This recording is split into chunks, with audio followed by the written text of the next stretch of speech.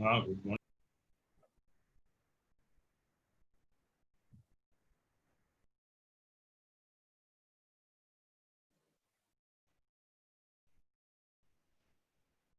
Good morning, Dr. Bansal. Good morning, Sahil ji. Good morning, bhai. Good morning. How's everything? Good, sir. Good. PhD chamber carrying on with great things. Thank you. Very good. Great.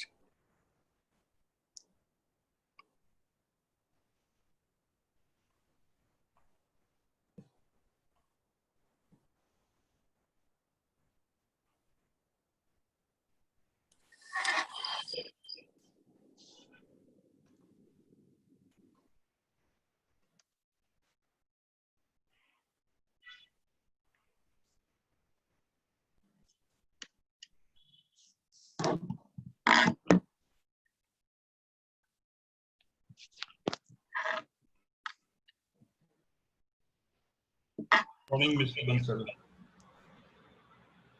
I'm Dr. Rajagar. कैसे हैं भाई साहब? How are you?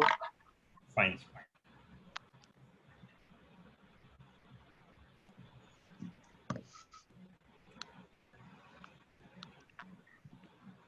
I think we can start already. It's 11 dot. So with permission of chairman, can we start, sir? Please, sir, go ahead. Thank you. Thank you very much. So good morning, ladies and gentlemen. Welcome to this National E-Conference on SDG-4, which talks about quality education. And the theme is COVID-19, Re-calibrating Indian education system.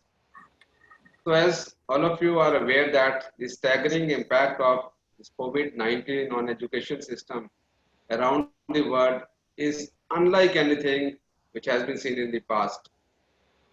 It is estimated that more than 1.6 billion students they have been affected, which represents over 91% of the total students in the world. And avoiding a COVID-19 lost generation will require radical transformation in education.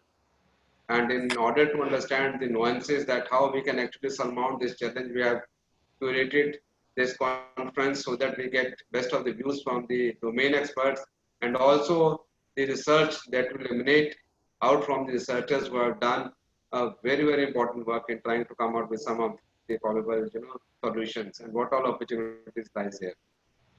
And as we know that in this total ecosystems, teachers are at the heart of this transformation. And there have been some amazing examples of resilience and creativity throughout the pandemic shown by academic leaders, shown by the faculty members, shown by even the parents, the students, the technology providers, in fact, everybody.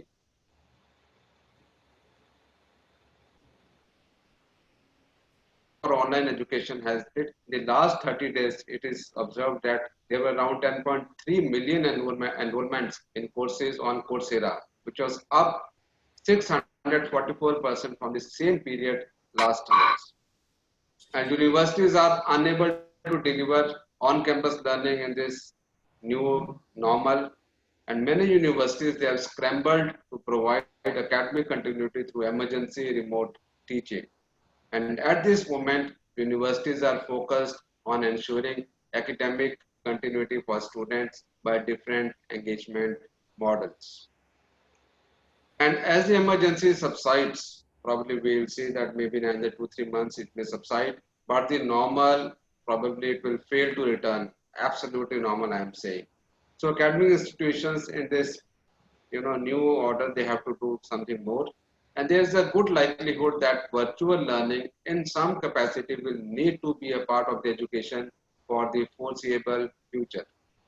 So higher education institutions as well as schools, they need a response framework that looks beyond the immediate actions. And they have to prepare for an intermediate period of transition and begin future-proofing the institutions for long term.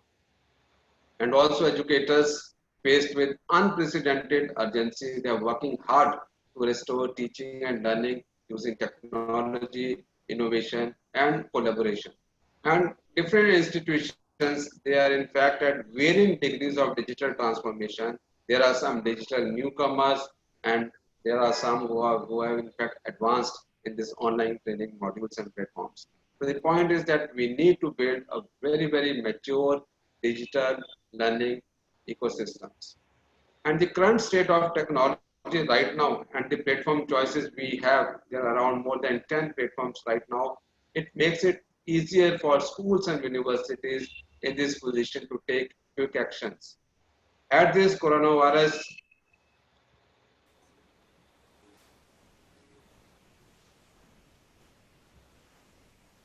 would have totally crippled the education system and the institutions. At this point in time, we are lucky that we have now extensive broadband access, we have reliable communication tools, there's user-friendly video conferencing system, and widespread smartphone adoption. So institutions can easily and cost-effectively secure licenses for students and faculty and can immediately start engaging online.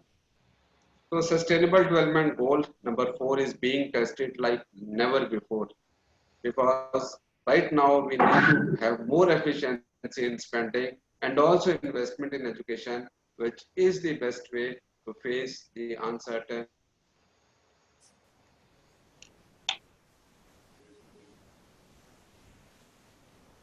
in that many of the people, many of the academics, many players, stakeholders, they have united and cooperated in new ways, in many innovative ways. So only through working together and partnerships, we will be able to build back better, and every partner has a very important role to play. So in fact, this is the gist, like what was the rationale of designing this very important conclave and conference, which is very timely. And in order to understand what lies ahead, we have the full day session somewhere close to 3 p.m. As this session goes ahead, we'll be unfolding different ways and means by which all these challenges of COVID-19 in education system can be surmounted. So without any further ado, I'll request Dr. V.M. Bansal, who is the chairman of Education Committee at PhD Chamber of Commerce and Industry, and is also the chairman of New Delhi Institute of Management, to kindly give the inaugural address. Over to Dr. V.M. Bansal. Thank you, Dr. Jitendra. In fact, it's a very warm welcome to all the participants here, and a big gratitude to all the panelists here. In fact, highly distinguished panelists are at this platform today, and I'm sure the learnings that come out of today's deliberations would be of tremendous use not only to all the participants and to the academic world, but also to the regulators and the policymakers. So PhD Chamber of Commerce is doing a remarkable job during these unprecedented disturbed times also. The Chamber has been connecting with the right people, experts in various fields, so that we learn from them and we take their learnings to all the possible places, to all the stakeholders, for a greater result that we are all looking for. And, I would only request, of course, papers are being presented. I'm sure they've already been written also. Yeah, that's what I'm saying, that maybe the presenters can have slight rethink when they present the papers, because my request to all of them would be to give lesser emphasis on what has already happened, lesser emphasis on what disruptions have already been caused. We are not in the end week of March or in April where disruptions were unknown. Today we know that universities are telling that they cannot take the exams. Even at the undergraduate level, engineering level, and postgraduate level, decisions are being taken by some of the universities that they would promote students without exams. I'm not saying why. That's the compulsion. They have to be doing it. There's no other possibility, perhaps. But the thing is, that's what I'm saying, that our disruptions and our difficulties are already known to all of us by now. Same is happening in the schools. In fact, I don't want to say the name, but a very senior person who runs highly distinguished school chain for the last 98 years in the country. He mentioned to me other day that he cannot join any of the board meetings because he himself is not tech savvy. It's a fact, because he was a friend, he told me in confidence. So difficulties are known to all of us. Disruptions that they've been caused to all of us in our education system are very apparent to each of you and all the stakeholders also. So if the emphasis could be, or bigger emphasis could be, on the way forward, so that all the people who are participating, all the people who are looking for guidance from the chamber like PhD, have the way forward carved out for them. We all have been talking, we all know that digital is the future, or online education is going to stay for a long time, or blended learning has to happen, or that all of us have to upgrade our systems. These are things everybody has been saying and everybody is aware of it. And that is how this, conference or this workshop is being held today, because all of us now totally comfortable and convenient with the digital online systems. But what more? What exactly is required to be done at the ground level? And how each one of you, the panelists especially, are willing to come forward to support and handhold the people who want to do it. So that is my question, and that is what I would request the panelists to please come forward with, so that we can take them up with the Government of India. And also we take them up with various universities and schools and colleges and institutions. So at the level of the PhD chamber, we should really come out with very meaningful things. SDG, in any case, I've been saying always, it's a part of India's culture, India's history. Even if you go 5,000 years back, this is inherent in every religion of India, in every language of India, and in every household, maybe smallest village or the biggest of the town. So we are now being reminded of the SDGs after UN adopted it. Otherwise, to be honest, it is India's cultural and spiritual heritage, which the world is reminding us. The way our Prime Minister was very quick to give yoga to the whole world. Otherwise, even that would have come to us from the West. So all of you are fully equipped, all the educationists have a big, big, big responsibility on their shoulders to really see that SDGs are not only discussed and they do not become only subject matter of various platforms, but they are really and actually put into place.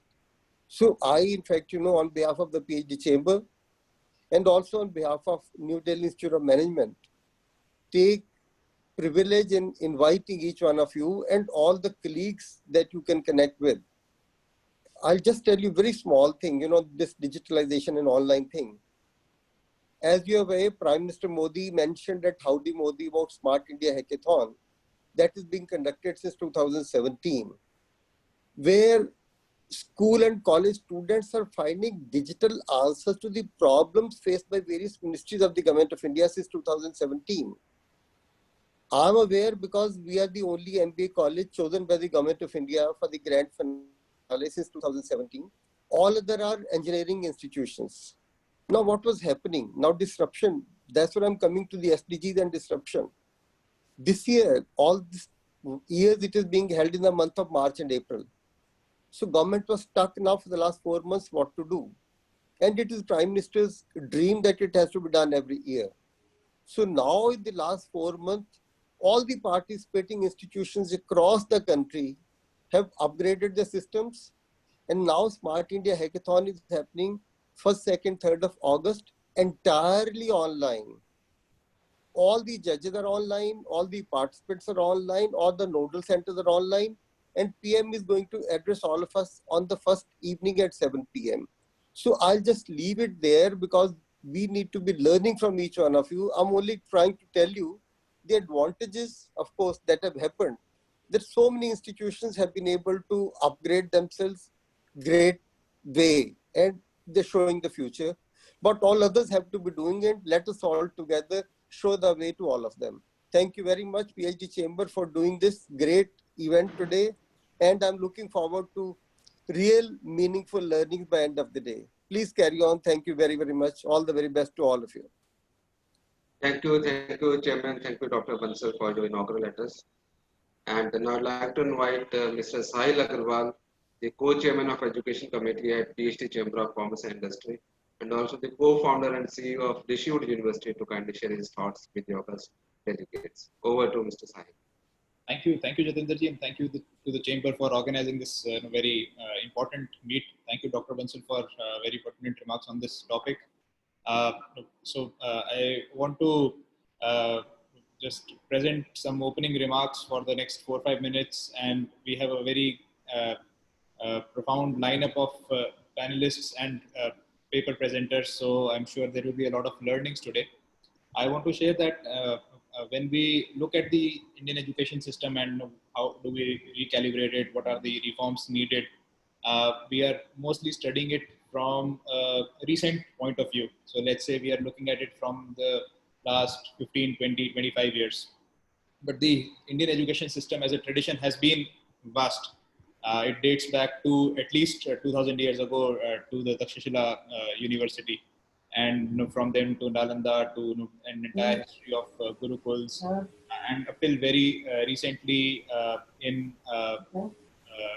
the form of our very established institutions like Allahabad University, University, Delhi University. They were very prominent names in education globally when it comes to the education system. So it is only in the last maybe 20, 30 years that our education system has sort of gone on a downward graph. And that is why this conference and the papers that are being presented today are very important. What I want to say is that COVID has brought to light some of the issues that have been a part of our education system. We are not facing new issues right now. We have had issues, and COVID has told us that, look, these issues are so prominent in your education system. We need to reform the system. So we are talking of student engagement, whether online delivery can make student engagement possible. We are talking of this issue because somehow in our history of education, we have not been able to engage students effectively. Had they been effectively engaged, the medium of online and offline would not have mattered, because once the student is engaged, they are enrolled, they are mentally prepared to learn. And when they're mentally prepared to learn, they will want to learn in any environment. It's not restricted to the classroom environment. We're looking at applied learning as an issue in our education system. Going back to the days of Takshashila, Dr. Bansal was mentioning about how sustainability has been a very ingrained part of our DNA as an Indian civilization. In education also, some of these principles like applied learning, there's a very interesting example from Takshashila University that one Jivak, who was one of the most popular physicians of all time. He was the physician to God Buddha himself.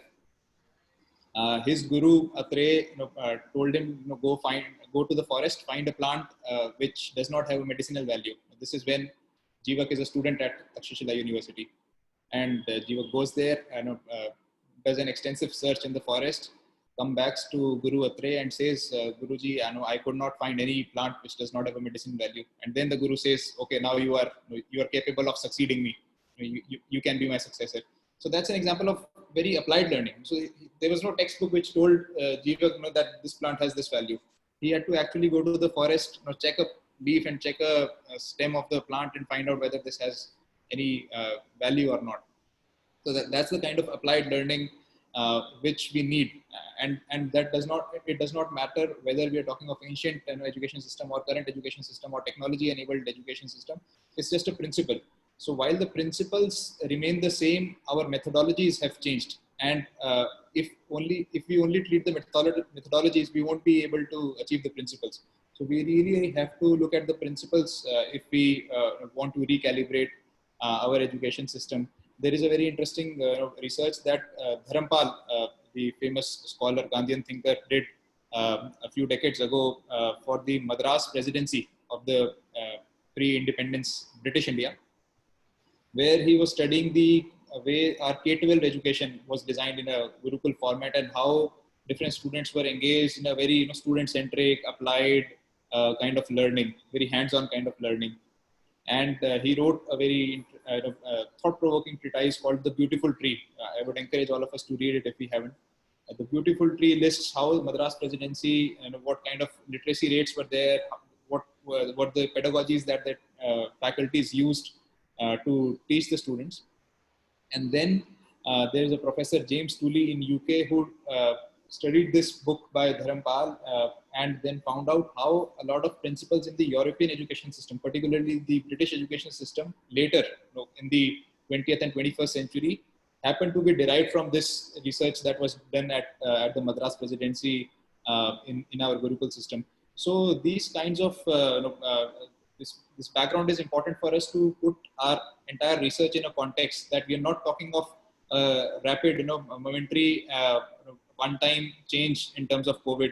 We are talking of a tradition of education, and when we look at reforms in our education system, we have to look at this entire context because if we miss this context and only redesign the system for a once-in-a-lifetime event or once-in-a-century event like COVID, we may end up in creating a misinformed system. With those remarks, I would thank all the panelists and audience and all the paper presenters to join us today at this conference organized by PhD Chamber. I'm eagerly looking forward to learning a lot of new things from all of you. Thank you. Thank you, Mr. Sahil, for your gracious words. In fact, you reminded us about the Gurukul system, and that is the very, very basis of our Indian traditional education system. Thank you very much for making us to revisit our roots. Thank you. Now I'd like to invite Dr. Raj Agarwal, Director and Professor, Center for Management Education, All India Management Association, to kindly share his wisdom with the august audience, please. Over to Dr. Raj Agarwal. Thank you, Dr. Singh. Dr. Vishwa Mohan Bansal, Chairman Education Committee, PhD Chamber, Mr. Sahil Agarwal, Co-Chairman, Education Committee, PhD Chamber, ladies and gentlemen, as we know that this theme currently is very important, and this became very important, how we are going to recalibrate our higher education system, specifically keeping in mind sustainable development goal. When we talk about this sustainable development goal, then our focus is going to be that how we are going to take into consideration underprivileged section of the society, how we are going to take consideration rural areas also. And when we are going to think about any education system, then this is very, very important that how there could be a integration of urban and rural rather than urban and rural divide. As we know, entire world today is disrupted by the coronavirus. This disruption of a magnitude we have never seen since World War II. It forced more than half the world population to stay and work from home. Universities ask students to vacate campuses and study from home. Since this disturbance occurred in the middle of the semester, faculty students did not want to lose out on a time, and faculty transferred the course online on online platforms. We have also seen in last 2 decades that there is an exponential growth in our higher education system, particularly in professional education. This growth became manifold in last 1 decade, as reflected by the growth in number of universities, students enrollment, number and type of programs, and form in which education is delivered. We know currently we have almost 1,000 universities of all categories: central university, state affiliated universities, deemed universities, institute of national importance, and then further large expansion of this private university sector in our country.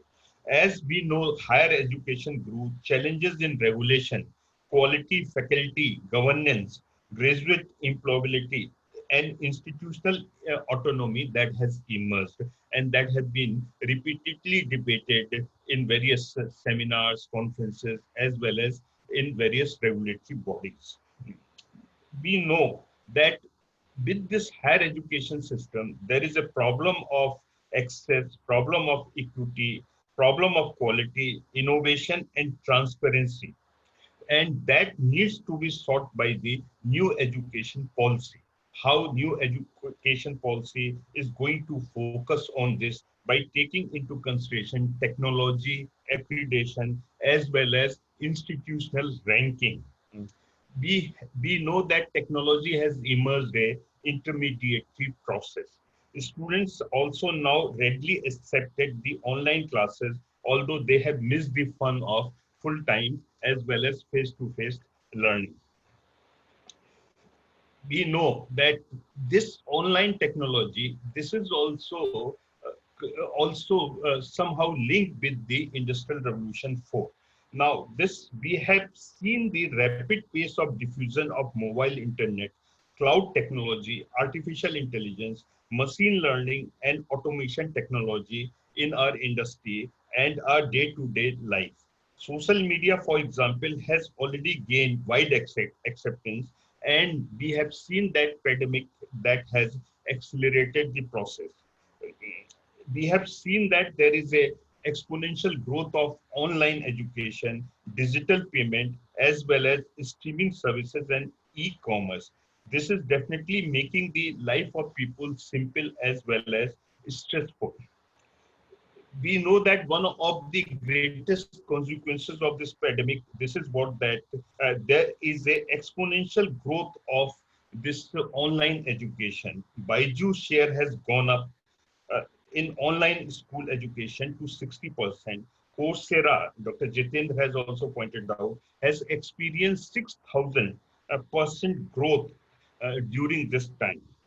Now, what is important that how we are going to restructure our program. It has been said that there is a need of restructuring MBA program. There is a need of one-year program, and how we are going to integrate technical, critical thinking, people management, systems skills, and complex problem solving in this kind of scenario in our management program. The curriculum should help develop and not only intellect but also emotional and spiritual quotient of graduate. And during the type of crisis, this kind of education, as pointed out, Gurukul system, as pointed out by Mr. Agarwal, Takshashila University, and the system which we have in Nalanda, etc., is very, very important. That how we are going to link our professional education with emotional as well as spiritual quotient. Now, and likewise, we have also seen that demand for one-year program at postgraduate level that has also grown all over the world. And there is a need that in India also, we should think, and regulatory bodies should also think that in this kind of situation, when industry requires critical skills and competency to solve various complex problems, so how we can give recognition and introduce one-year program. Now, we know that demand for online courses grew rapidly. For example, leading MOOC platform and others, they have adding lot of students day by day. And technology today has emerged an important disruptor and facilitator in transforming the learning processes. Adoption of technology on campuses have been slow, and we have seen a great divide in urban and rural areas. Now, in rural areas, we know that technology infrastructure that needs to be developed, this internet needs to be provided, this 24/7 access of this internet with good speed. This is not only required in urban areas, but this is also very, very important in rural areas. So it has been said by KPMG that by the end of 2020, online education would reach somewhere around $5.7 billion. And here there is a need that how we are going to add more and more from rural areas.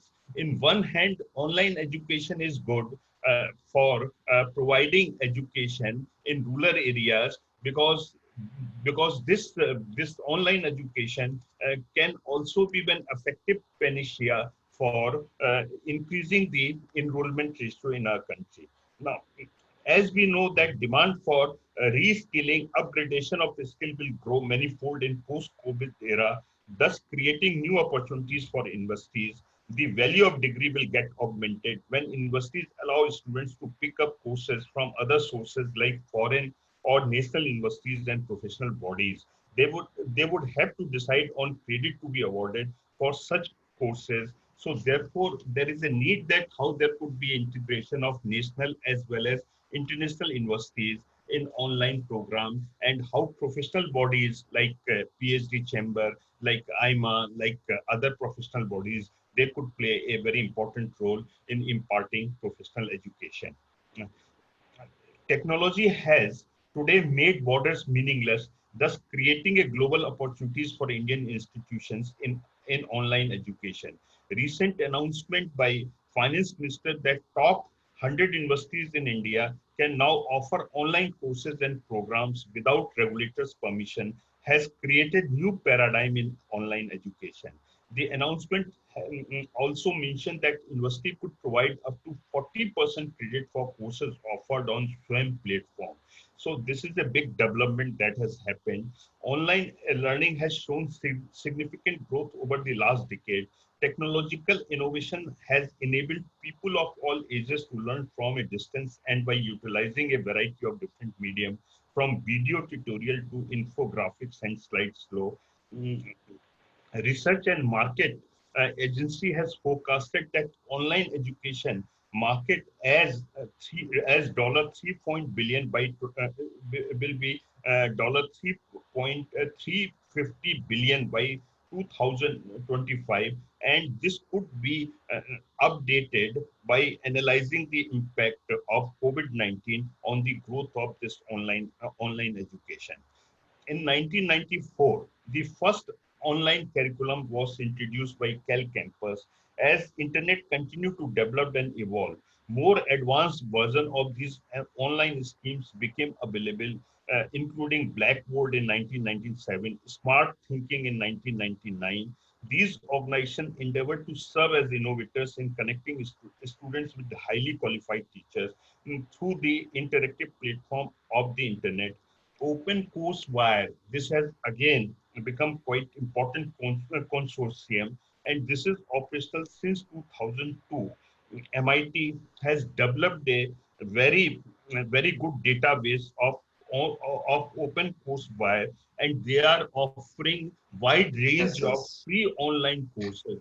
How how we can spread these courses in rural areas, so then students they could get the benefit of these courses. Likewise, since 2008, Khan Academy is also with a specific mission of providing a free and world-class education was founded, and they have developed a high-quality online material. material. There are further numerous online platforms in a market such as Coursera, Linda, Skillshare, Udacity that serves millions of people, and platform are getting shaped by different users verticals as well. We have seen that top tier universities in the world, they are also democratizing the learning by making courses accessible by online. Stanford, Harvard give access to online courses under the category of computer science, engineering, mathematics, business, arts, and personal development. Here in Yes. India, even recently, most of our they are not aware. And if this is going to be spreaded by information through dissemination, so they can get the benefit of these courses. This shows one thing: there is a huge demand from people to learn online courses. This reason for this demand and rapid growth of market with wide variety of platform option for different group of people maybe the rapid change of the world. We have valued this online market in India somewhere around rupees 39 billion, and this was done in 2018. And we are expecting that by 2024, this would be rupees 360.3 billion, by having a growth rate of this 43.85%. And side by side, this test preparation market, this is what estimated somewhere around 94.75 billion by 2024. 24, exceeding the growth rate more than the online education, and growth rate, this was estimated 50.84. Likewise, gamification, this is again one of the important prevalent trend among online education. Providers to encourage learning through immersive experiences, simulation of concept. Here, this role of industry and professional body is quite important, that how they are going to integrate with universities and education institutions. Like simulation concept, level advancement basis and incentive based learning, and then this virtual internship, which has become a norm of students currently, and AICT, All India Council for Technical Education, is also giving very wide importance to this kind of practice. This is also going to developed in a big way. So now there is an opportunity for us, that how we can, in this era of Industrial Revolution 4, and in this critical situation of coronavirus, can develop this as an effective medium. So then what are the innovative changes, innovative methods are going to be adopted, going to be experimented, so these could continue in a form of blended learning mode when this process of this transformation or transition is going to be over, when we are coming to a normal situation. Now, So we have many researchers, Dr. Agarwal, who will be presenting some good solutions also for this. yeah, so there are So, there are some suggestions that how to have a wider acceptability, how to reach to the wider people. We can strengthen our infrastructure in terms of technology devices, networking, Wi-Fi, and bandwidth. This physical infrastructure by creating space and furniture to allow physical distancing of the students, where this classes are started, where the impact of this lockdown is where the impact of corona is lesser. Likewise, how we can make our library e-library, and how we can create recreational facilities. Now there is again a need that how we can evaluate various online platforms in a context of this teaching, learning, assessment, and evaluation. There are free online platforms for education. These are also available. And so as per our requirement, because each and every institution, universities, they are having this different kind of requirement, and how this is going to be done, and how this counseling to the students, because they are in stress, this could be provided. So then their personality, that could be very effective. How universities, institutions, professional bodies, they could have this counseling sessions for the students. So in this changing situation, changing scenario, they can adjust spiritually, mentally, emotionally, and physically.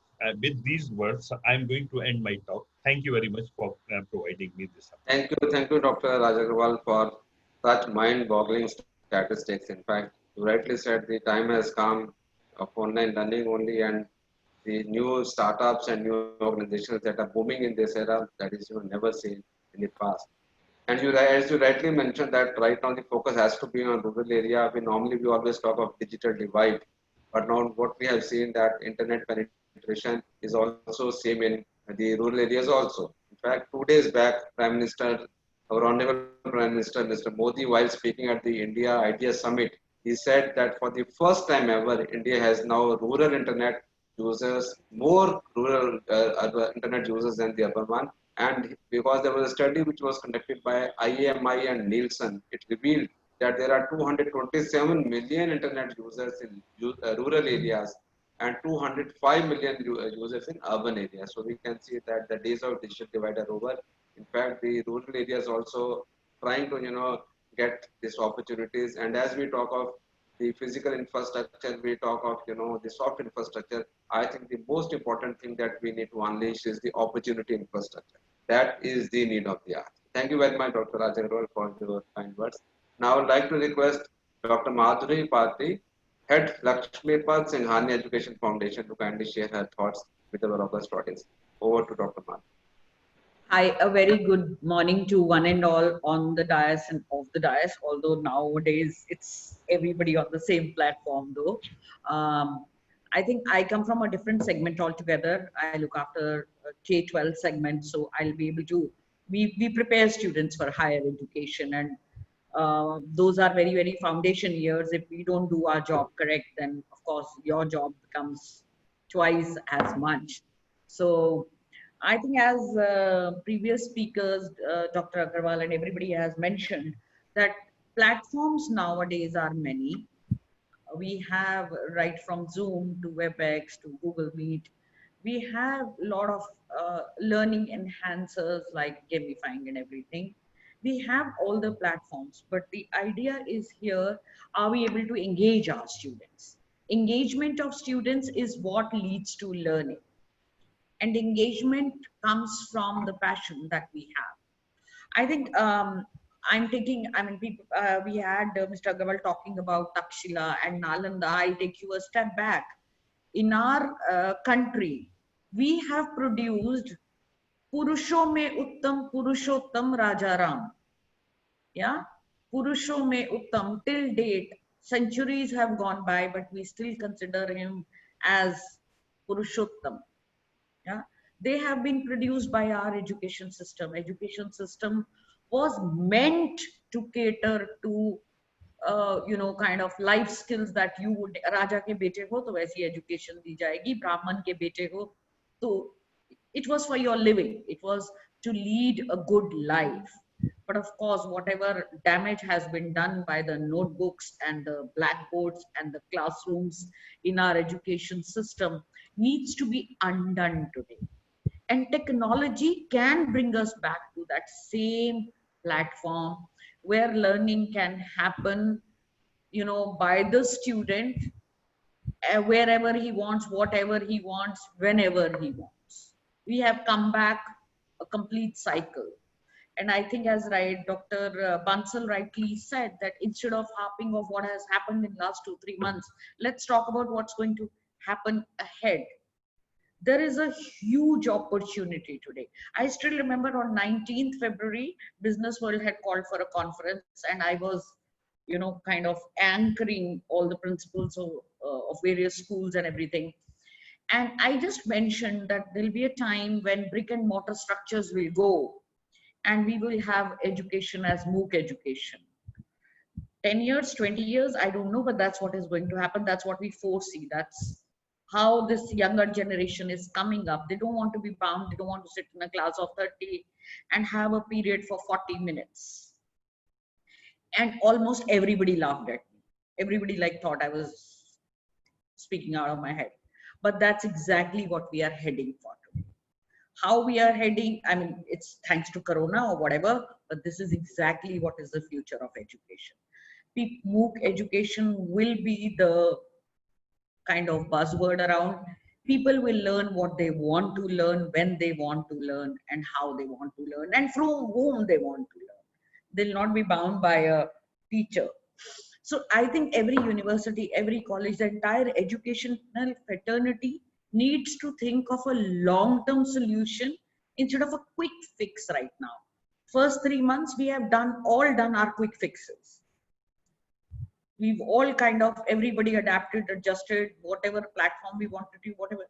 But now it's time to think of long-term solutions, which will be good for all, the industry and the students. And also, I think the meaning of quality education is lost in today's scenario also.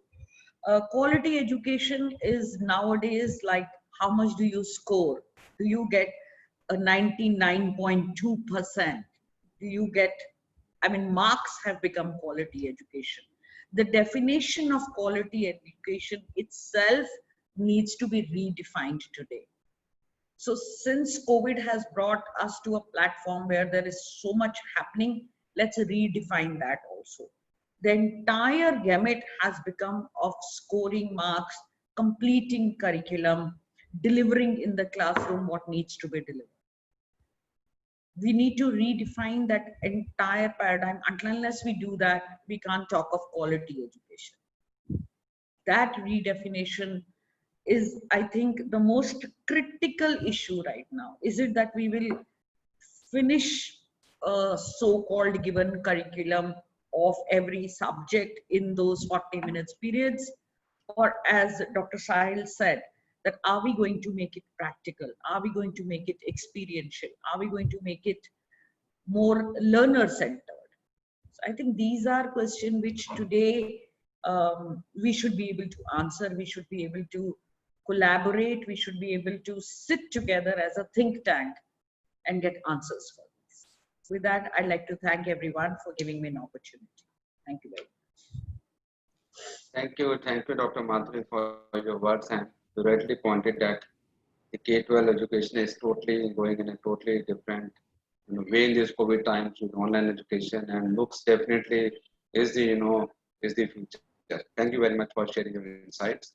Now I'd like to invite Dr. Sushil Chandra, Scientist G in Mass Defense Research and Development Organization DRDO, to kindly share his thoughts with the august audience. Over to Dr. Chandra. Thank you, Dr. Jatinder. Firstly, very, very good morning to my co-panelists and all the participants.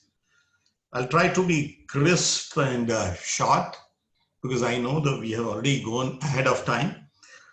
But still, I'll try to set the stage for that. Firstly, if we are talking about COVID, it's a first, I don't know whether it is natural or man-based one, but there are possibilities of man-made and natural, both kinds of, any kinds of disaster, especially once we are talking about lots of online and all. We know about lots of electromagnetic pollutions also are going to activate and deactivate of lots of viruses and whatnot. So lots of these things are going on. I'm sure everybody knows that. Now, firstly, I'm sure everybody knows that why we are educating the people. I don't know, I'm confused. Whether we are doing it for employment, for brain development, for making them entrepreneurial, or still only a job worker. And that job worker itself, because of the challenges now the technology is putting it, they also will become a little more oriented towards knowledge worker, because if you are simply a job worker, maybe there will be challenges related to employment. To whether already in our education system, which was going on before this pandemic, there were already challenges that whether we are remembering, understanding, experiencing, or finally putting into our wisdom. So that's how I will say that learning, especially because of online, I always take it both. It has become related to cognitive part a little more challenging, so that we have to use technology in such a way so we are able to make it experience-based learning. I think my earlier speaker also had shared about it. I was talking about 7-8 years before to Amazon Top Shots from US and all, where I was discussing about web VR. No doubt now it has started coming up. I'm happy because in case if not in reality training, there is only one solution, which is VR, AR based training, which is more experiential based. So in case if it is converted into that style, it will definitely help. Last but not the least, in that third point, I am trying to say for the entrepreneurial part, I am sure many of us are aware lots of courses related to entrepreneurial are being developed. But here I'll try to quote firstly an Indian example because we were the best in that part. Like we were having family-based entrepreneurs. So we were learning from very low age level. And the critical example of today's date, if we take, we can take Israel. Because Israel teach them innovation and entrepreneurship, both at school level. Otherwise, we are leaving that dropout people and all. Now, this was related to learning part and how to learn part. I will say that because of these challenges, what should be included in our, I'm sure already lots of part are there. I will use only two keywords. One is behavioral resilience. Another one is cognitive resilience. Because lots of us who are quite even experienced old age people also are suffering even behavioral related challenges. So in case if that can be a curriculum part to create behavioral resilience, because earlier in our joint family, it was already taught.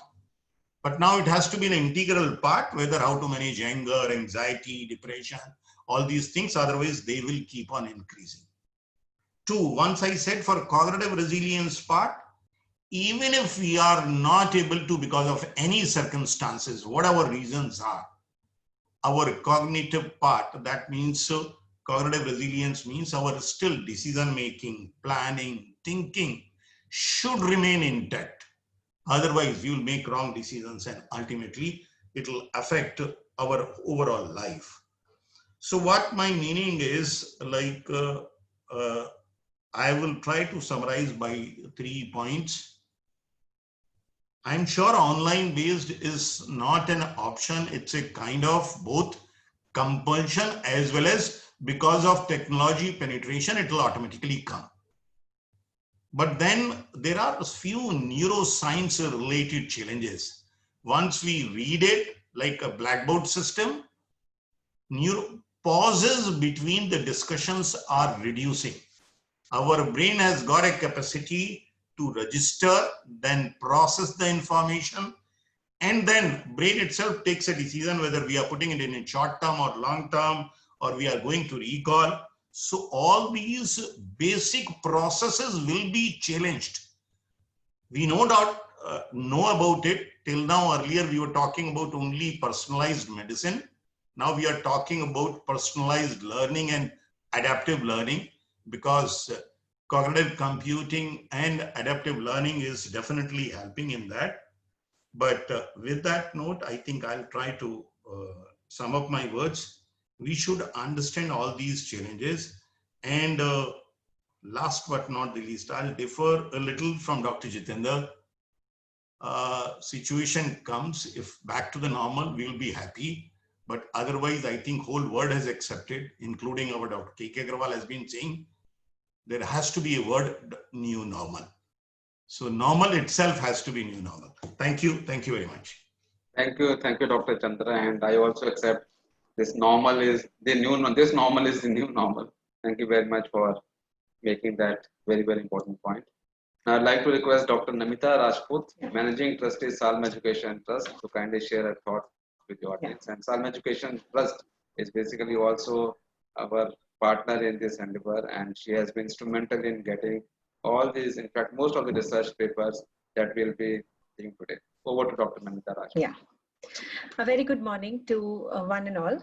Especially, I would like to thank PhD Chambers, Chairman, Vice Chairman, Jatinder ji, Renu ji, and our dear panelists to giving us this opportunity to become the knowledge partner of this conference, that is Recalibrating the Education Post-COVID Era. So I would, as an educationist, because I have been in Delhi University for the last 27 years, so I would like to give some hands-on experiences and some hands-on issues which are going to be very, very good for the people who are not a part of the education. So with these words, I'm going to start with this. As you all know, with the government around the world imposing the school closures, localized as well as countrywide, nearly 70% of the world's students' population is impacted. And in India alone, 32 crores learners across the segments of the pre-primary school, secondary school, tertiary sectors are hit because of the countrywide school closures. They stay at home, the period for which the student carries a high social and economic cost for all the stakeholders involved in the domain of education. Now with interrupted learning, it is anticipated that more children will be forced to join the labor force, leading to a severe form of the child labor and the greatest dropout rates from the school. And also there is a, we have found a surge of unintended school outcomes like violence against the children, increase in the psychological disorders, stress, anxiety, teenage problems. So educators, on the other hand, struggle to overcome this paradigm shift from the traditional chalk and talk methods to the online e-learning models, preparing online lessons and upload them. It's a big problem for them because they were not used to these kind of a setup.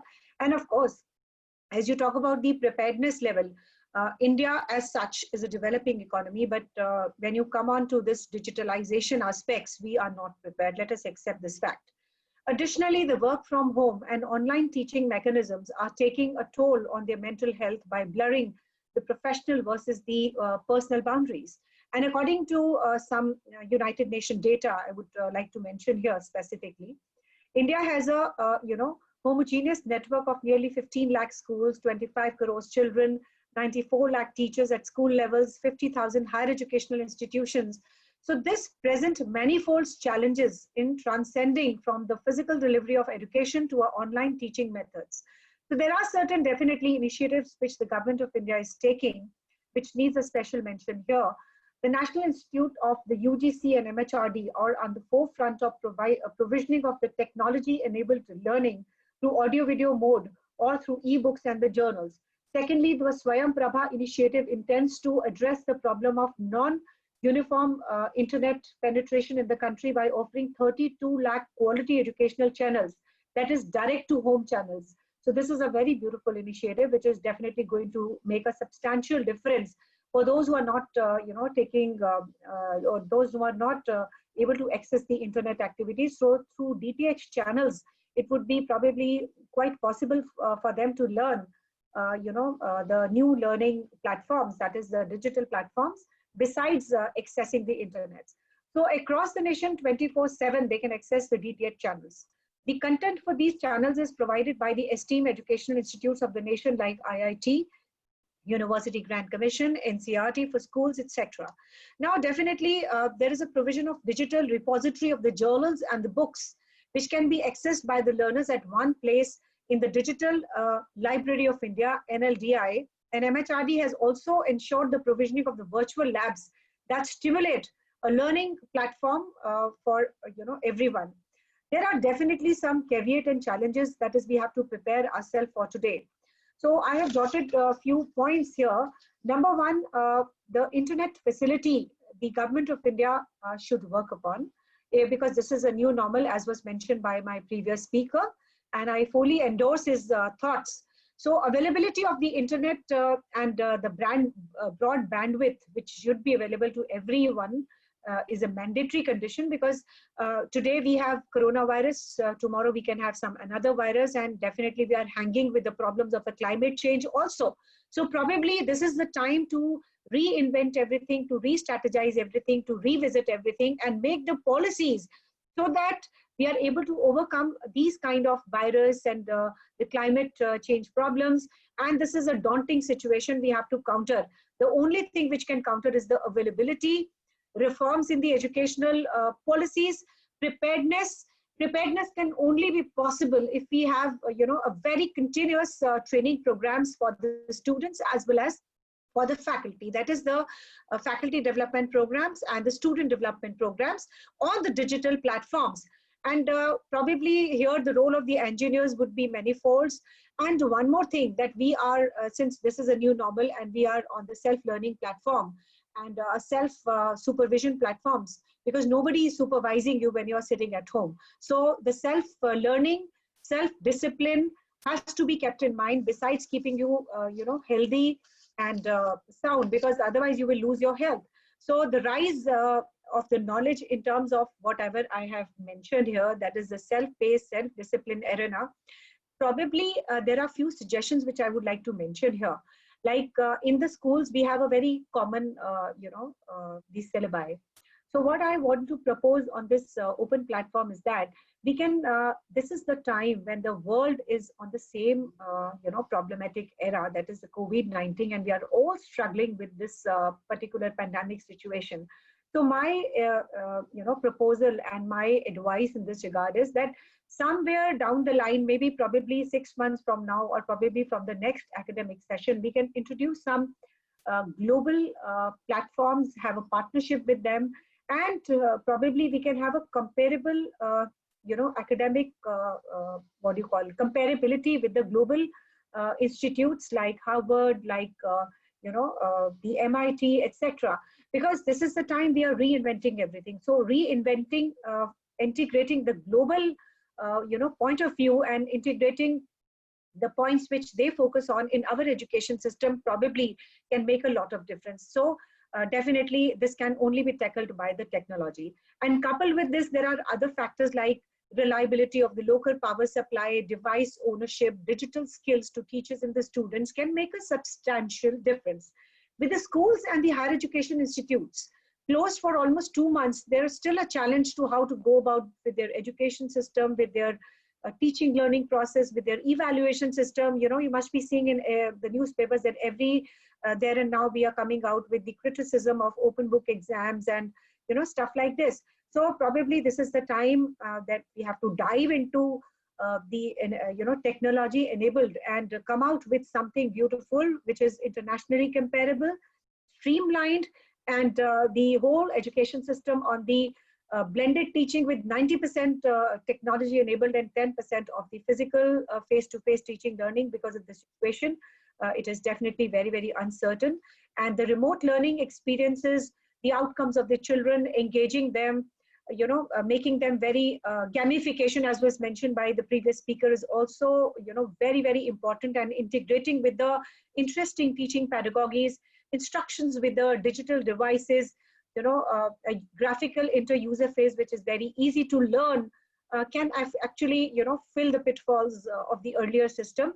And probably I would say that it is more of a challenge, more of the opportunity than of the challenge. So let us take a step forward towards this, adopt the teaching methodology which are online in nature, e-digital platforms, and take it as a new normal and adopt it, hug it with a full force, with a full enthusiasm, and probably we can be an agent of change, and that too at a global level. So thank you so much. Thank you, Dr. Namita, for bringing this global perspective. And you rightly said that this is a biggest opportunity, not a challenge, and any crisis should not be wasted. We have to basically come out with opportunities in this crisis. Thank you very much for sharing your thoughts with all of us. Now I'd like to invite Mr. Samarth Pathak, Youth Engagement and Public Advocacy Specialist from UNODC, to kindly share his thoughts with our audience. Over to Mr. Pathak.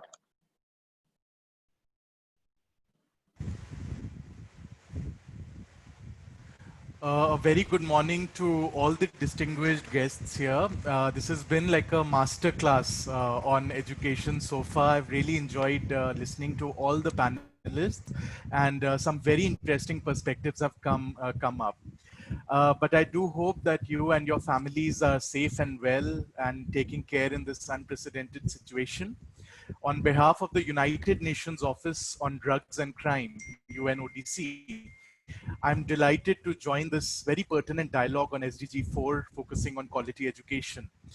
I extend my compliments to the PhD Chamber of Commerce and Industry for convening this platform. And I hope that this will turn into an SDG-4 action network, which UNODC will be very happy to join. It is something for your consideration, Jatinder ji and Renu. The theme is extremely timely and relevant, especially in the context of COVID-19. However, I would like to take this opportunity to highlight why the discourse on SDG-4 must also include at its core SDG-16, which looks at peace, justice, and strong institutions, which some of the previous panelists have also touched upon. Our efforts to recalibrate education must also look at both SDG-4 and SDG-16 in a holistic manner. Recent reports by UN agencies indicate that the COVID-19 pandemic has impacted billions of lives around the world and poses additional risks besides health to global economy, to social dynamics, to human rights, and overall security and stability of nations. And children and youth are particularly vulnerable. There is an adverse impact on their education, of course, but also their mental health in the form of anxiety and depression. It has also aggravated the risks of exploitation and abuse. There is also increased and real-time exposure, for children to social problems and tensions like discrimination, economic problems in households, which leads to stress, misinformation and rumor mongering, gender-based violence, digital divides, as Mr. Bansal had raised in his remarks, which is a form of discrimination as well, because there is inherent inequality and injustice when digital divides take place. There is cybercrime and corruption, of course. These are all problems that are directly linked to the Sustainable Development Goals, particularly SDG-16. And many children and youth around India are seeing and experiencing these issues for the first time in their lives, right before their very eyes. This increases their vulnerability and makes them more susceptible to risky behaviors, which education must address.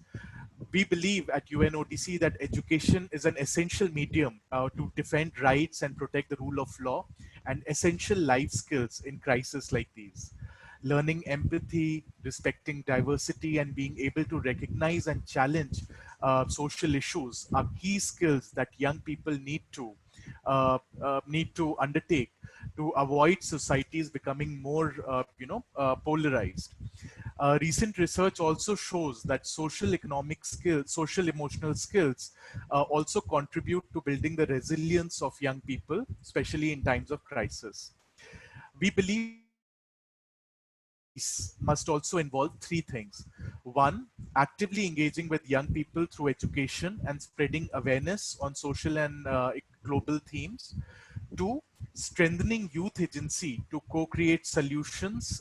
And three, nurturing responsible online and offline behaviors that promote the rule of law, the sustainable development goals, and gender equality.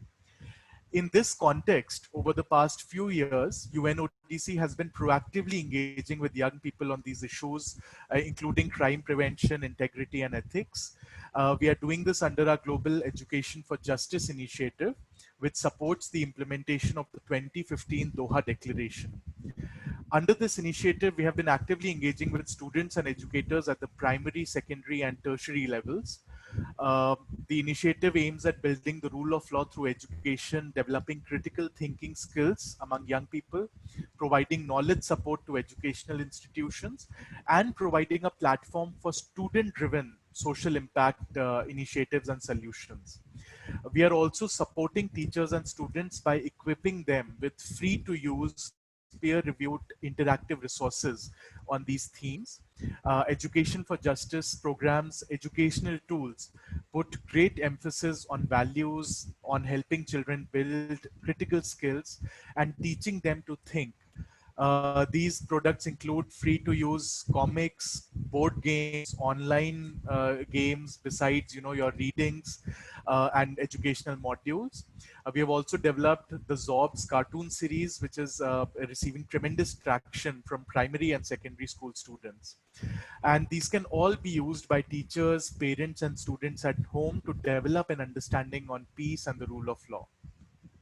During the COVID-19 pandemic, UNODC has also initiated a very impactful and engaging series, the Lockdown Learners, which has also been receiving tremendous feedback from stakeholders. These are interactive dialogues that aim at sensitizing students on COVID-19 and their impact on peace and the sustainable development goals. This includes concerns of vulnerable groups and emerging issues like cybercrime, misinformation, gender inequality, discrimination, and mental health, among others. Through this series, we also provide a platform for students to receive mentorship and knowledge support to ideate solutions and spearhead social initiatives, as much as possible, from their homes of using their own skills. This has been a very well-received initiative. We have in around 8 weeks directly held sessions with over 3,000 students in 8 Indian states and UTs. And our resources and tools have been shared with over 15,000 students and educators across India. In addition, we have been working with the Jawahar Navodaya Vidyalayas with the support of their commissioner. And our resources have also been shared across JNBs across the country. But this series has also included a range of good practices that may also be emulated and replicated as well. For instance, we have managed to reach students with limited internet access from economically disadvantaged groups and low income groups from rural areas using WhatsApp and voice notes. And we have conducted multiple interactive sessions with students from the Navodaya school at Jhajjar in Haryana, at the RT Abhinav Vidyalaya in the Kosara village of Mirza Murad near Varanasi. Similarly, in Devghar in Jharkhand, we are engaging with a group of low-income group students by using WhatsApp and other online mediums, simplifying the content in terms of language and providing a safe space for them to participate in open conversation on themes that directly impact them. In both the cases of Navodaya School Jhajjar and in Devghar, we have also created digital repositories of information, like libraries of information that students can access at any point. And all the sessions have been highly interactive and the response of students have been excellent, especially from girls.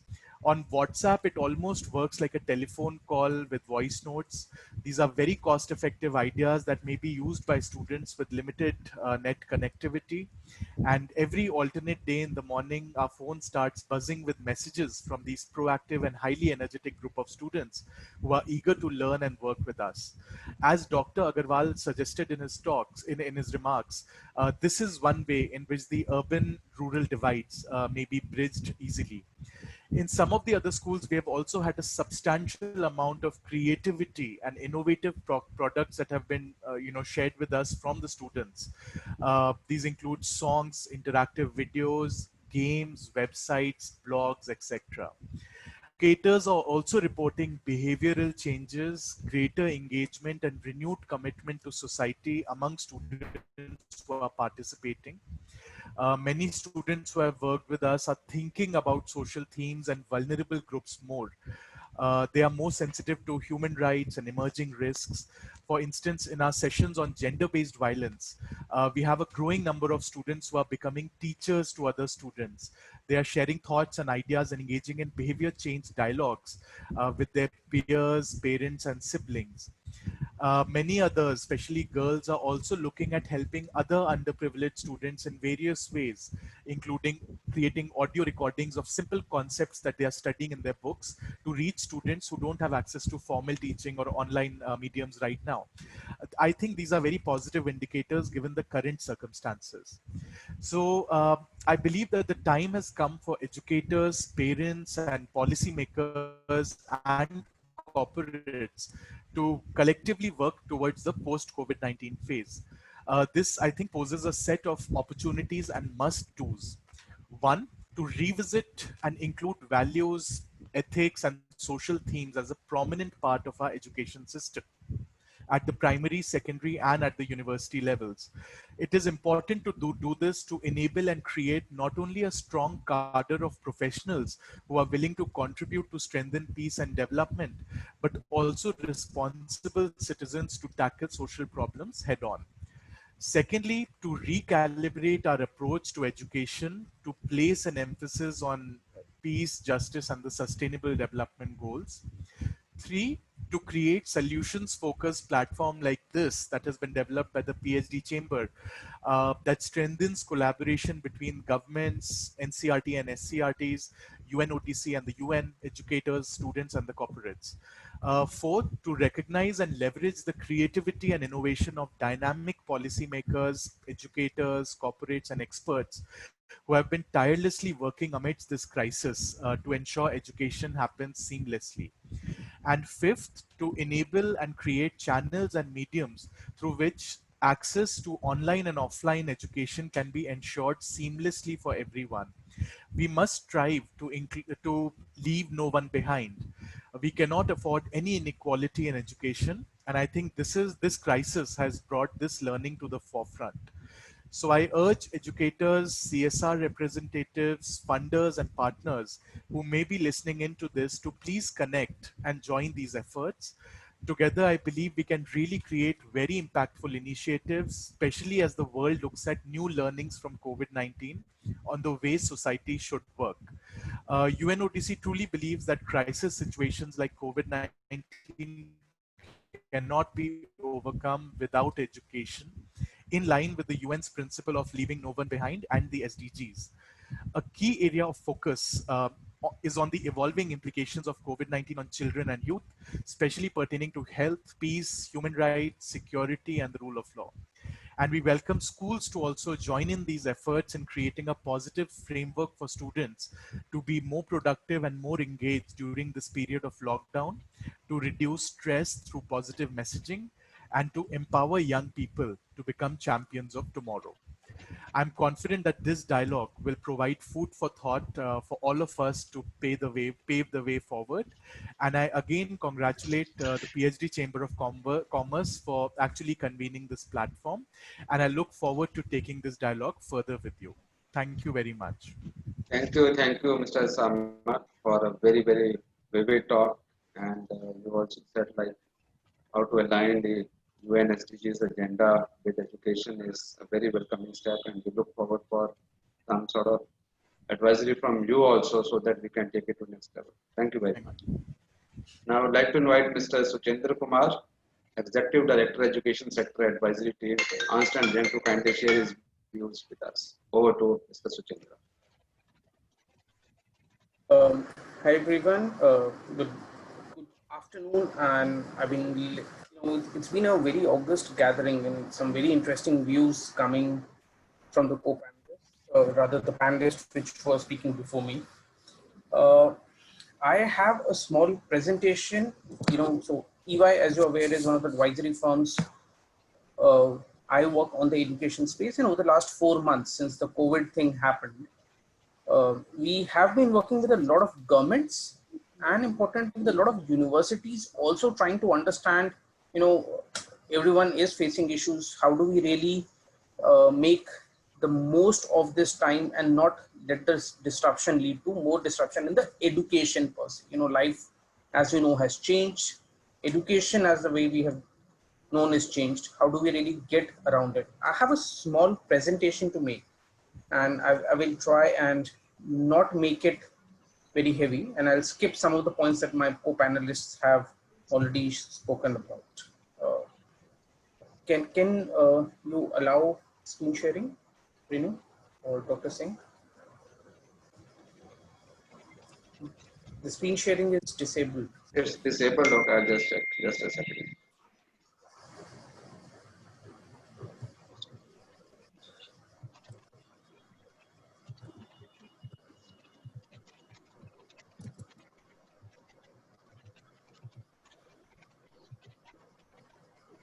Yeah, Paramjit, can you enable Mr. Suchendra for screen sharing? Okay, I think now you can do. Just try, Mr. Suchendra. Yeah, it's fine. Is it visible now? Yeah, it's visible. It's visible. It's visible now. Great.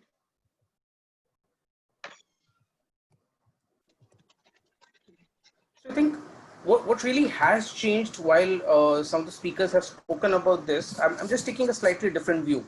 If you realize most of our students, especially from tier 2 towns, unfortunately, tier 2 towns haven't had a very good tertiary education system. So a lot of students would come to bigger towns and study, Delhi, Hyderabad, Patna, Allahabad, they were all hubs of higher education students. What has really happened in the pandemic is there's been a breakdown of social trust. So you see, if you look at the lowest level of students from lower middle class and lower class, they would really share their rooms. Probably staying in Delhi, you'll probably have 3 students staying in the same room, 2 people staying in the same room. One of the unintended consequences has been there's been a breakdown of social trust. And while a lot of people have spoken of the digital divide, I think going forward, one of the other challenges which will come in is a lot of these students cannot afford staying on their own alone. For example, in a hospital or in a room, what do you really do? How do you allow them manage social distancing while staying with 4 people to a room? There's a different problem with this, the resurgence of distance. Private universities, and one of the things that most people are seeing is now students from far away locations aren't applying. So for example, we speak to south-based fairly large universities. Think of a VIT or a SRM which had almost 50% students from north of India. And this time around, people are a little wary of sending their kids out. You know, the other big challenge that you have is tier 2 towns don't have too many good institutions for studying. You know, this is a lack which is more strategic in nature, much more long-term in nature, along with the digital divide. Safety becomes important. I think in terms of digital divide, there is one thing about access not being available.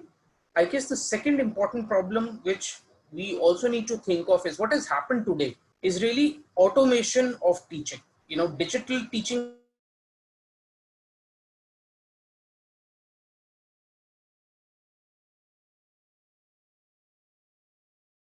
hasn't been thought through at the same level without realizing how much of it is being grasped by the students. And this really is a problem because a lot of students, you know, and in fact, what we have on the right side here, we as EY ran a survey of almost 30,000 students this is towards in the month of June and early July. We ran a survey of around 30,000 students, asking them what their challenges with digital education have been. Every student was allowed to pick 3 options. And if you see, you know, probably while yes, a lot of students said almost 50%, 30% students said they had hardware and network challenges, but a lot of people talked about the quality of education. You know, half the 20% of the students said they had no idea about what the teacher is going to teach today. There's no learning plan, you know, so they were just coming in blind. The teacher takes a lecture, they go away. Peer interaction was a big challenge. And in fact, one of the important parameters we heard was doubt clearing and remediation. Usually a lot of students, we also had focus group discussions. And one of the important things that came out was a lot of students were a little shy to ask questions in the classroom when the classes were happening in a physical format. Right now in digital, you're not allowed to ask questions right till the end of the class. A lot of students, they said I was too shy to ask a question, but in a physical classroom, one of my other friends would ask a question and I would get an answer. Now today that option is closed. You know, so a lot of doubt clearing is not happening. There's a lot of physical constraint, you know, more than people saying I don't have a mobile phone at home and I don't have network at home. The bigger challenge was that I have only one phone at home and my father takes it, you know, when he's going out for a business, or there are 2 of us, how do we use the phone at the same time? So flexibility was a challenge, and the monotonous one-way communication was a challenge. So I think in addition to digital, you know, digital inequality and not having networks, not having strong networks, I don't think is, while yes, there's a lot for government to do, as players and in the education space, we can only do limited in terms of increasing the network bandwidth.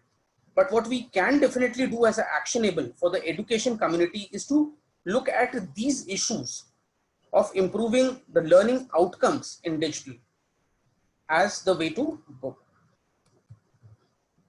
So what does it really mean? You know, for a sector as a whole, there has been a forced trial and acceptance of digital learning. You know, we probably crashed it by 10 years. What we would have probably slowly grown into. Today, all education is happening digitally, good, bad, ugly, you know, let's not get into it. I think the other important problem which will happen in the longer term is the access challenge. You know, a lot of pressure will come into brick and mortar expansion, since brick and mortar is actually taken a backseat now, and rural areas who do not have access till now may suffer even more. In terms of universities, both government and private, there is a looming shakeout. Every university, every single university we've spoken to is facing working capital challenges. You know, ideally they would have got their students and fees in the first week of July. Now probably they will not get it till October and November. And this is leading to a lot of universities, a lot of institutes face working capital problems. And if this goes on, probably some of the weaker players will just have to go out the market. Right. I've spoken about the student movement. You know, it's restricted. Now students, you know, we spoke, a lot of the parents that we spoke to during this survey, they said, I would rather send my student to, you know, my child to around 200 to 500 kilometer radius, where at least he can come back in case of a disruption. I don't want to send him to a Bangalore from Delhi, where, you know, if he's stuck, he's stuck.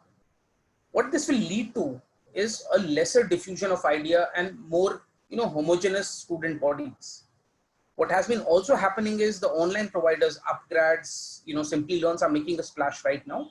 A lot of universities are trying to get on boarded with them, but again, without a plan, it does not work. In terms of the teaching and learning process, digital divide is at the fore. And honestly, while everyone's spoken about how students are facing a lot of problem, none of the speakers spoke about the teachers.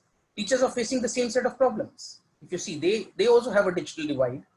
They also have issues with infrastructure, and in a lot of cases, teachers are multitasking right now. Their kids are also studying at home, and they also need to help them out.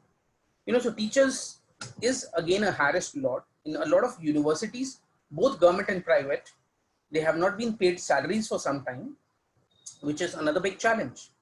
So, this has been a real crushing situation. What can we really do around it, right? I think government has been changing regulations, online classes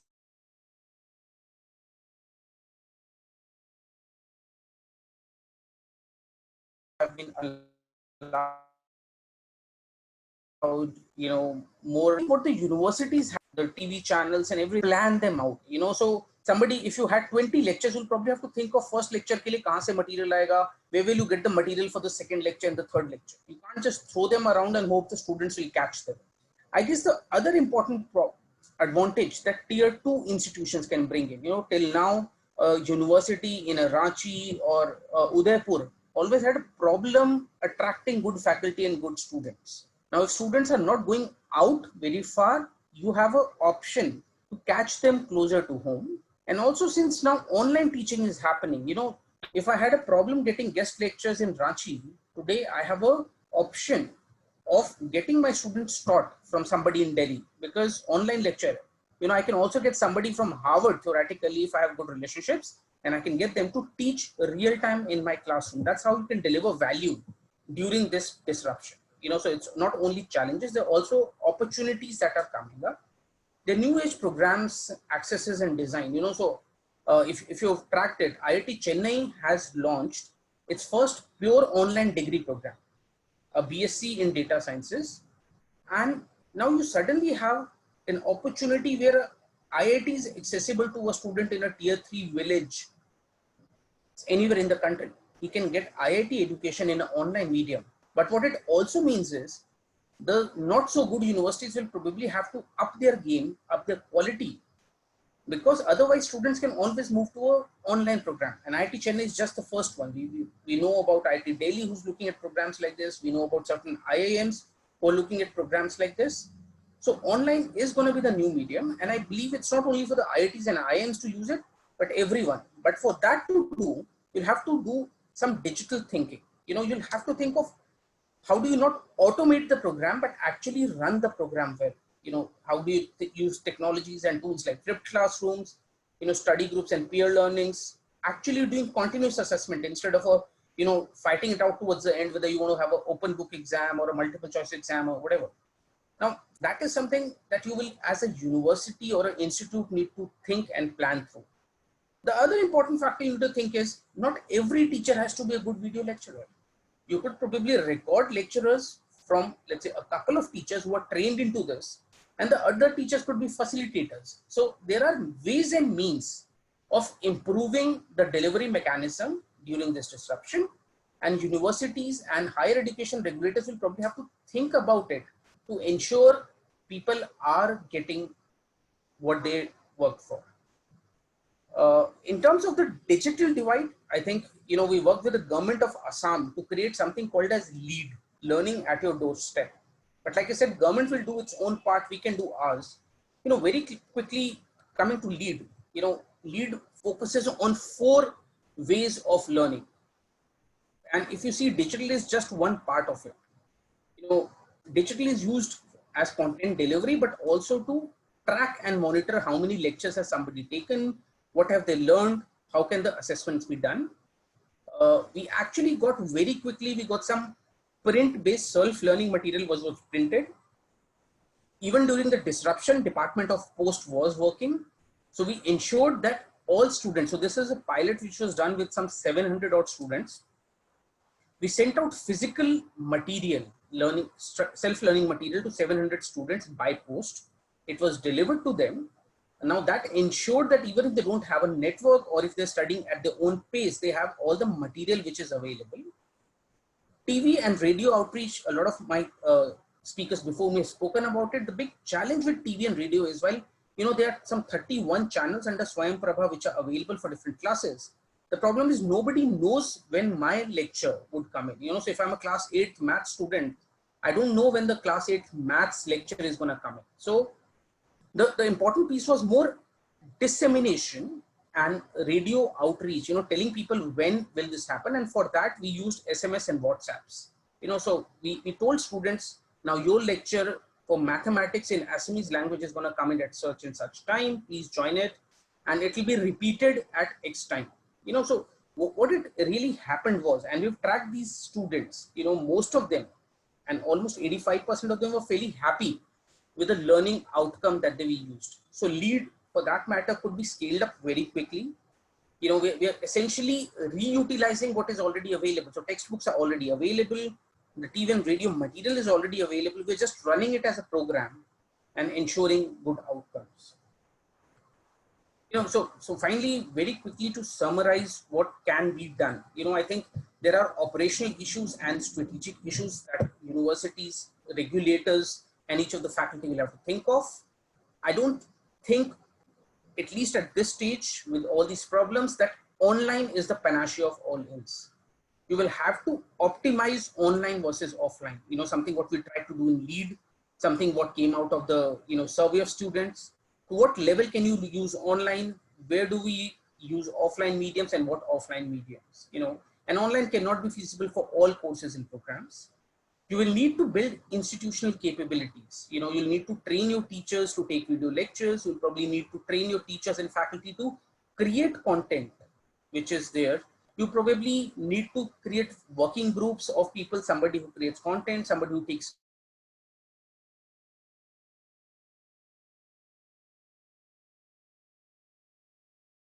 classes, really think of doing it. And you'll probably also need to be, one of the things that we've seen again,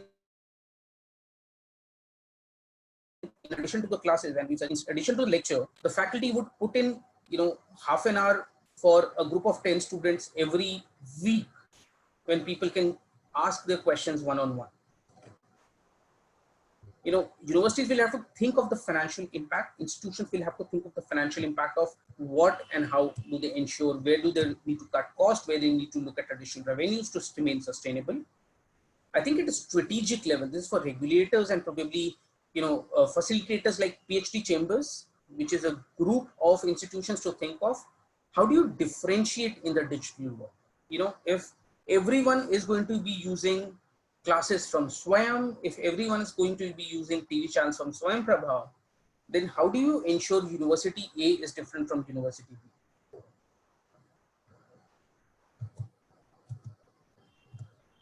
Okay.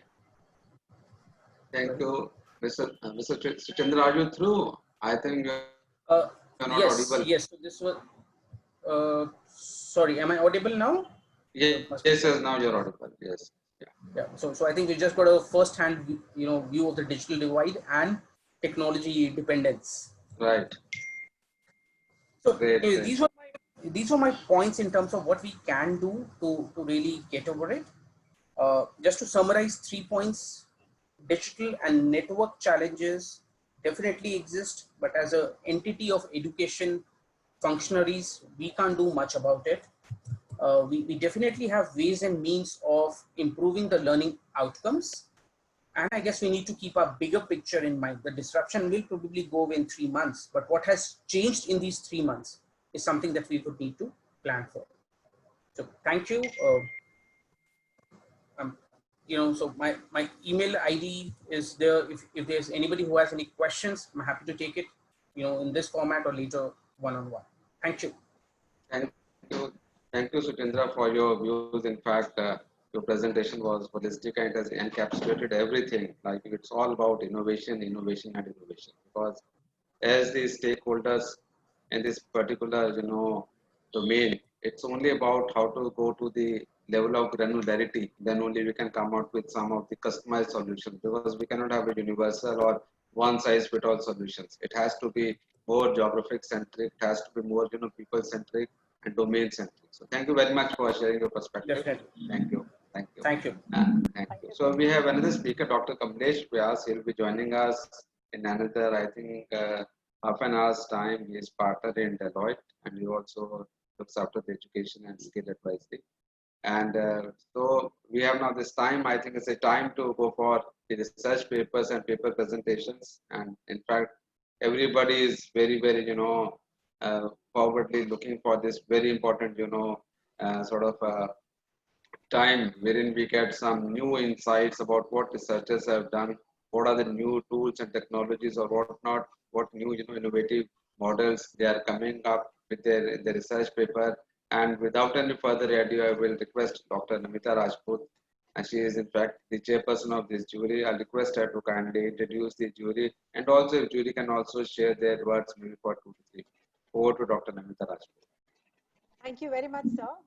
This session definitely is going to be a very good learning experience because we would be understanding the views, the problems, the suggestions which we can, give it to Government of India to face this pandemic situation and overcome the challenges, for the times to come. Because I think all these kind of problems will continue for, we are very uncertain about the timings. But we are very sure that we are going to sail it very nicely if we all join hands together, go in for a heartfelt hugging of the new platform, that is the digital platform, and work towards it, and also motivate the students towards this new paradigm shift. So what I can feel is that, after this lockdown since March and what the situation was in March and what is the situation now, there's a quite positive journey which we have done till now. People were very uncomfortable for about a month or so, but slowly they have understood that we do not have any another recourse rather than just to follow this digital platform. So with these backdrop, let me start with the the introduction of my jury. The first jury is Dr. Vikas Garg. He is professor in Amity University. So over to Vikas. Please give some introductory lines about you. You have to unmute. Please unmute and speak. You have to unmute. You're not audible. Please unmute yourself. I'm unmute myself. Yeah, it's fine now. I'm audible right now. Yeah. Thank you very much, ma'am. Thank you very much for such kind of special privilege to me. And it's a great honor by Dr. Jitendra that he provide always such kind of you can say conferences in the PhD Chamber of Commerce. And as per myself is concerned, I am always talking about the technical aspect and the finance about the teaching literacy. That in this pandemic situation of COVID-19, this is very typical that teaching is right now on the remote mode. You can say we can use the flipped classroom concept or we can use the online teaching, but it's very difficult for all of us to do in a very positive way, right? I hope understand that everywhere we can't have the net connectivity, as well as this problem also situated with the student point of view, that they having a lot of issues. And as per our technical point is concerned, if we are talking about the teaching fraternity, on that time, this is very much typical. Some of our senior faculty members to introduce such kind of flipped classroom and all due to the not very much interactive or connected with the technology field. This is my point of view. Yeah. Now I invite Dr. Urvashi, who is our next jury member. Over to Urvashi. Please introduce yourself. Is she there? Yeah, she's Yes, there. yes. Yeah. Yes, starting with thanking PhD Chamber of Commerce and the Educational Trust, Dr. Jatinder Singh ji and Dr. Namita Rajput ji. It's really a great honor to be a part of jury and going through the papers, seeing the presentations on the same field in which we are, that is the education. So I think I'm from Department of Commerce, Delhi School of Economics, and I always seen the PhD chamber always associated with us, be it a GST or any educational program. So we always had that connectivity with PhD Chamber of Commerce. And also Dr. Namita Rajput, a versatile and multifaceted personality in which I mean, she's always on toes in any of the educational, uplifting the educational platform and the program. So I really thank, and I looking forward for I mean, getting through the viewpoint of the authors, so that I can understand and also give my point of view, because I have also in different webinars spoke about COVID-19 effect on education, on organization, on HR as a person of HR and OB. So what is the effect on employees, be it a layoffs or the like the work from the home, or there are a lot of aspects of HR which I have touched and spoke in different webinars. But this is really the topic which is near to my heart, because it's related to education, and it's really the need of an hour, where we, as I think the previous speaker said, that it's really like we were not aware of such like methodology, be it a blended learning or the we talk about the flip learning. So it's like Google Classroom. We taught students through Google Classrooms. We taught students through different portals, be it Zoom or the Google Meet. And there are different things through which they have submitted the assignments. So digitalization, even our age groups and the senior people, it's very difficult to adjust with that. But yes, we have to, as our Honorable Prime Minister also said, to be, I mean, the digitalization.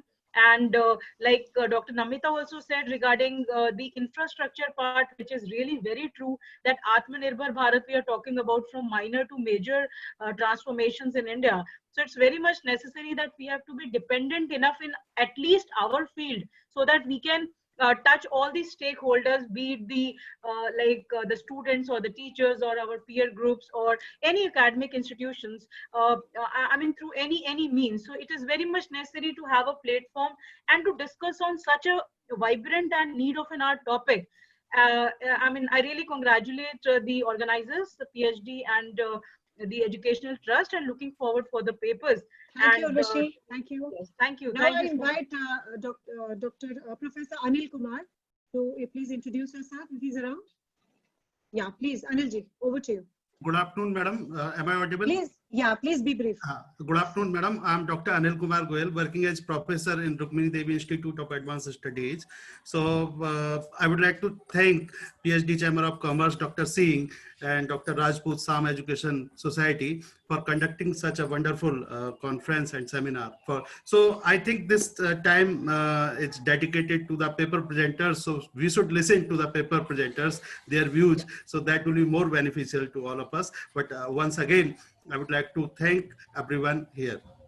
Yeah, so now I would like to announce to the paper presenters, you will be marked as per the timings. So you total have 5 minutes to go. And your course content, your topic of the paper would be given 10 marks about what topic it is, what kind of nuances you will take. The content and data and methodology would be, you will be marked 30 marks.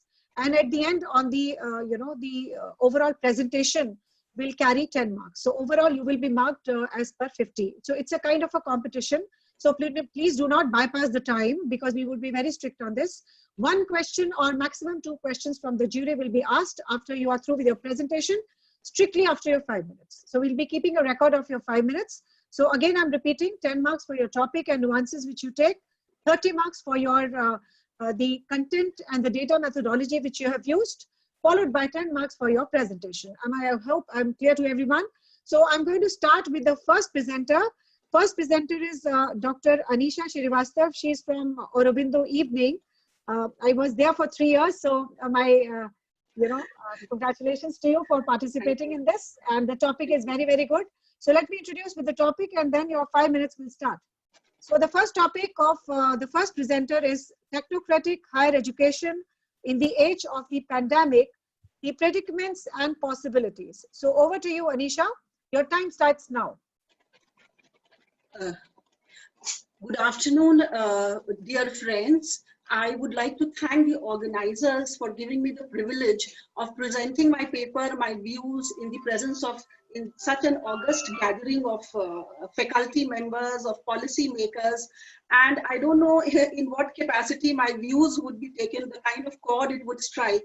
But since I'm from the side of the stakeholders, obviously my views are based a lot on the introspection that I've done during this period of, resorting to online teaching methodologies in the period of lockdown. Also, it is based on a lot of feedback that I have received from colleagues, from students, and a lot of kind of reading that I have done on the issue. Obviously, it is more based on the online material that is available in a large way. So I would be presenting my views in front of you. Now, this paper primarily tries to deal with it is a study, it tries to open up the question on the viability of online teaching methodology in higher education, particularly in the Indian context. It also tries to look into the issue of the extent to which online teaching methodology can be included in the higher education in the long run. Before I pose the relevant questions that I'm going to take up over here, I would like to share some of my experiences. Now, I think it's very relevant at this point of time, as many of the speakers over here said, that this is the right time to share our experiences so that the policy makers, would get a more holistic view of what is the ground reality and to what extent where it is required to pitch the inclusion of technology in higher education so that it could be made most productive for the, for the larger population. Now, coming back to the issue, it was mid-March when the lockdown was finally announced. Now, unlike schools, we were in a very different position. We had already dispersed for a mid-semester break. We were in the midst of the second semester of this annual session. And, the lockdown was announced, and obviously, after the lockdown, so that the teaching did not suffer, so that the session did not suffer, we were asked to resort to online teaching methodologies. And to the extent that was possible, the teachers put in all their efforts to use online education platforms to access the students. But I mean, despite all the efforts, it was not really as effective from the kind of feedback that we received from our students, because there was, obviously they felt that they were both physically and mentally dislocated, and they were sort of, since they had already gone back home and they were, in various parts of India, they felt physically and mentally dislocated, and they also found it difficult to access the kind of learning that was provided to them. So that was provided to them. Now, it was, and then added to that was the internal assessment had to be done. And then thereafter, the whole issue of open book online examination, which is still in the pipeline. Now, as I said, that despite our desiring to make it as most effective, yet we found that there was a lot of glitches. And the first important question that then comes to my mind is that was it less effective only because of lack of preparedness, or there is more to that? Now, here I would like to present certain statistics in front of you, which would show that, the higher education in India is still in a, it presents a gloomy picture because of the 102, as the, statistics say, that that 70% of the, population which is in the college-going age group still is far behind from accessing college education. Then the poor internet facilities, again, the data is in front of you. I don't think I need to repeat it.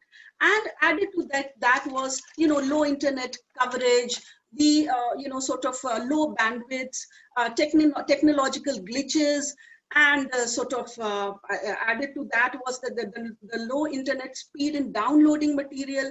Our students found it very difficult, cope up with these pressures. Then the other very important thing that we have to keep in mind is the Indian society, where the digital divide is, as the speaker, who spoke just before me, he said that the digital divide, in fact, which is because of the access such as gender discrimination, caste, community, regional biases, and all these things, they create a kind of a digital divide, which in fact comes in the way of accessing further the internet, sort of online teaching learning process that is being provided to the students. Added to that, I mean, that's one reason why one of my colleagues, she sort of calls online education the latest latest kind of stage of educational apartheid. I mean, maybe that is an exaggeration, yet we have to keep that in mind while we sort of think of ways out of dealing with this problem. Then there were certain dominant questions that in fact are very much rampantly, sort of a cause of concern for a lot of people who are thinking and doing work in this direction. Sort of the most important one being, what exactly would the mainstreaming online learning imply?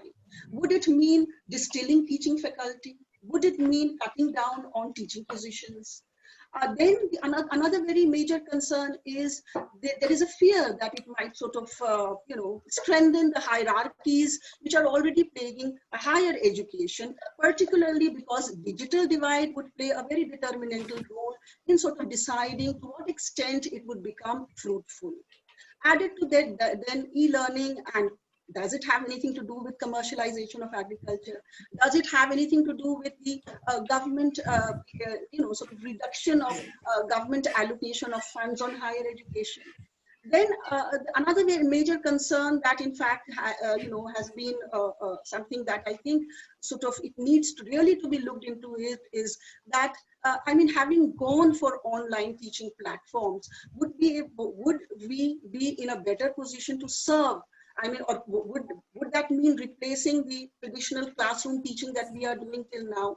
Now, because, sort of, and it's like what we have to ultimately then think of is that there is a need to blend the two together. As again, my, the speaker, my very, respected speaker who spoke just before me, he said that there is a need to sort of start talking about a teaching methodology which is a blend of the two. We need to really develop infrastructural platforms. We really need to develop, sort of online platforms to make educational facility available to the larger multitude, because ultimately in higher education, as we all know, it is very important that the stakeholder, particularly the student, develops an understanding through a collective participation of individuals and groups. So unless and until there is this is a very big, I think a very big challenge that online teaching really needs to look into, which is where Anisha, your time is over. So one question from Urvashi, please. Urvashi, are you there? Yes, yes. Yeah, please ask one question. Okay, so the presentation you have, I mean, come to the first slide.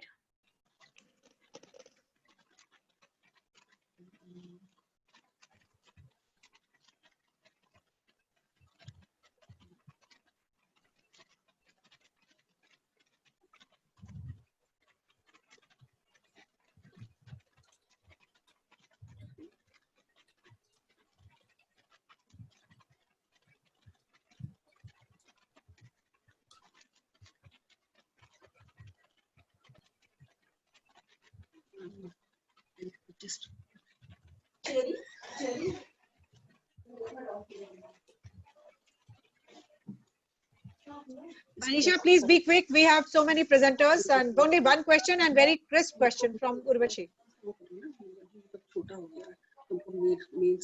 Okay, you speak the topic. Ma'am, you come up with the question, I'll answer. You speak the topic. What was your exact topic? From that, I want to relate this topic. Ma'am, it's technocratic higher education, predicaments and possibilities. Yes. So when we talk about digitalization, we have all, I mean, we have faced that this like the most of the infrastructure we are not having in the in our, I mean, in our country.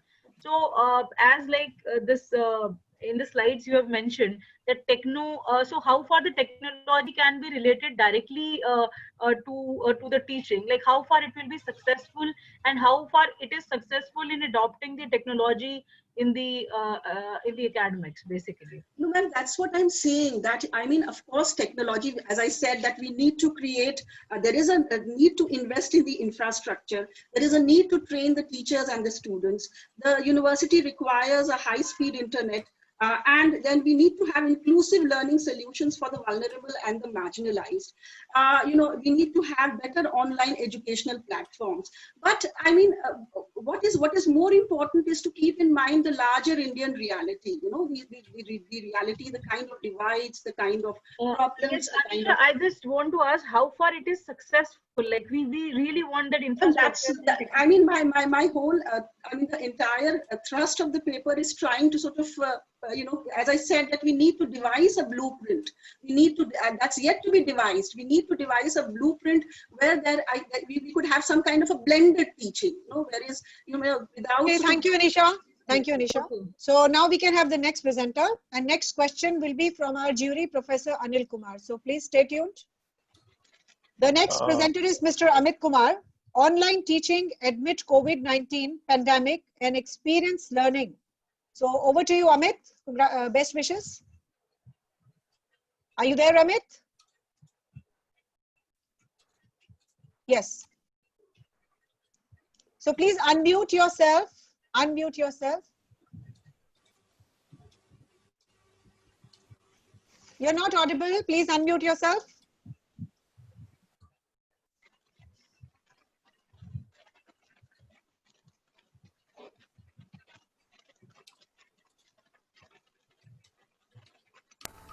Hello. Yes, you're audible. Okay, okay.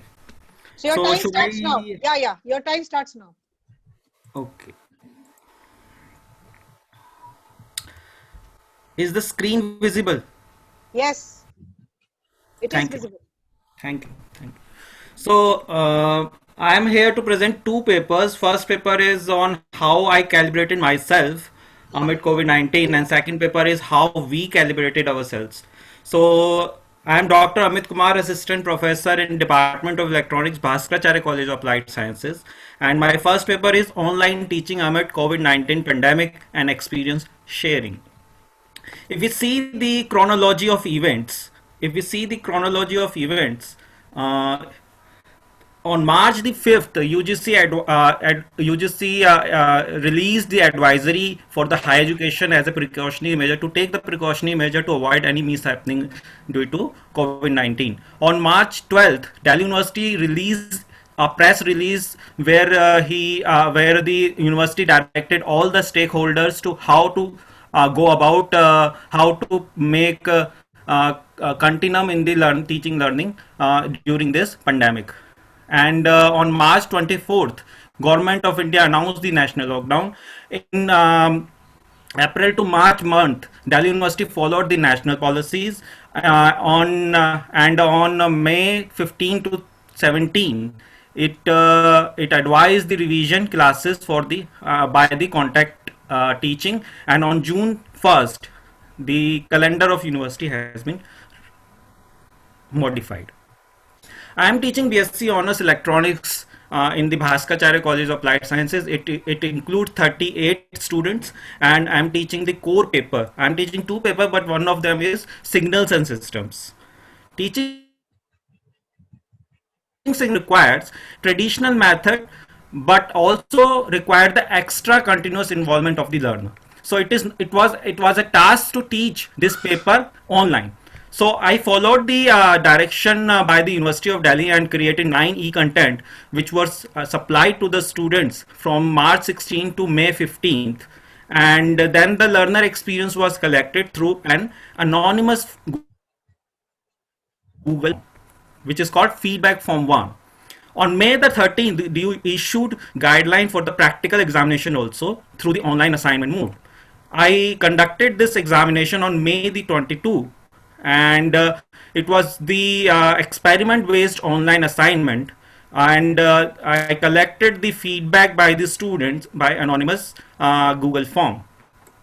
These are the responses which I got from the student: 38 in the learning mode and 37 in the for the examination mode. So these are the two data collection points for my study.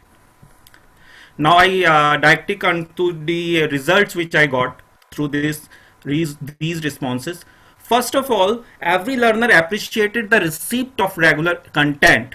So there was no problem of reach during this pandemic.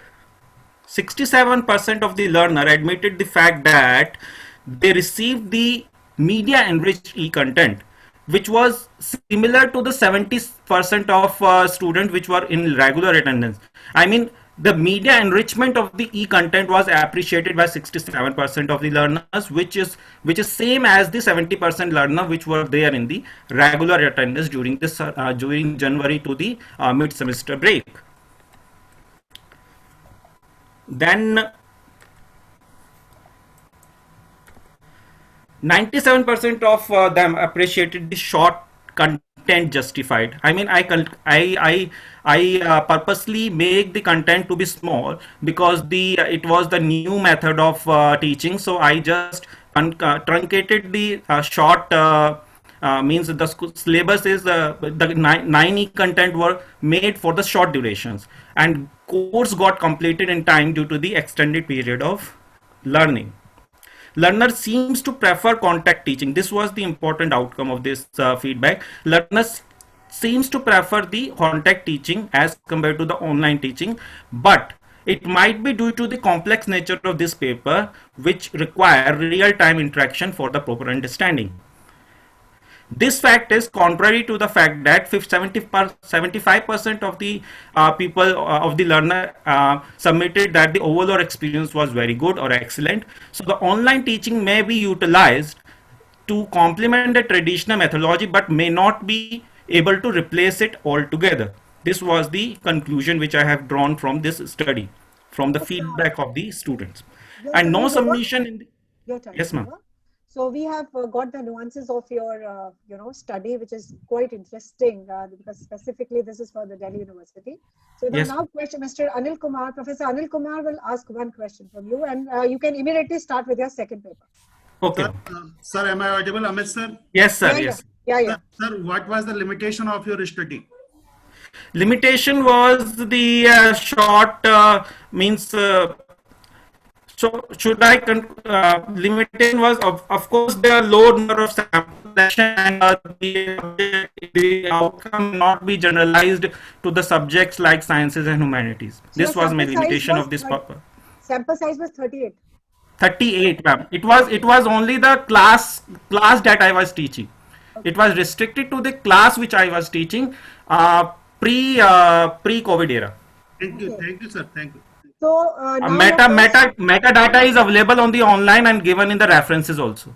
Okay, I request all the participants to please share your presentations on the email ID which is given for the conference, because we would be coming out with the best paper awards. So we have to just go through your slides once again. So next presenter is again Mr. Amit Kumar, and the next question will be asked by our jury, Dr. Vikas Garg. Are you there, Dr. Vikas? Yes, ma'am, I am here. Okay. So you will be asking one question on this. So sure. Next presenter is also the same Amit Kumar. The topic of his paper is Wavelet Signal Processing and Introduction and Recent Applications in Combat COVID-19 Pandemic. Over to you, Amit. So this is my second paper. Actually, I belong to signal processing arena. So I collected the background. What is the trend in studying the data which is coming. So basically, I just come to the main point. The Fourier analysis means signal processing involves the study of online, the study of physical phenomena which are there, and wavelets are proven to be good for this study. So these Fourier analysis was the means the classical method, and wavelet signal processing is the latest method. And what makes wavelet processing superior is the fact that even though both are localized in frequency space, but the individual wavelet functions are localized in space, but sine and cosine functions are not. So this unique localization feature of wavelet results in the useful application of signal processing such as data compression, image features, and detection and denoising the time signal. So wavelet is basically suitable method to study the COVID pandemic, and it is the method which is generally used worldwide to study this COVID pandemic. So I have collected 5 research papers and studied them, and these are the few results which I wish to share. ARIMA model is generally used for the econometric forecasting, and when it is combined with the discrete wavelet decomposition, and Singh et al. Has studied the worst affected countries like Italy, Spain, France, and USA.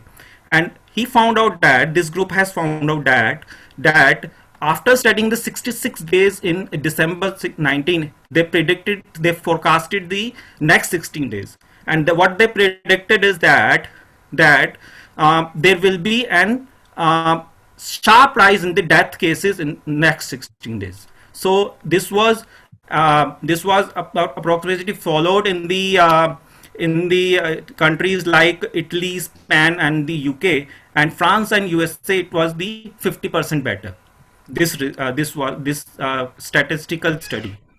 Next was the partial multiple wavelet coherence. This study was done by Iqbal, and this group studied the weather coherence between weather, COVID-19 outbreak in Wuhan, and Chinese economy. And they collected by studying this method. They have contributed to the fact that main thrust of this study was very significant, that earlier many countries like India, it was thought that the rise in temperature may help to stop the COVID-19 spread, but this study helped in making the policies for containment of COVID-19, as this study has shown that there is insignificant relationship between the increase in temperature and slowdown of the COVID-19 infections. So this was the main outcome of this study. Risk assessment is also done by Chakravarti, and they have studied the Canada, France, India, South Korea, and UK, these 5 countries, and what they have found that there is an oscillatory behavior in many cities in these countries, and they suggested that the enforcement of social distancing and people aged as 65 should not be specially treated, and extension of lockdown period and hospital bed should be increased beyond the boundaries of hospital. So these are the results which they have advised. Now, latest one is the US-based wavelet deterministic model, which is still under review, and it is there in the public domain, but it is unreferred print. And what they have suggested is that there will be on an average 29,000 of new cases per day in US in the May 2020. And based on the wavelet deterministic model, they predicted that if 10% of the susceptible and 20% of the infected people were not identified on 23rd April, then at the end of June, there will be 50 to 55,000 new cases will emerge.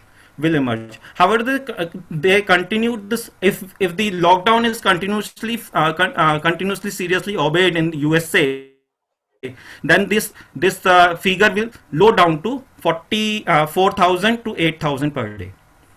So lockdown is the most effective strategy in controlling the virus development and spread.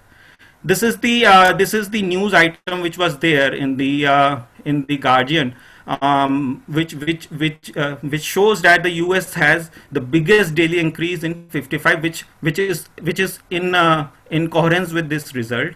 And India is also now is extending its lockdowns. So I have searched for this today morning and found out that the Maharashtra and many there is a list in this page. There is a increase in the means there is governments are extending the lockdown periods. So conclusion is that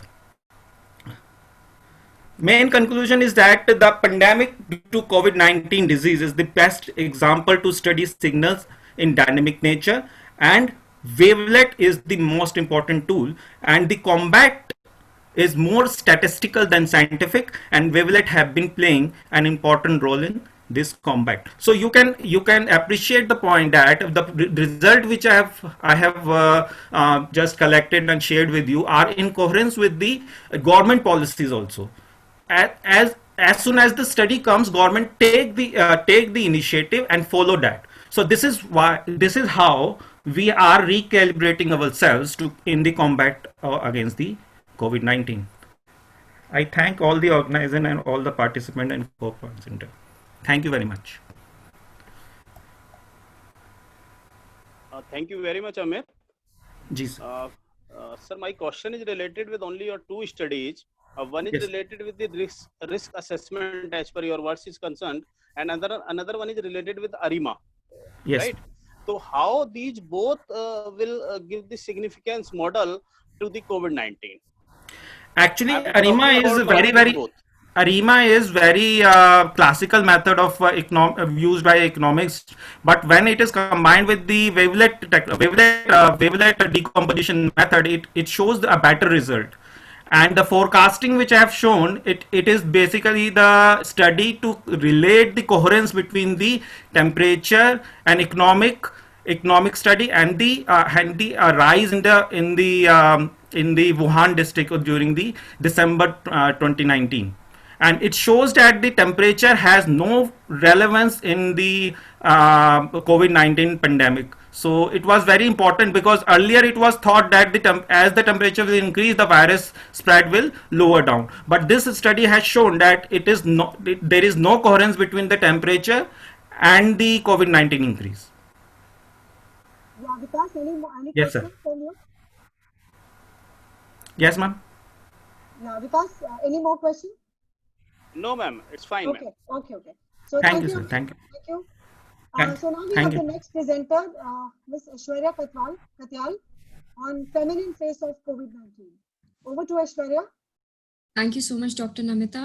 Best Good wishes. afternoon, Best wishes. all the esteemed judges and the co-presenters, everybody on and off the dais. Thank you, PhD Chamber, for giving me this opportunity. To SAM Educational Trust also, thank you for giving me this opportunity to speak about, for actually giving me the opportunity for speaking on something that is a very, very grave issue. And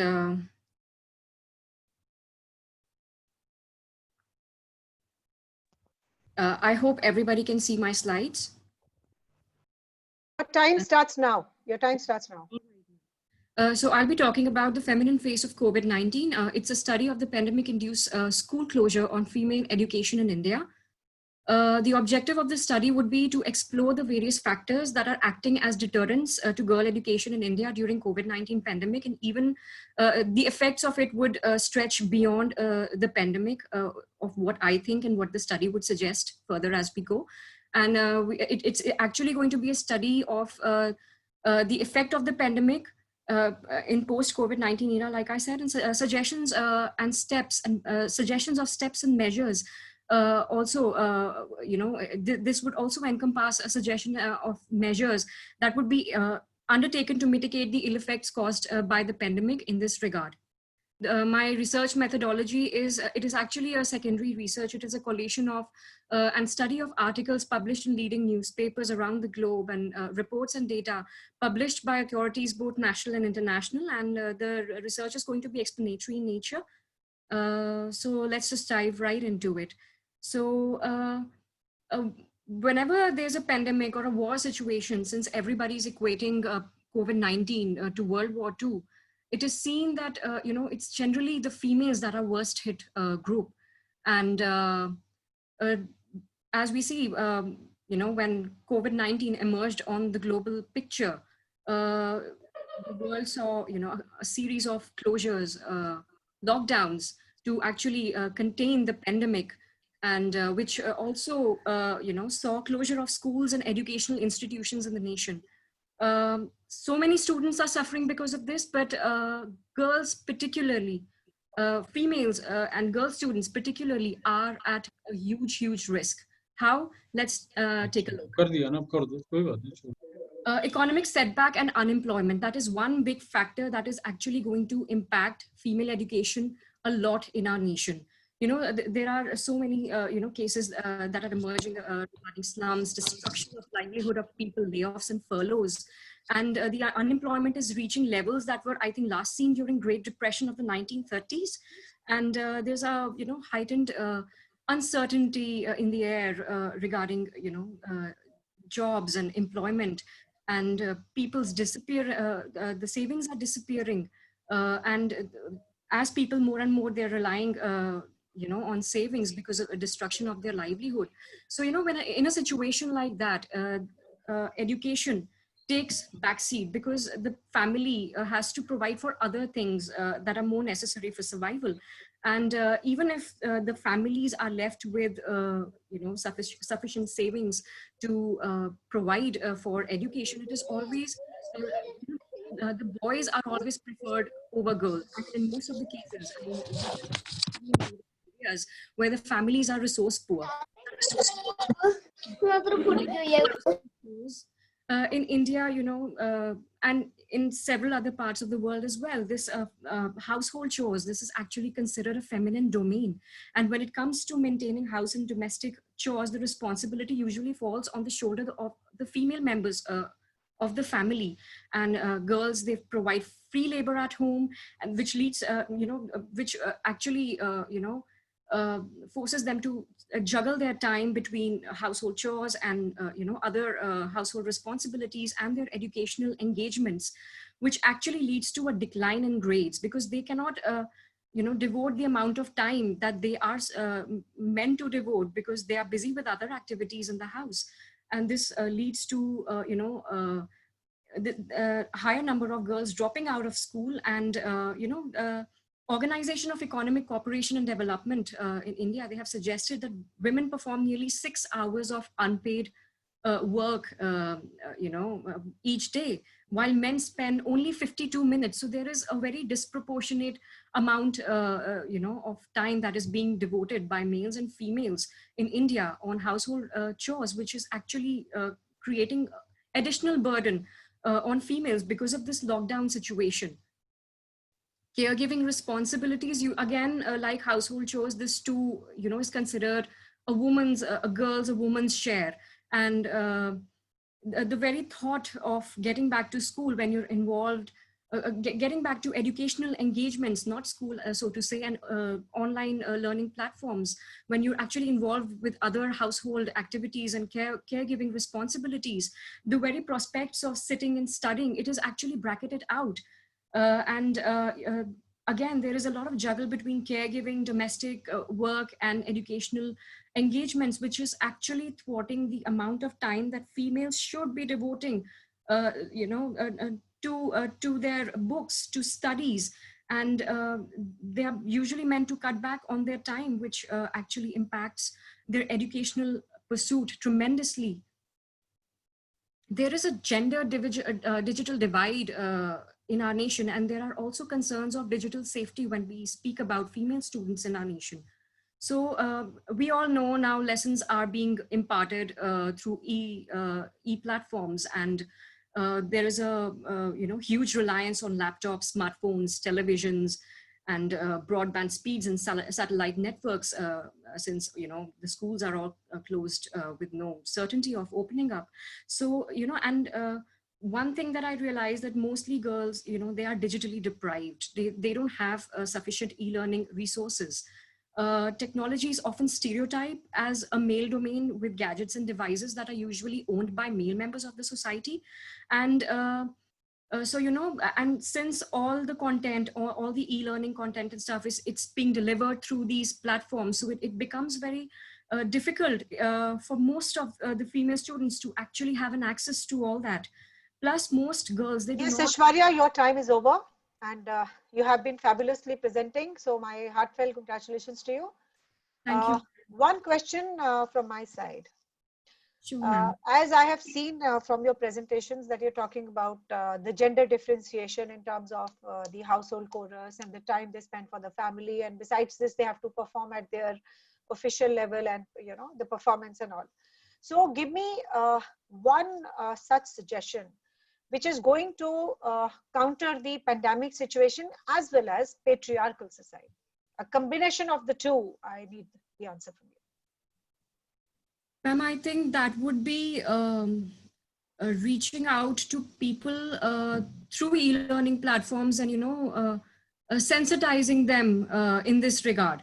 Sensitization is very, very, very vital when it comes to, actually narrowing this gender divide. It is a very, very grave trouble in India. I tell you, the mobile ownership, I was going through Harvard University, research, and what they have come up with, this is the male ownership percentage in India, and this is female mobile ownership percentage in India. And this is the representation of gender gap. And so you see here, Rajasthan and Haryana, they're going to be worst hit nations post the pandemic situation in terms of female education. And even now, females around Rajasthan and Haryana, they'll be suffering a lot because of all this. So my suggestion would be, trying to, sensitization by word of mouth, and whatever through e-learning platforms, whatever tools we have available, whatever tools we have at our disposal as of now would work. And maybe later, post-pandemic situation, this can be taken more seriously, more rigorously. So this gender divide, this is actually narrowed, because otherwise female education is going to suffer big time. See, it is said that when you educate a female, you are educating so many generations altogether, because the female education has a trickle-down effect. So, those prospects would be thwarted if this issue is not taken seriously now and in future as well. So policies will have to be formulated, keeping in mind the gender divide. And it will have to be more focused on the needs of the females. Also, female specific policies will have to be formulated. The government is doing a great deal. I totally agree, but whatever is being done, it is not sufficient to counter the trouble, because there is a huge, huge divide. So I hope that. Thank you. Yeah, thank you, Aishwarya. Thank you so much, ma'am. So I would like to give one comment here. That as was very evident from the presentation which was given by Aishwarya, that there is a gender divide, and people are not taking the women at par with the males. And we can see the gender gap in terms of their salary, in terms of their internet usage, in terms of their homework, in terms of their hard work. Everything is, lopsided, I must say. So owing to all these situations, what I feel and what I think is that, as is advised by our speaker, esteemed speaker, that we should have more deliberations, we should have more, communication in this regard, more awareness programs, that now we are talking about the third gender, that is the transgender. But we are not at that level where there is a parity of male and female. So it is, talking about the third gender and putting them into the mainstream is a dream, I think. We are not able to have even the males and the females at one level. What to talk about the third gender? So my congratulations to you for a wonderful presentation. So now we have the next presenter. We have Mr. Sudhir Agarwal. The topic of his presentation would be Education System, a New Paradigm. And the jury member, Vikas Garg, will be asking one question on this, followed by Urvashi. So we will have two questions on this. One from Urvashi and one from Vikas Garg. So on to you, Sudhir Agarwal ji. Thank you, everyone. Thank you, PhD Chamber. My best Thank wishes. you. Thank you. Can I be heard? Can you hear me? Yeah, you're audible. Thank you. So Yes, first yes. Your time starts now. Yeah, thank you. So this is one topic which I have been debating and deliberating in my own manner, in my own ecosystem. And the first rider is I'm a person from industry rather than from academia. So I think there is a slight change. I would like to give 15 seconds to, the toddlers that, during COVID, I'm not seeing people talking about the impact of COVID-19 on the toddler of 20 and 21. what is happening to their natural growth. So I just wanted to contribute my time to them. Now my session starts. My topic, as you have noticed that education system is a new paradigm.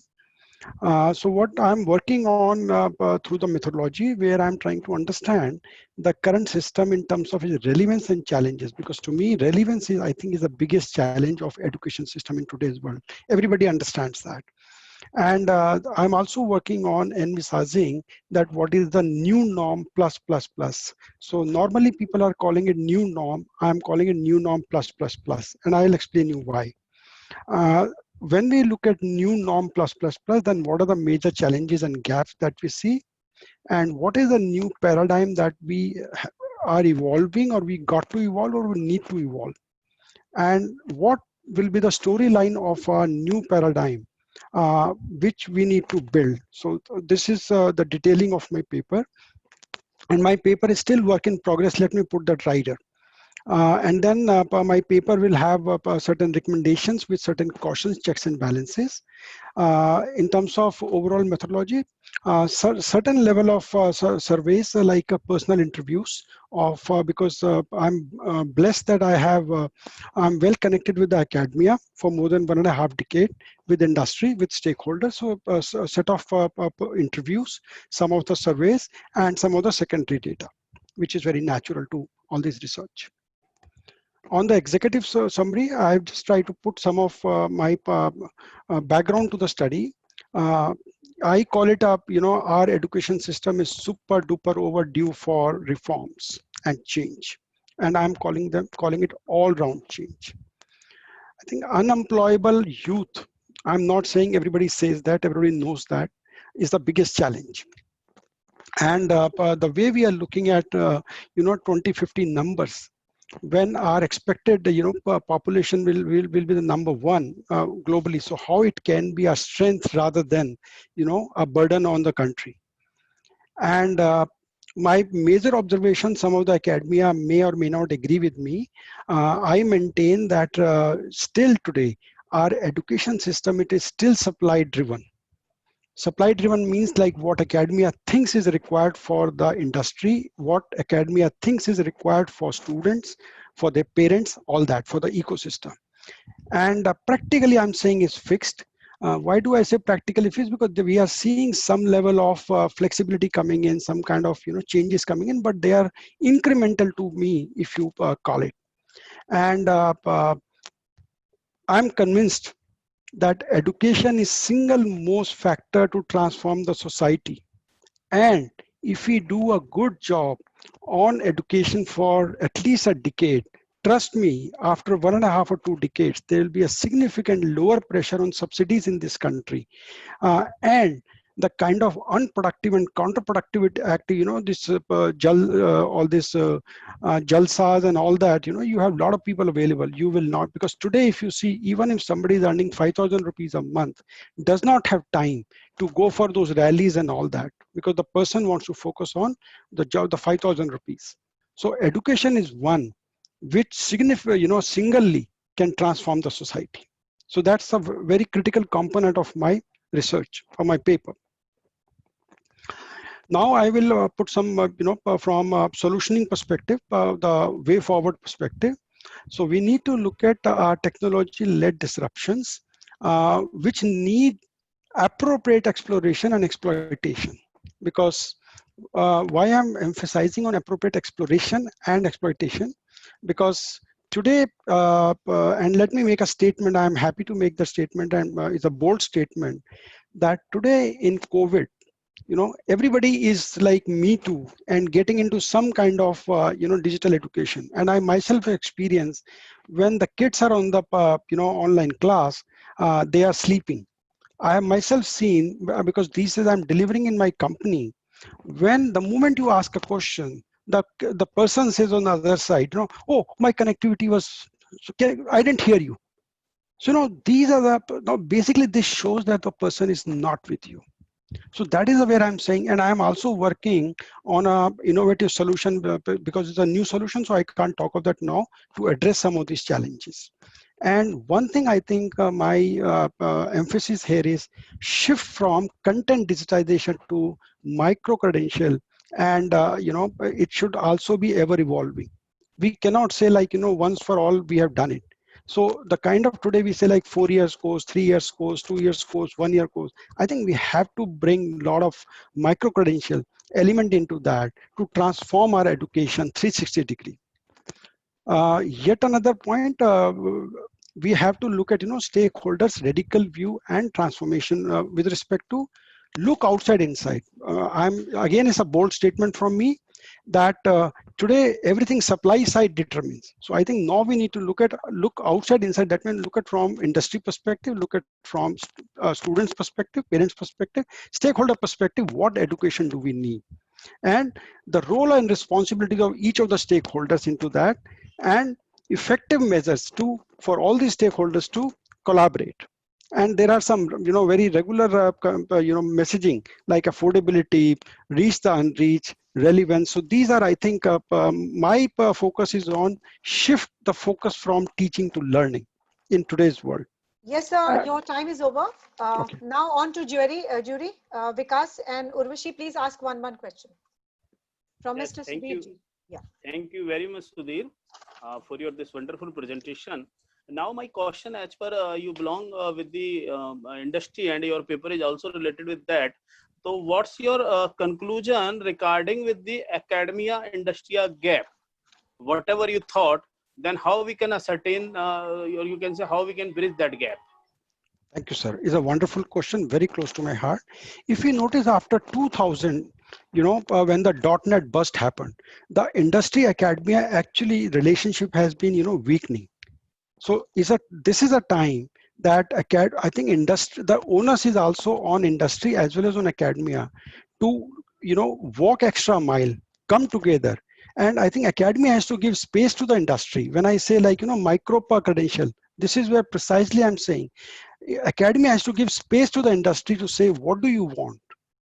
So I think both sides have to meaningfully walk, and the role of government is going to be very, very limited in terms of only regulatory and measurement so that no wrong practices go. But I think it is the industry and academia both have to start working together through a roadmap approach in building, whether it is your content, whether it is your course, whether it is your delivery mechanism, whether it is anything related to education. They have to work together, and industry has to walk extra mile to invest in academia in education system. And academia, pardon me for saying that, have to open up their arms to say, we are like, we are willing to give some space to the industry and other stakeholders. I'll just show you this slide while my time was over, that I'm putting industry, academia, government and SME in the center of the entire education revamp system. Does it answer your point, sir? Yes, sir. It's really a good answer, and I understand that you are doing really a lot of practice to bridge this gap particularly. Thank you very much, Sudhir. Thank you, So sir. one question from Urvashi, please. Yes. Sure, a very yes, small and crisp question. Yes, Because we're yes. running short Mr. of time. Sudhir Agrawal, it's very nice that you have taken this, to uplift, how to uplift the academia. But as you said that technology disruption is there. So unless and until like industry, you said you have to open the arms. So if the industry is also opening arms, academia is also opening arms, government is also making rules and regulations. But if the technology infrastructure or that part is not proper, so that is completely the role of the government we have to see. So how far you are expecting that this technology, we will be dependent on the technology, how far we have reached and how much time it will take to develop that satisfactory infrastructure so that we can be we don't have disruptions, and as you said, exploitation of the technology has to be there. So that's the question regarding. Wonderful, madam. Wonderful. I must thank you for your such a great question to me. My answer to you would be that I think it will take 3 years, effective 3 years, if industry and academia both start working together. as far as government is concerned, this is my favorite saying: the government should not do anything that itself is a great doing by the government, because they, they have very little thing to understand, because there are different kind of people there. The best is the industry today. I think they have to start calling out what do we need. Today, if you, madam, notice, at least IT industry I can talk, they take 6 months to make a student ready for the live projects, and that is the reason they sign bonds and all that and all that. Now imagine how industry and academia can work together, that the moment student is done, student is actually ready, but for that industry has to walk extra mile. Technology has to be, I think, not imposed but rather understood and deployed appropriately. That is, see, today if you see, just madam, last 30 seconds please. If you look at technology today, it is more like digitization. How to leverage the power of digital technology in education, trust me, is a very different ball game. We can have a separate session, ma'am. You will find some of it in my paper also, but technology has to be appropriately understood and exploited, madam. So Thank I you, must ma'am. congratulate Mr. Sudhir Agrawal for his commendable presentation and bringing industry and academia interface and a proposed education ecosystem model. So my heartfelt congratulations to you. Thank So you, now ma'am. we have the next presenter, Mr. Sachin Pinde, on the challenges in recalibration. So over to our next speaker. So you have 5 minutes and your time starts now. Yeah, good afternoon.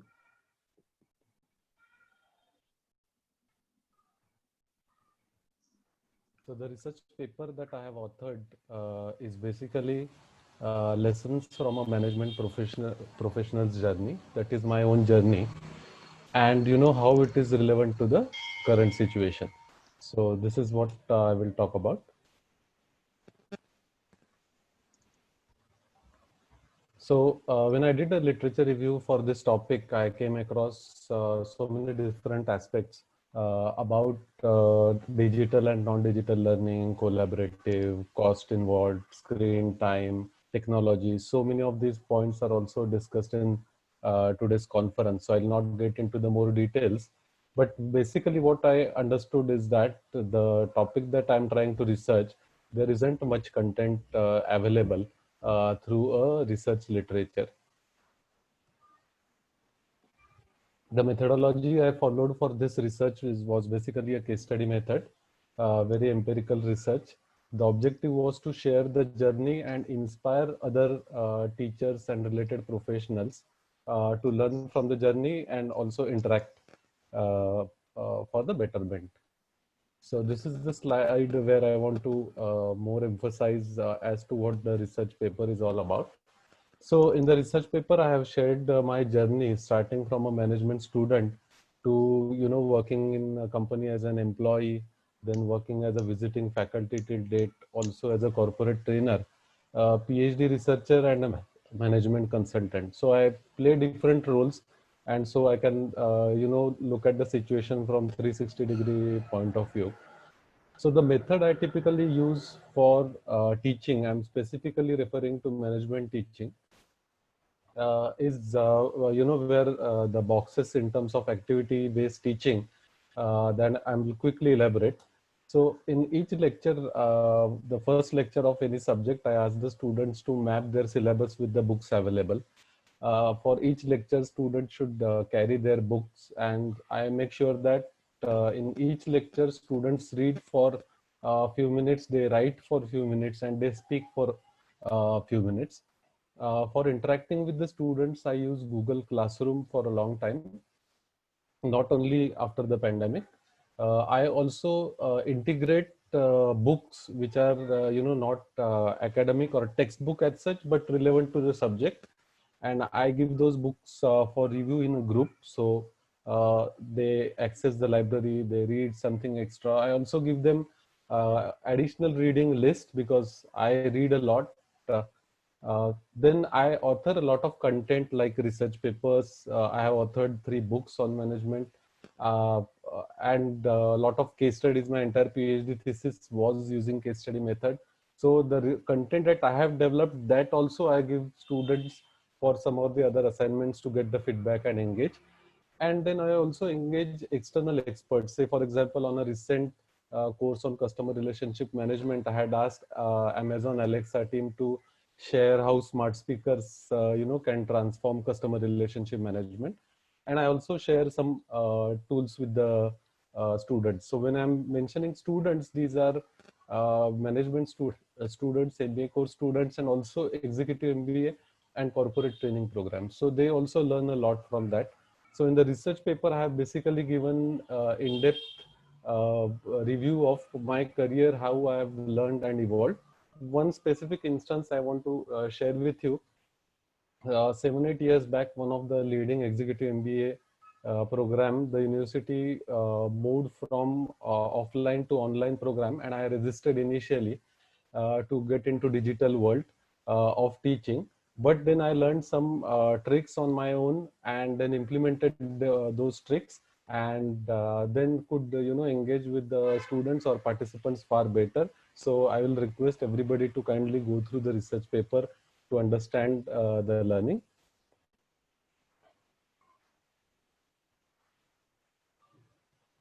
In terms of the summary, I would like to share that the research paper will give you a lighted path. The scope was of the research was basically a management education, and basically I'll request all the teachers to recalibrate your teaching paradigm from lecturing to activity-based teaching.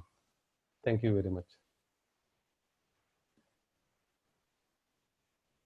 Now I request Mr. Vikas to ask one question from Dr. Sachin. Sachin Bhole. Hello, Dr. Sachin. Vikas? Yeah. Yeah. Good afternoon. Good afternoon, Sachin. If I am talking about your particular presentation, it's really very nice, right? And you are talking about the classroom education post COVID-19, yes, right?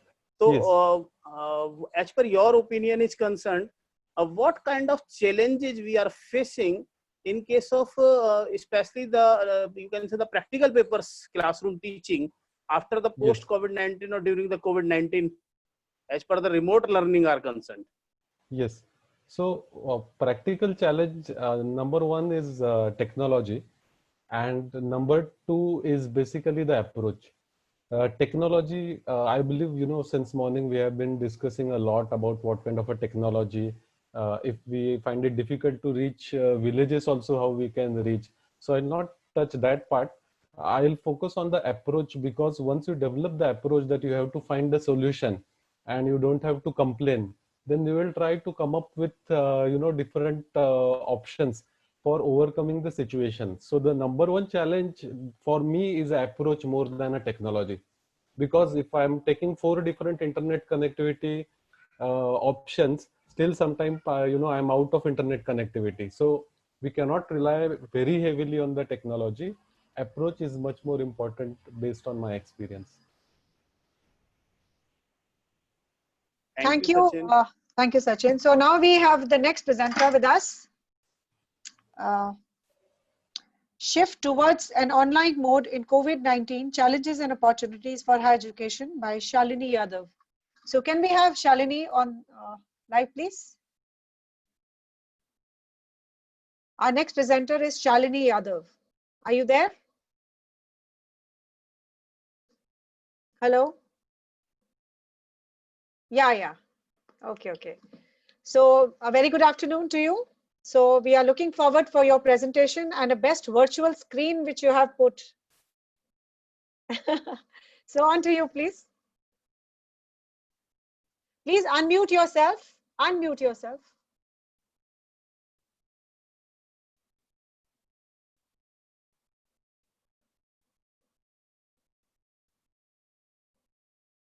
Unmute yourself and then speak. You're not audible. Okay, now you're audible. Please carry on. No. Please increase the volume. Yeah. Now you can, I think we're able to hear.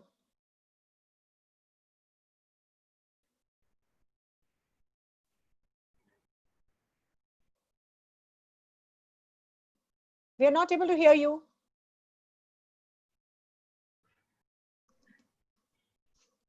Shalini ji, your voice is not coming.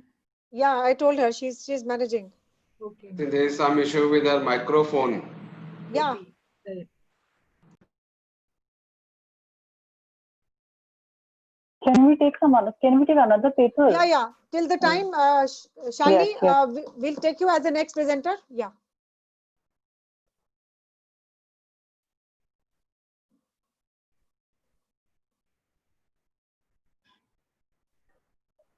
Hello? Are you able to manage? Unmute. Unmute yourself. Unmute yourself. Sir, Yeah. you Now can we hear can hear. Yeah, we can hear you now. Please. Thank you very much. I think I should thank COVID-19 pandemic because it is the COVID-19 pandemic through which I got to meet Dr. Amita Rajput. Rescued me after 100 days of living alone at my flat, and I was taken to my aunt. And so I am really grateful for this opportunity. And I would like to deliberate upon issues which have already been touched upon by most of the panelists. And the data has been collected from 3 universities, basically. 2 of them are urban. One of them is because, to be very frank, with the pandemic, it was very important to see that how the rural faculty is coping with the challenges and what do they see as opportunity with reference to this COVID-19 pandemic. So what I did was that I selected 20 faculty from 2 universities in Delhi and 20 faculty from a university in Haryana where I had gone. Now, these were telephonic interviews conducted, and based on the telephonic interviews, the data was analyzed, challenges as well as the opportunities were culled out accordingly. I wanted to tell you all that one of the biggest challenges of shifting towards the online mode was that many of the faculty members were grappling with the issue of competence in use. And I must also say there's a lot of, I would say, shame, and there's a lot of hesitance to accept that, I am not technologically savvy. And a lot of faculty also face the issue of which we are all talking this. For example, my refused to cooperate with me right when my session. Now, what do you about it? I have a smartphone, but just a smartphone. How many smartphones do we have? Many of the faculty members told that the students in the rural areas, especially girls, I would continue with what Anisha told us, that many of the girls, the gender divide is so big that the girls are not even allowed access to the smartphone which exists because various taboos, various issues of freedom being given because deeply entrenched patriarchal and misogynist mindsets. Yeah.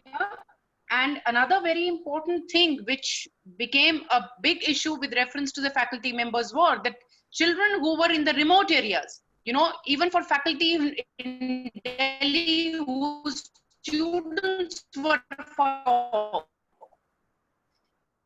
they had a reference to, reaching out to, accessibility issues, as well as Sudhir Agrawal ji rightly pointed out, students are very savvy and very intelligent, and I would say they can do what they want to do when it's online, because the hawk who was the teacher standing right in front to gain their attention is no more there. She's just online. So many of them have also reported that attention was a big problem with reference to the online classes, a big problem. Students were also found to be chatting while the sessions were on. And assessment, I must tell you that assessment, especially with reference to teachers who were assessing the students with reference to discussion, with reference to where they've gone wrong. Now showing a script physically and giving suggestions online are 2 different ball games altogether. But since COVID-19 has forced us to shift to this online mode, so definitely assessment of assignments online, answer scripts online, the challenges which the faculty faced. And the students were also, very curious that individually imagine with so many scripts, individually scanning the scripts and telling them that which marked and this is how it was. It was not easy for the faculty as well. Another important challenge is that how do we tackle the issue of bandwidth and the issue of this digital divide. Because let's accept it, you know, I'm very happy that the survey is out that rural India is accessing more. But in rural India, please understand that there are a number of issues with reference to gender, with reference to electricity, the basic issue of electricity. You know, even in a city like Delhi, the electricity now finally is better, but I must tell you that we are not a city which does not suffer power losses. We have inverters in most of the rural households. There are issues of generators and inverters not being there. So it's like the elitist model where we say that, oh my God, it's reaching and there is no digital. The digital divide very much exists. Let's not bluff ourselves, because on ground reality, things are not going to change. Yeah.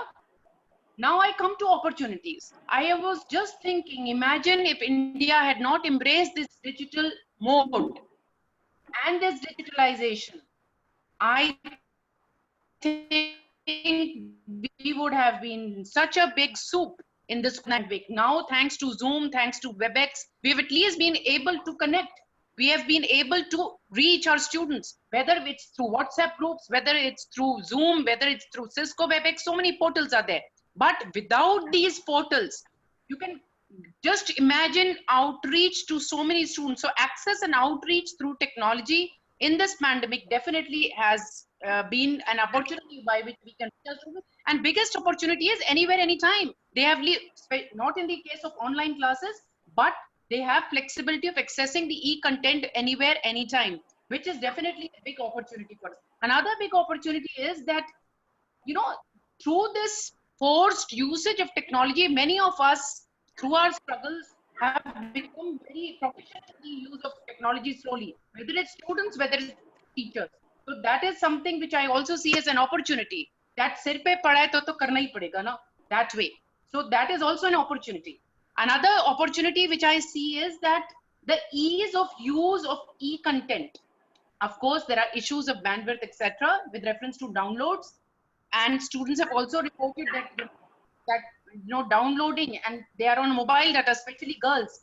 You know, there are issues where the brothers or the fathers have been downloading, and then it's shared. Shalini, your time is over. Your time is over. So on to Urvashi. You can ask one question. Yes. Shalini, Shalini ji, very nice presentation. And can you repeat the cities which you have taken? Actually, it was not clear. Yeah. The city of Delhi, and Sonipat is the other city from Haryana. Okay, yeah. So very true when we say that the technology part is very much, I mean, the infrastructure technology part is not that much strong in our country. So this is what you have theoretically we have find out that what is the problem. So how you feel according to you that it can be overcome, and how much time and how it has to be further recommended by you in your suggestions, that technology advancement problems we all are knowing that it is a technology, it's the rural because they don't, and the female problems which are there, that they are not able to access the this one phones and all. So but how it can be overcome, what are your recommendations and suggestions? Please throw light. Dr. Sharma has been conducting gender sensitization programs, because just speaking on a conference or in a workshop is not enough. I've been continuously conducting online gender sensitization programs, and I've also conducted for the rural areas, of course, through online mode. I wish I could go, but I don't think it's advisable. One, that is with reference to catering to the gender divide. The second is with reference to technological outreach. I think each one of us, for example, the ministry has already said that we are going to distribute, it's a budget of 60,000 crores with reference to laptops and smartphones. That is there. But what we as teachers can do is that at least we can understand our learners. For example, in case of online vivas, when online vivas, there was a bandwidth issue, we also conducted telephonic vivas. I mean, that empathy has to be there. Otherwise, I'm not an electrical engineer, and I would suggest the government of India has to go on an aggressive mission of Wi-Fi, free Wi-Fi all around, which works such that accessibility improves. Exactly. Anyhow, I mean, just adding few seconds more to the question that though we had our classes, because we are talking about the education and I'm from the Delhi university. So we had anyhow classes from Google, through Google Classrooms and all. But as far as we talk about assignments, which were mandatory, that is 25 marks in the department and 30 marks in the other. Anyhow, like you said, anyhow they have to do and they are doing, right? But when we talk about exams, be it open book exams or so, or whatever we have planned, it is not successful. So just because due to technology, that is outreach to the remote places or the villages. So that is the core essence, that every student is not having that access. Even me sitting in Delhi is having the MTNL connection. It goes sometimes and it comes. So we are not able to have confidence that yes, Wi-Fi will be there for long. This is what, and when we talk about villages, it's very far difficult to. Very far, very far. So thank you so much, Shalini, for a wonderful presentation. Now we have a request from one of the participants. They have a meeting. So probably I'm preponing their presentation. The one who's 13th on number, Mr. Avijit and Jyotsna, pandemic effects on children. So can we have your presentation?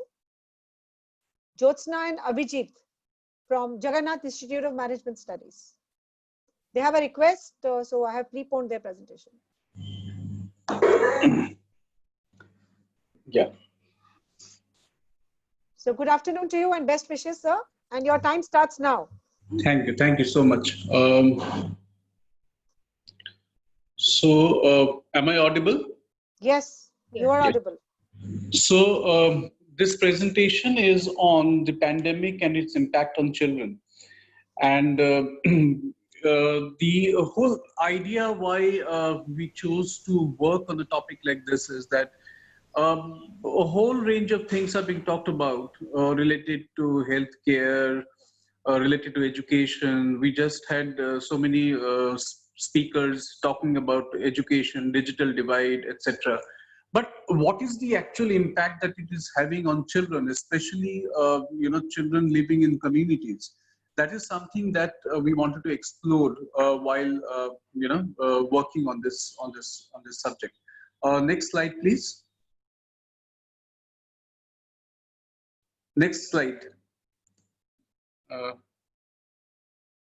Right. So looking at the background of the whole thing, one thing is very clear, that the pandemic has taken the people of India completely unaware.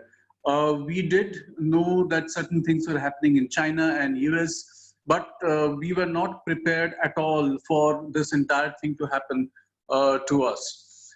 It's not that historically we have not faced such a situation. There has been the Great Indian Plague before, but then as a nation, we hardly take our history very seriously, and that's a fact.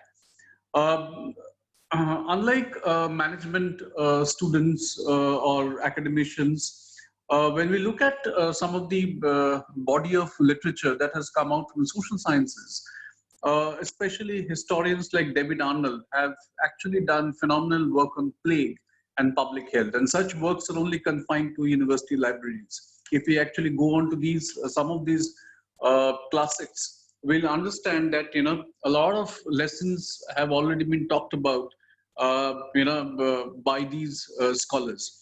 Recently, a very interesting collection of essays by Dr. Amit Sen-Gupta, published posthumously because of his untimely death, talks about how epidemics should not be studied in isolation from public health as a fundamental right for citizens. And that's exactly what the problem is. I mean, if I look at the entire media today, if I look at the entire discourse that is being built around the pandemic, it's actually looking at the pandemic from a very myopic vision rather than looking at it as a fundamental health right for citizens. Next slide, please. Okay, it's a fact that children have been the worst victims of the current pandemic. Yet when we look at children, we cannot look at them as a homogeneous entity. Yes, online classes are on. Children are actually learning their lessons from their smartphones, etc. But most of the children who have suffered belong to very low income or migrant communities. Massive dropout rates have been reported from government as well as community schools. There's a huge digital divide, and these children cannot be taught online since their parents cannot afford to purchase laptops or smartphones. Since livelihoods have been massively affected, most of the children have become victims of child labor, domestic and sexual abuse. It's also a fact that I would like to mention here is that during moments of crisis, any kind of social crisis, whether they are communal riots or they are situations like these, children have been always the worst victims. Even today, when I look at the pandemic, it comes back again and again that these children are all victims, as I said, of child labor, domestic and sexual abuse. All these, taken together. Can we move on to the next slide, please? Well, if I look at the primary objective of this study, it is to understand how the pandemic has affected the mental health of children belonging to low-income and migrant communities. Yes, there are several ways in which these children have been affected. There are several, ways in which this effect can be seen. But what seems very, very striking is that the pandemic has affected the mental health of children belonging to these communities. And why I'm looking at mental health? Because it's something that is not usually seen. It's something that, comes to surface much, much later. For example, a victim of child abuse, sexual abuse today would eventually, 10 years later turn out into a different kind of a personality. So somewhere mental health is something that is usually ignored, and which is why we can't afford to ignore this. Children belonging to middle class and professional families are all attached to their schools or online classes, but the children of low income and migrant communities have been actually forced to drop out of schools. Due to the lack of livelihoods, incidents of domestic violence have increased tremendously in these communities. Many children are going through the trauma of walking hundreds of kilometers to go back to their villages. Children are also seeing the deaths of their near and dear ones due to COVID. Cases of physical and sexual abuse are being reported from homes as well as from streets. We need to actually mention here at this point of time that when the lockdown was announced, it was done in such a hurried manner, and there was no kind of plan or blueprint as to how things are going to shape up. We saw these images of migrant laborers, migrant workers traveling miles after miles, walking and trying to reach their homes. People from Delhi walking till Bihar. It's like something, a trauma which is completely unimaginable. Buses were closed, buses were not running, trains had been shut, and it was complete chaos all around. Children were witnessing this kind of a crisis, this kind of a situation, this kind of a conflict situation. And this definitely was having a huge impact on their mental health. The present study is primarily exploratory in nature. Due to social distancing, direct interaction with beneficiaries was not really possible, except occasionally. Few interactions were managed during COVID relief operations. So very interestingly, a lot of relief operations were happening in Delhi at that time, and it was only NGOs who were participating in these relief operations. The government had nothing to do with these operations. And most of the data was hence collected through NGOs that were active in relief work in the slum areas of Kirtinagar, Dwarka and Rohini. Now these were the places where some of these NGOs were active, and they were doing amazing work, despite the fact that, they had very limited resources, nothing to fall back upon, and absolutely no support. Around 300 opinions were collected from these NGOs. These were derived from interactions with children, their mothers, and community and government school teachers. The data was also discussed with professional psychologists and mental health experts to get their feedback. The bulk of the data, which was qualitative in nature, was corroborated with newspaper articles and opinions on the pandemic. In print, we consulted the Indian Express and the Hindu, and in digital, we consulted the Yes, Abhijit ji, your time is over. On to Vikas ji for the question. Vikas ji, question, please. Thank you, ma'am. Thank you very much. Abhijit ji, my question is related with your paper, the impact of COVID-19. So my question is, what are the impact of COVID-19 pandemic on the children and their lifestyle behavior, basically? See, if you look at the lifestyle behavior, as I said, these children now, cannot go out to play. They're confined in their homes. Most of these are slum areas, and in most of these places, they are witnessing a lot of domestic violence and abuse. So, in terms of lifestyle behavior, it has become I mean, they have gone through a drastic change. Many of these children are now being forced to, drop out of schools, and they have dropped out of schools, and they're being forced to actually, take to work, and they're becoming victims of child labor. So all these are actually ensuring that the children are undergoing a drastic change as far as the life patterns are concerned. So somewhere, if you ask me, what is the overall impact, or how are they changing in terms of the lifestyle behavior? They are actually going through a very, very unstable situation. Moments of crisis like this, they're not able to comprehend. It is leading to a lot of anxiety and a lot of frustration and a lot of insecurity about the future and what the future is going to be. So that's it. Thank you, sir. Thank you very much, sir. Okay. Okay, now we are on to the next presenter, and there is a request from all the jury members that please, from the next presenter, please ask one question in the chat box for the speaker, and the speaker has to answer in the chat box because we have very less time left, and the meeting will be automatically over because PhD Chambers has another meeting, in the line. So now we have the next presenter. All the jury members, please write one question from each presenter in the chat box, and all the participants who are presenting the paper have to answer in the chat box only. And there is one more announcement. Shortly, we are going to share one Google form. It's a kind of ideation workshop. Ideation workshop is an idea workshop wherein all the paper presenters have to write 2 suggestions how to recalibrate the Indian education system. So that is through the Google link. So please mention your name, address, your institutional affiliation, and your 2 ideas. This is mandatory to earn a certificate out of this conference. So next we have next presenter. It is, I think, okay, yes, Challenges of Education in Rural India by Poonam Chauhan. So you have limited 5 minutes.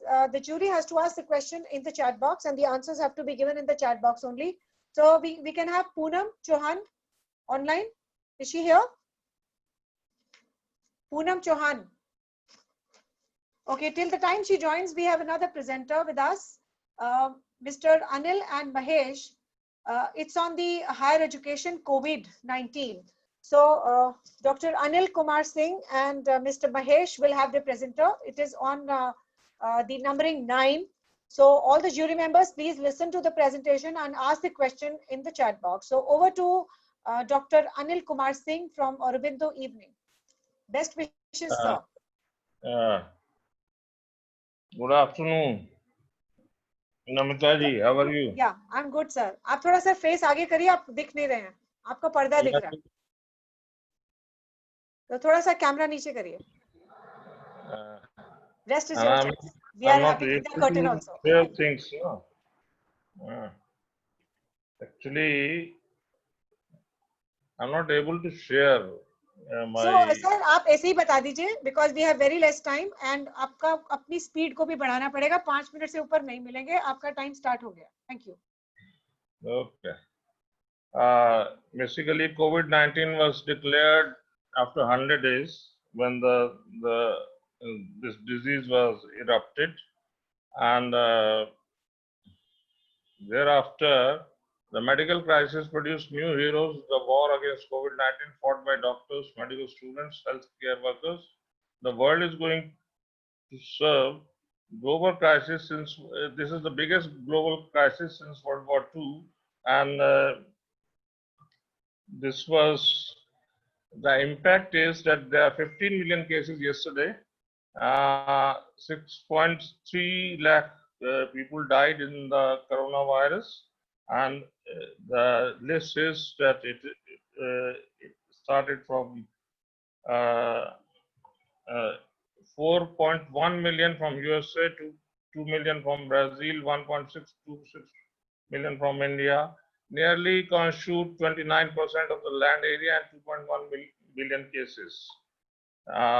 higher education is very much affected due to this because the topmost institutions in the world, that is top ranked institutions, 172 universities and colleges among the best in the world are in USA, and the California is represented by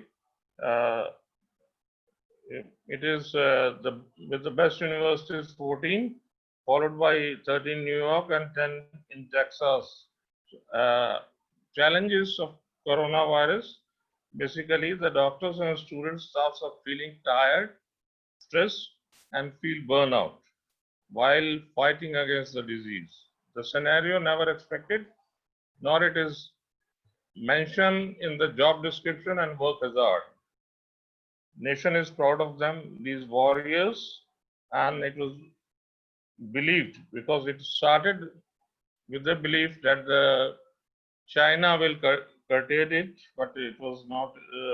And the first case registered in February, month of February in Italy, and thereafter the reason for the crisis is lack of testing and deficiency of protective equipment, lack of knowledge of disease, the medical crisis set new heroes and new saviors, and risk of life was not of job at time.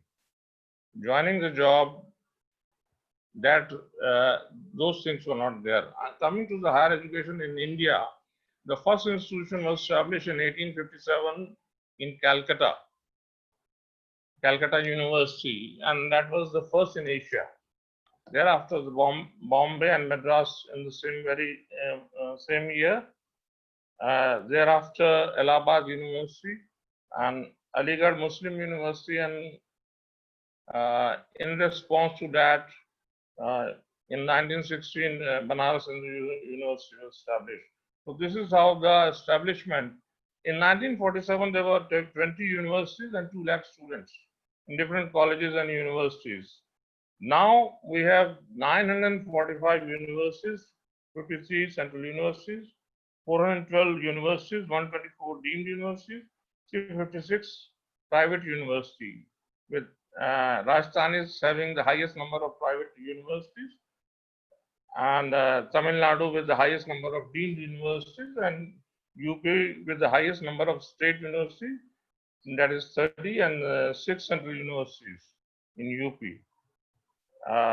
Coming to the higher education, basically, by 2020, there are 945 universities in India, and in 2001, it was, I'm coming to the colleges now, 12,806, 12,000 colleges were there, and it was increased by 33,000. So the growth rate was 150%, with the university doubled from 256 to 564 in that very span, and number of students doubled from 8.4 million to 17 million.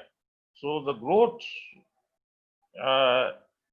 all these things were going very well. In 2007-8, the American crisis hit the private sector very badly, and there was a lesser demand. So UGC cancelled 44 deemed universities status. Thereafter, the 500 technical institutes were closed by the AICTE. Sir, your time is over. So please wind up in next 30 seconds. Now, basically, the impact of disease, now coming to fear and absence of college culture, the impact of the disease. The campus culture and participation in different activities is missing by the student in this era. The pandemic has created another crisis in the country, especially in education sector. Recession as predicted by many in the World Bank and IMF, and many higher institutions will be hit harder, especially in private sector. First year of enrollment may drop 15% of coming semester revenue, which may cost about $7 billion in tuition fee in 4 years. So roughly about, they are going to lose $45 billion. Yeah. Thank you, sir. Thank you, Care sir. also. Thank you, sir. Now I request Mr. Vikas and Urvashi to post one question to Mr. Mahesh and Mr. Professor Anil Kumar, and he will be answering online. So, sir, you will be posted a question. There is one request to all the participants. As you can see, there is a link which has been posted by Harish online. So I will be sharing that again to all of you. This is mandatory for every participant to fill this form. This is just 1 minute form in which you have to give 2 suggestions on how to recalibrate the Indian education system. Now, before we move on to the next presenter, I would like to call upon Kirti, Harish, Jyotsna and Aishwarya online. Are you all there? Where is Jyotsna? She must be coming. She's coming. Okay, Aishwarya is there. Where is Jyotsna? Just call. Okay. So I would like to introduce my specific SAM education team to all of you. They have put in such a lot of hard work and hand in hand with PhD Chambers of Commerce to make this conference happen. So my salutations and my greetings and my congratulations to my energetic and very young team, and especially to Dr. Jitinder. So Dr. Jitinder, please say a few words for the young team. So thank you very much. In fact, what we are seeing under your able guidance, in fact, your all mentees are blossoming like anything. And I'm sure that more, encouragement from your side and more mentorship from your side definitely will help them to think big and grow big. So congratulations to all your team members, and I wish you all the best. Thank you. Thank you, sir. Thank you. So now we move on to the next presenter, Namita Gandhi, for your presentation, please. Are you online? Yes, ma'am. Please introduce your topic and yourself, and then you have 5 minutes. Yeah, hello all. Good afternoon. I am Dr. Namita Gandhi, along with my co-author, Dr. Nalini Kapoor, and I'm going to give my presentation now. The topic is online education during the COVID-19, a study on its merits, demerits, and the challenges posed by it.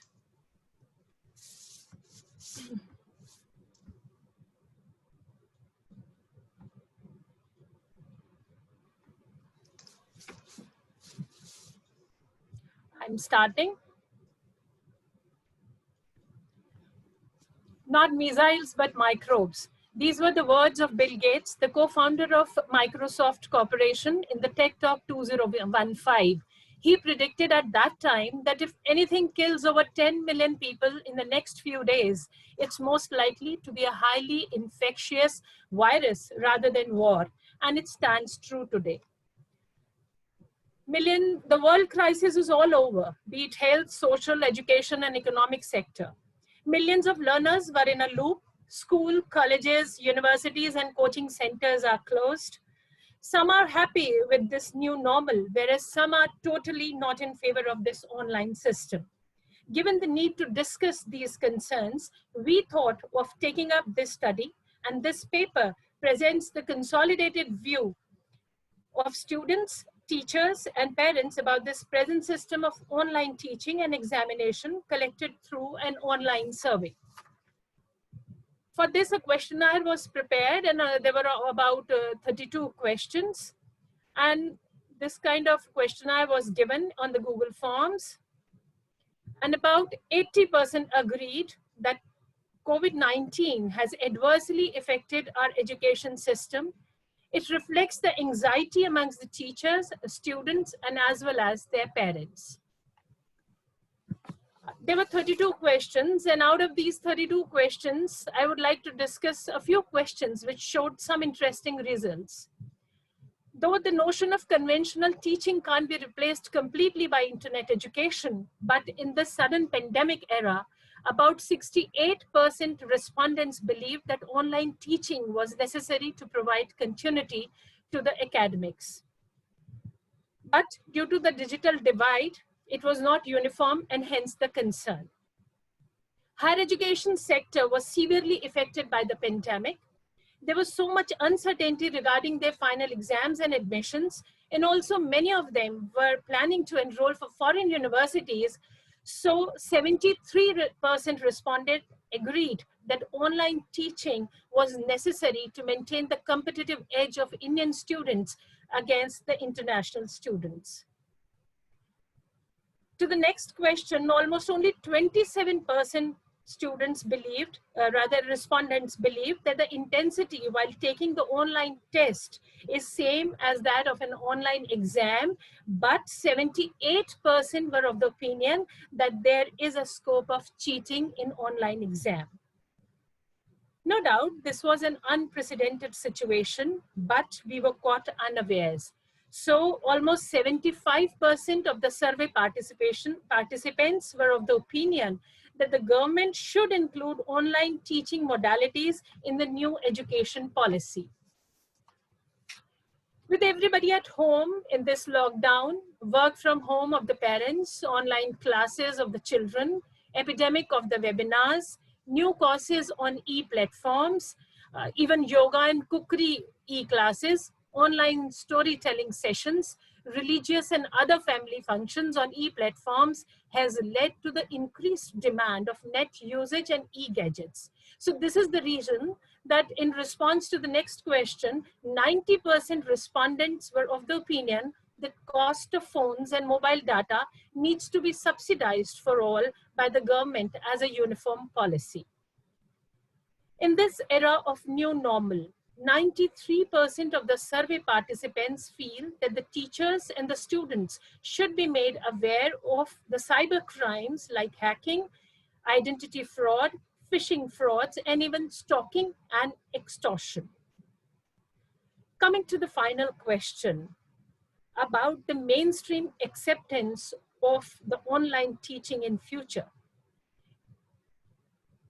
The answer was not fully conclusive. 40% said yes, 24% said no, and 36% remained neutral.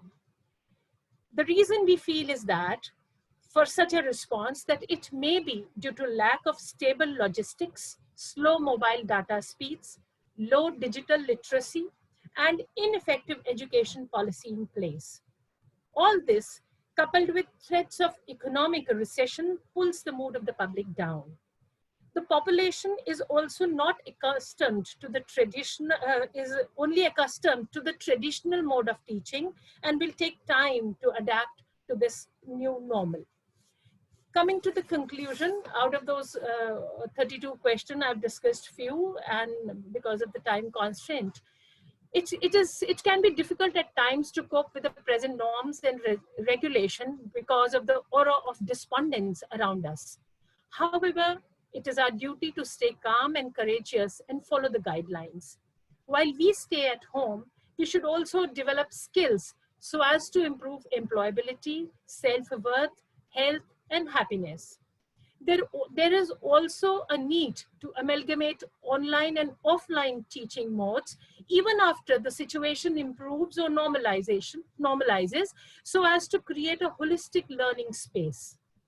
Online teaching has a potential and we need to synthesize it in tandem with the classroom teaching in a way so that the students can reap the maximum benefits. Thank you. These were the references, online references, which we used. Yeah, thank you so much, Nalini and Namita. The presentation was wonderful and you collated very nice and realistic points to achieve the recalibration in the Indian education system. So my heartiest congratulations to both of you.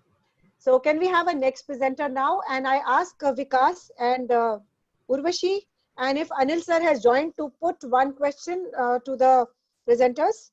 Yeah, so they will answer. They will answer online. Sure. So please put it in the chat box. So next we have. Hello, Namita ma'am.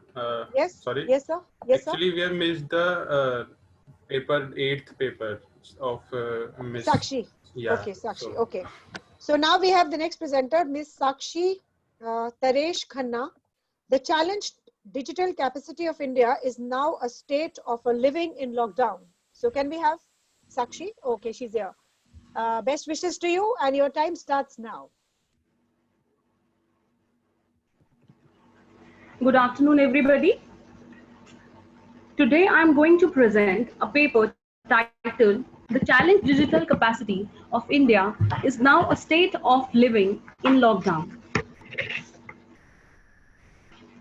Before starting, I would like to mention the reasons for selecting this topic. It encompasses the entire demography of the nation. By demography, I mean kids, adults, senior citizens, rural plus urban areas, government and private sectors, all income groups. It has impacted majority of the population and also led to the change in usage, livelihood, and mindset of the people. Now, coming to the literature part, the first case of COVID-19 in India was reported on 30th January in Kerala. Since then, the nation has had 4 lockdowns. Each lockdown has brought challenges for the entire country in one way or the other. In lockdown 1, there was a sudden closure of basic essentials and livelihoods across all industries. People were left with only digital as a medium to interact and survive, and were made to embrace processes, procedures, which they had not used earlier. For example, video conferencing, social media, online shopping, health awareness, education, entertainment, etc. Demand from residences rose more than the commercial areas. Internet consumption rose by 13%. Adoption rate though increased, but also opened up the Pandora box of trust, transparency, freedom with respect to an intangible medium. Leakage of personal data, fake news, misuse of credentials, and cyber security became a bone of contention regarding moving towards a permanent shift to use digital as a medium. Increased broadband usage has put a strain on the infrastructure, thereby affecting performance in terms of speed, connectivity, buffering, etc. During the literature review process, I came across several challenges. For example, rural sector is deprived of electricity for more than 12 hours on an average per day. Inadequate public Wi-Fi hotspots, poor spectrum availability as compared to developed nations. Internet penetration is extremely low. Digital dependent companies lost a lot of business due to migration of their workers during this pandemic. Students suffered due to absence of internet accessibility in rural areas. Tele-density in rural areas is 57%. Now coming to the methodology. Methodology adopted was divided into 3 steps. The first step was identifying challenges faced by the end users, that is the general public, and challenges faced by change agents like government and private companies. The second step was deriving inferences from the challenges identified. These inferences could be mindset-related adoption concerns and policy changes that has led to roadblocks in efficient execution in setting up of digital ecosystem. The final step was suggesting remedial measures and highlighting steps taken by government and private companies during this pandemic. Now, I'm trying to summarize now. Pandemic has exposed a not so robust digital ecosystem. However, we have shown adaptability and resilience, which can be highlighted by source of the facts that are given below. This paper, in addition to finding out challenges and inferences, has also listed out remedial measures and steps that government has taken during this pandemic. The government remitted 62,361 crores worth tax refunds during COVID period. 20,000 district courts will now use SaaS as a service, software as a service. Union Home Ministry has initiated online nomination for the awards, prestigious awards like Padma Awards. Andhra Pradesh High Court will have hearing of emergency cases over video conferencing. Ministry of Tribal Welfare going online as leaders. Initiative in collaboration with Facebook to coach 5,000 tribals.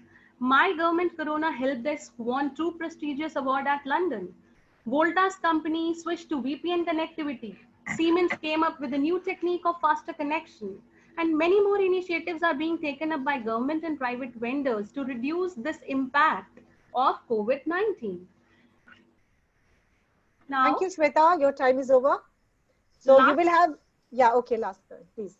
Lastly, I would like to conclude that no one can deny with the fact that technology has a savior amidst the need to be physically distant. It is the harpoon to end our troubles, but needs some sharpness. Thank you. You are very, very right and true on your last comment, which is definitely very commendable. And my heartfelt congratulations for a wonderful presentation, Shweta. So you will have one question from our jury member, Dr. Vikas and Dr. Anil and Urvashi. If all the three want to ask one question, you can put it on the chat box and you can please answer, or it's mandatory to answer because you will be evaluated. Okay. So next we have a next presenter, paper number 11, a study on changing perspective of teachers and parents to teaching learning process and impact of COVID-19 on elementary education, Ms. Shweta Sinha and Mr. Raj Lakshmi Kushwaha. Are you there? Yeah, can we have you online? Okay, till the time I get an answer from them, let me have paper number 12. Indian education system COVID-19 impact and opportunity window. Don't dull down the shade. Miss Kanupriya Malhotra, can I have you? Yes, ma'am, I'm there. Okay. So best wishes and your time starts now, please. Thank you. Good afternoon, everyone. Now, before starting off with my topic, I would like to thank the PHD Chamber of Commerce and PASLM Trust, Educational Trust for giving me an opportunity. Now, coming over to my topic is Indian education system, COVID-19 impact and opportunity window, don't pull down the shade. Now,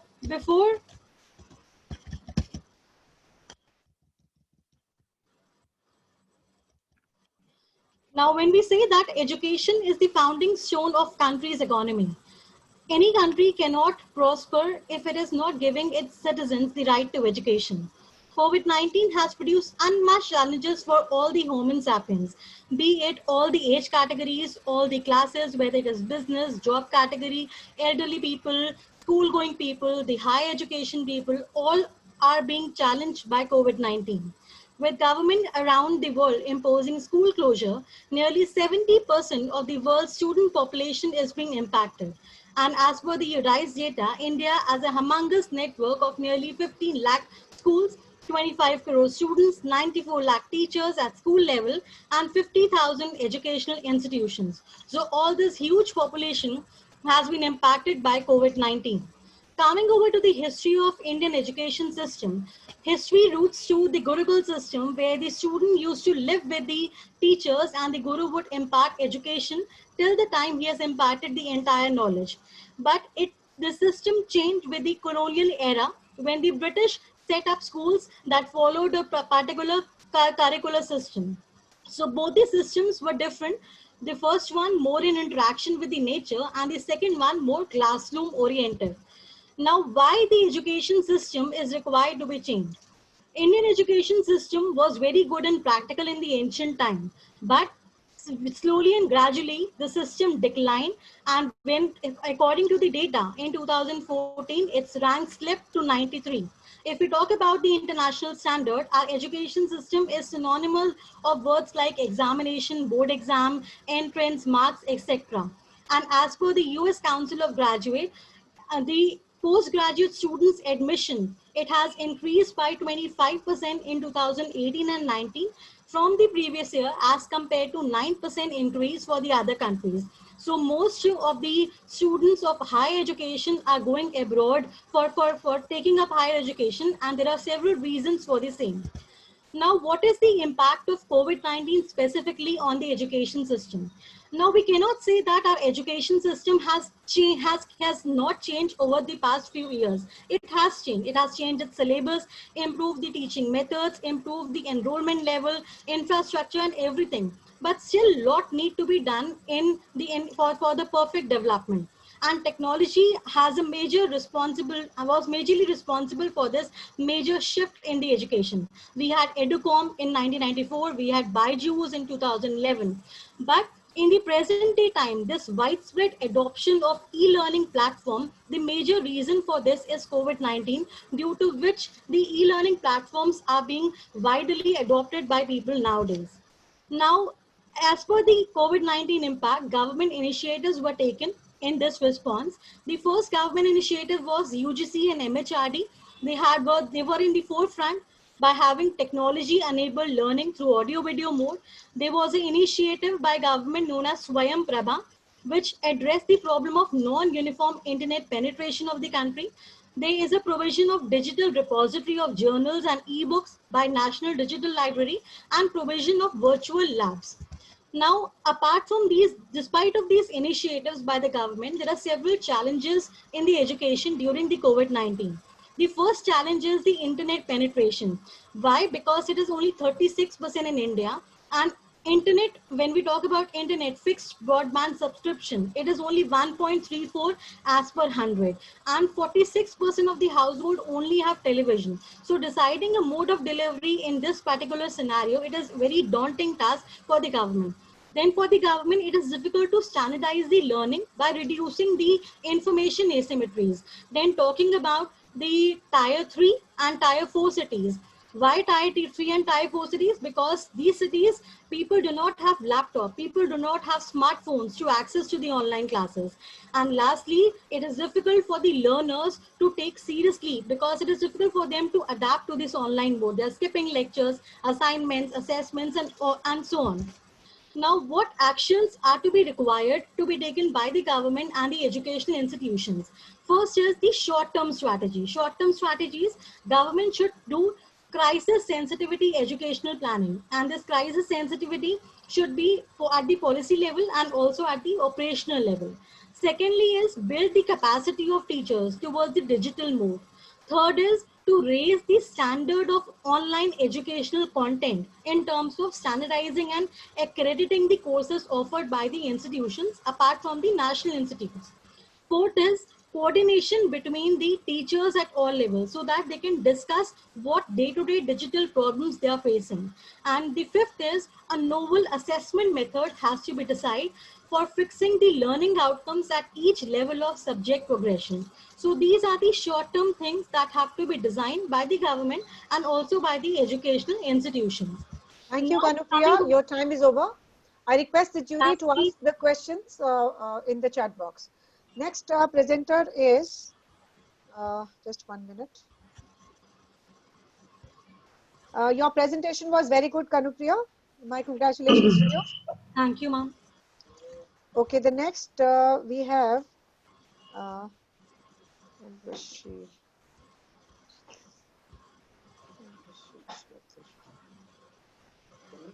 just a minute. Strengthening the God's Instrument Through Equanimity and Yoga by Dr. Akhilesh Mishra and Miss Archana Mishra. Sir, good afternoon. I'm here. We are here. Yeah. Thank you so much. Good afternoon, ladies and gentlemen. So our topic, strengthening of God's instruments through equanimity and yoga. There are wide range of metaphysical philosophies that outline the yogic techniques to attain the strengthening of the God's instruments. Gets what? Heart, lungs, brain, and of course, divine awareness. The knowledge of the yogas and its types has been a part of the teaching and religious shastras since the time of the Gurukul education, as my colleagues, so many colleagues have pointed out and emphasized on Gurukul education, such as Jnana Yoga or the knowledge, Bhakti Yoga or the devotion, and the Karma Yoga, the performance of karma. In the holy book of Bhagavad Gita, it is mentioned that Arjuna's mind is full of doubts, ambiguity, fear, convictions, distress, anxieties, and dismay. On what? On seeing his own family, teachers, relatives, and friends on the battleground. So, similarly, for us also, any time a moment can come in a person's life that makes us blank, confused, stressed, anxious, and so finished. So that is the psychology that comes with the natural man-made challenges, even like a pandemic. So the person's wishes at that time is only to see a light of hope or a sign of the Supreme Lord to help. A human being has to realize that the Lord exists inside us. This connect can only be felt with the knowledge of the self-awareness, equilibrium, and the research topic, our research topic, the integrity of the mind, body, and the heart, that is soul, through the holistic yoga. A person with a shallow life always lives on the edge. That is, his understanding of the life is, by and large, to take birth, grow, get married, children, mate, and then die, leaving the offsprings behind. The great saints but have earned the divine knowledge and self-awareness. So they perform actions for social peace and social discipline. The human beings, my dear colleagues, can make a raft out of the different yoga practices and sail through all the challenges to the life, even like pandemic. The mind of the human being, that is blood, element of water, knowledge, and intellect, that is the mind, is very unsteady, being the part of the nature. This varying, erratic, and uneven and unsteady mind directs the human behavior towards the negative tendencies called tamogun qualities. That is our research topic.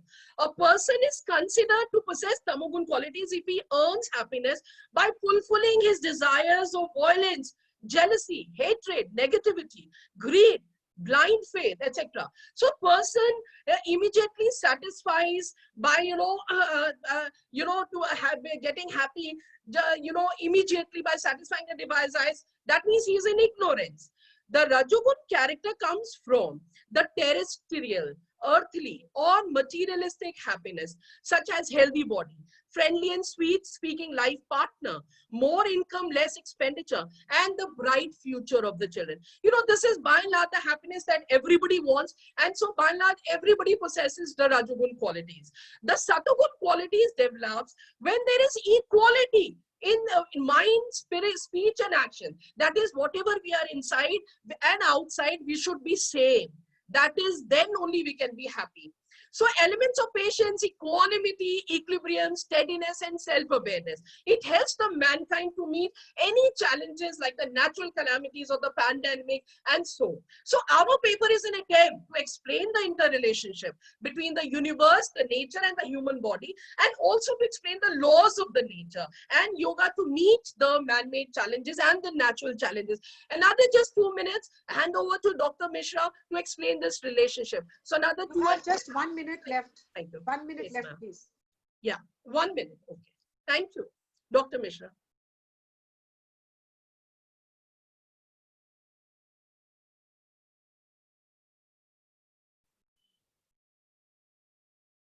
Yes, Dr. Mishra. Okay. Okay. Ma'am, on the basis of spiritual science and Vedic science, we divided our body in the 12 parts. The human body is a miniature part of the universe and the nature, and symbolizes all the qualities of the nature. The human body possesses 3 qualities, that is unsteadiness, stability, and duality. Unsteadiness is a weakness of the nature as well as in the body, which is a part of the nature. The man commits sins through human frailty. If our body is balanced, we conceive balanced natural quality, then our body will be normally balanced. But it is not happen nowadays. Man is born into the world made by him. Then positive behavior refers to the mental and physical purity of the human body. It develops from the integration of the mind, speech, lungs, and heart. The four parts of our body is unsteady by nature. But if we want to if we want to perform balanced behavior, then it will be developed by the heart, private organ, stability of the private organs and legs. If these all are a very steady and neck, sound system. The glorious deeds produce heavenly happiness, and the evil deeds produce hell thereafter. 6 parts. Last 30 seconds, sir. Please, wind up. The influence of the natural chakra and cycle on all the human beings, as the human beings are the part of the nature. The 6 parts of our body have a predominant and significant influence during the day, and 6 parts of the human body during the night. The water and the earth element have the most predominant and the significant influence during the night time and activate the organs of mind, throat, shoulders, lungs, thighs, and knees. During the daytime, the elements of the all air, light, and the sky are the most predominant. That activity is the 6 parts of the human body: heart, stomach, intestine, navel, muscles, private organs, legs, angle, and the foot. If the behavior of the body and the nature becomes identical, then the consumption of the body is reduced, and the longevity of the body in the terms of age and physical fitness increase with the integration of the mind, body, and heart. This is Sir, your time is up. Yeah, just wait, ma'am. 1 minute. Please conclude. Conclude. Okay, sure. This is the next PPT. This is basically the heart is a stable organ of the human body that starts the beat or functions prior to the 6 months of the birth of a child and keeps working till the last breath of the life. The stability of the heart develops the quality of the patience and the maturity and provides longevity to the body with the life of 100 years. The coordination of the mind, heart, and thigh balance the entire body. The complete energy of the universe is present in these 3 parts of the human body. The more strong, peaceful, and pure these parts are, the more the flow of energy towards the heart and the brain that results in the increased stability of the body. Composition of air influences the nerve and vein system, which transport energy to all the organs and tissues of the body. Wind is the healing balm which drives away all the diseases. The different types of language ascent develops established according to the difference in the physical and geographical environment. The water element is present in the human body in the form of the blood. The blood is called the mind of the human body. Waters purify and make one bright. The quality of the blood result in the efficiency of the mental qualities. In real life, a person remains happy for a long time only when there is a equality, similarity in the mind, speech, and action. The society gives respect to a person for his good deeds. When a person is equal and similar inside and outside with himself, he attains permanent happiness. Thank you, ma'am. Okay, thank you, sir. It was very, very good. And the issues which were raised by Dr. Archana and you are very, very pivotal. This PPT is only 2 exercises which is balance our whole body. This is exercise of Atma and heart. Pranayam and toe touching. Padmasana and Charanaspas. Okay. So Charan Sparsh and the other one Padmasana, which has been Padmasana. Padmasana, as they say, a yoga of the Atma and heart. Okay. So this is a very, very novel topic and very, very good topic, which is the need of today. And the virtues which were mentioned by Archana are quite pertinent in the present scenario. So my heartfelt congratulations to both of you. The presentation was wonderful, touching the new paradigms and the pedagogies owing to which we can recalibrate education, because the first responsibility of a human is towards your own self. So to make yourself healthy, mind, body, and soul is primarily the main reason for happiness. And if we are happy, we can win the battles. So thank you so much. Thank you so much. Thank you. Okay, so I asked the jury to ask at least 3 questions, or maybe I opened the session to the other presenters also for this particular paper, because this is very, very novel. And the more questions you ask, the more unveiled the topic would be. as it is a new topic. So they will also be working towards the new areas and the paradigms which are asked by our presenters. So I open this session to all of you to ask the question from Mr. Akhilesh and Mrs. Archana Mishra. And please put it on the chat box, and the jury will ask the question from you, and even the presenters would ask the question from you. So Surely, please ma'am. feel free Sure. to answer. Okay. So the next question is by Rablin Kaur. It's about flipped classrooms and innovative teaching paradigm. So over to Rablin Kaur. Can I have you online, please? Yes, ma'am. Yes. So my best wishes to you, Rablin. Thank you, ma'am. Do well, present well. So good afternoon, everyone. My topic for presentation is flipped classroom and Please innovative switch on your teaching. video. Please switch on your Yes. video. Is it visible now? Okay, yeah, it's visible. Thank you. Good afternoon, everyone. My topic for presentation is flipped classroom and innovative teaching paradigm. And my paper talks about the flipped classroom approach and its comparison to traditional approaches and how this would be benefiting the students. So to start with, the basic concept of flipped classroom is it is basically also called as inverted classroom, in which we reverse the criteria of lecture and homework, which we usually do in traditional classing. But when we talk about flipped classroom, it is more or less an element of blended learning, which talks about both the physical learning as well as the online learning. Along with this, flipped classroom method allows various range of teaching methodologies that you can use. While teaching, you can use both online as well as offline. Like in today's scenario, you can see various number of available online platforms such as MOOCs, Coursera, and other sources, which is helping students to engage and learn more about the same concept. Also, flipped classroom is more of a student-centric approach, which focuses more on analyzing capabilities, making them more aware about what is going around the world within the same context, improving their performances, and making them self-independent to understand the concept clarity. And this particular flipped classroom is based on the theory of Bloom revised taxonomy, which has 6 parameters starting from remembering, understanding, applying, analyzing, and creating. Apart from this, whenever we are talking about traditional method, we are focusing more on creating, evaluating, and analyzing. But when we are talking about flipped classroom, we are focusing more on evaluating, analyzing, and applying. I'll come on to this later on. My methodology for this is more of a literature review paper. I have used secondary data, various published journal resources and reported resources. And my research question for this particular paper is to explore about the flip and inverted classroom and its effect on student learning.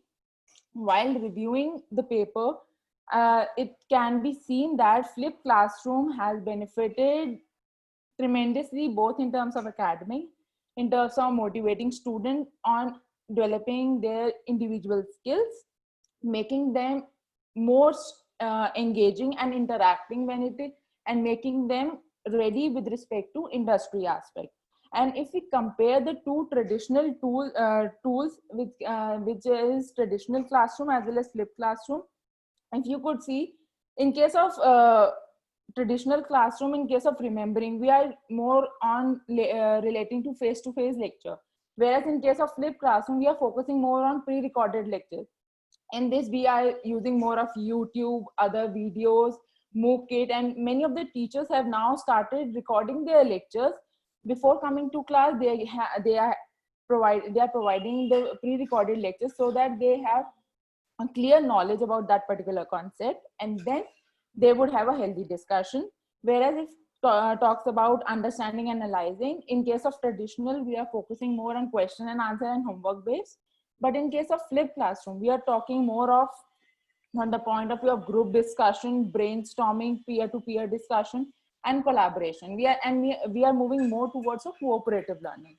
And whereas when we are talking about applying, evaluating, and creating, in case of traditional, we are focusing more on homework as well. But in case of flipped classroom, we are developing both student as well as instructor, because in order to teach in flipped classroom, instructors should also be equivalent with respect to making student engage, and it provides two-way learning. And flipped learning is basically promoting self-directed learning for both instructor as well as for the student. The limitation with respect to India in this particular scenario is with respect to the internet connectivity which they are facing. Apart from this, the infrastructure which is providing, which needs to be built in order to have a better flipped classroom teaching with respect to India. And these are the references for my presentation.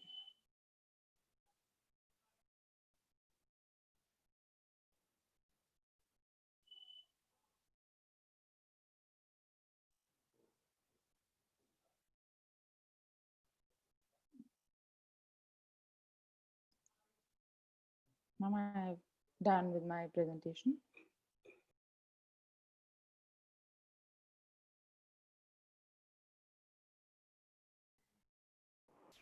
Hello, Dr. Rajput.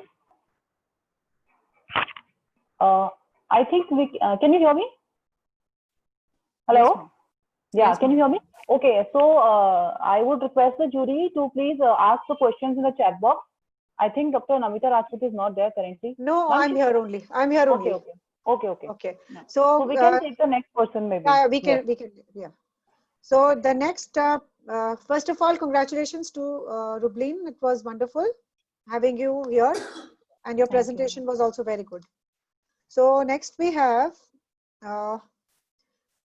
analyzing online teaching learning process as a makeshift arrangement at the outbreak of COVID-19 by Dr. Jyoti Kulshrestha and Dr. Sanjay Kulshrestha. Can we have you online, please? Jyoti Kulshrestha and Sanjay Kulshrestha. On to you, sir. Good afternoon, ma'am. Yeah, my best wishes to you. Thank you. Thank you very much, ma'am. I'm Dr. Sanjay Kulshrestha, and I'm presenting this paper along with Dr. Jyoti Kulshrestha. And I would also like to thank the PhD Chamber of Commerce and the organizers for arranging such a wonderful webinar. And the topic today is analyzing online teaching learning process as a makeshift arrangement as the outbreak of COVID-19. Ma'am, actually the thing is that this COVID-19 has actually sent the entire world into a tizzy, where businesses were shut down, people lost their jobs, those who did not, they faced salary cuts, followed by large-scale exodus and retrenchment. And schools and colleges were shut down under complete lockdown. Basically, the thing is that under this entire gamut of this COVID, lots of things were adversely affected. Industry, economy, and the worst affected was our education system. So recently, basically what happened was that in the COVID, education got so affected that a makeshift arrangement was taken as a resolve to complete the education of the students, to impart them education to complete the course online. Now, when this online was adopted as an arrangement, now it had its own drawbacks. It has its own drawbacks because online teaching you can do, no doubt. You can impart online teaching to those students who are actually highly committed and who are actually regular. Now, coming to those practical classes in engineering, in physics, chemistry, biology, what will happen to the practical demonstrations, practical handling of equipment? It cannot be handled online. Yes. Basically, in science, for practical science, practical subjects, when they are held, they are held under the strict supervision of the qualified teachers and the laboratory assistants. Now, coming even to humanities field like music, vocal music, or maybe instrumental music, even there, the presence of the teachers, the qualified teachers, is utmost important. Now, even for other humanities subjects like psychology and applied psychology, the application of the test is not possible until and unless there is a rapport between the teachers and the teachers and the students.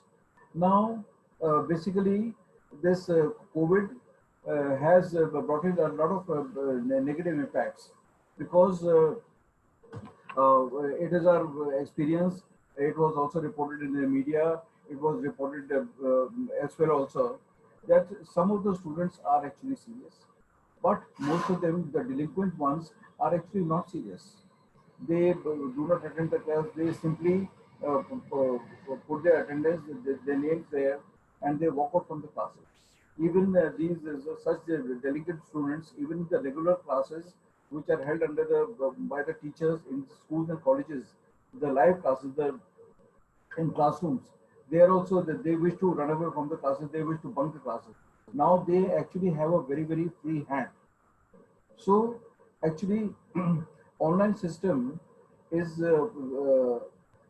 can be a makeshift arrangement, but it cannot replace, definitely not, the classical classroom teaching system, because this system has evolved over the years, and this was well thought by even the ancient gurus in all over the world, ancient teachers, ancient philosophers, that students going to classes, students attending these classes, they have to go present themselves physically.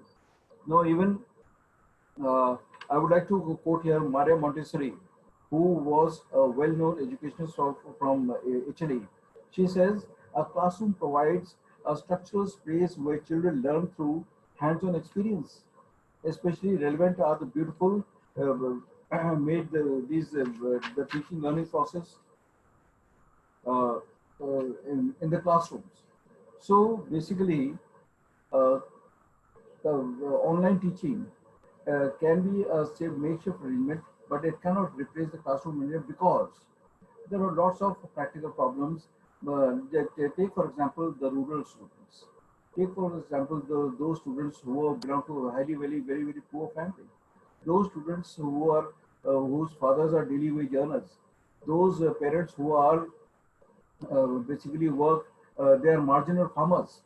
Where do they can they arrange a laptop or maybe even a smartphone for the children? It was recently in the news that a person, a village dweller, he sold off his cow for the sake of buying a smartphone for his child.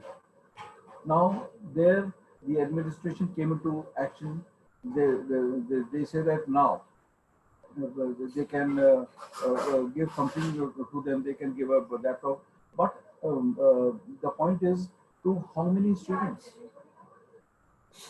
Yes, sir, your time is over. And if you want to play something, you can put the link in the chat box. Our So just participants can, yeah, please. So just last word, ma'am.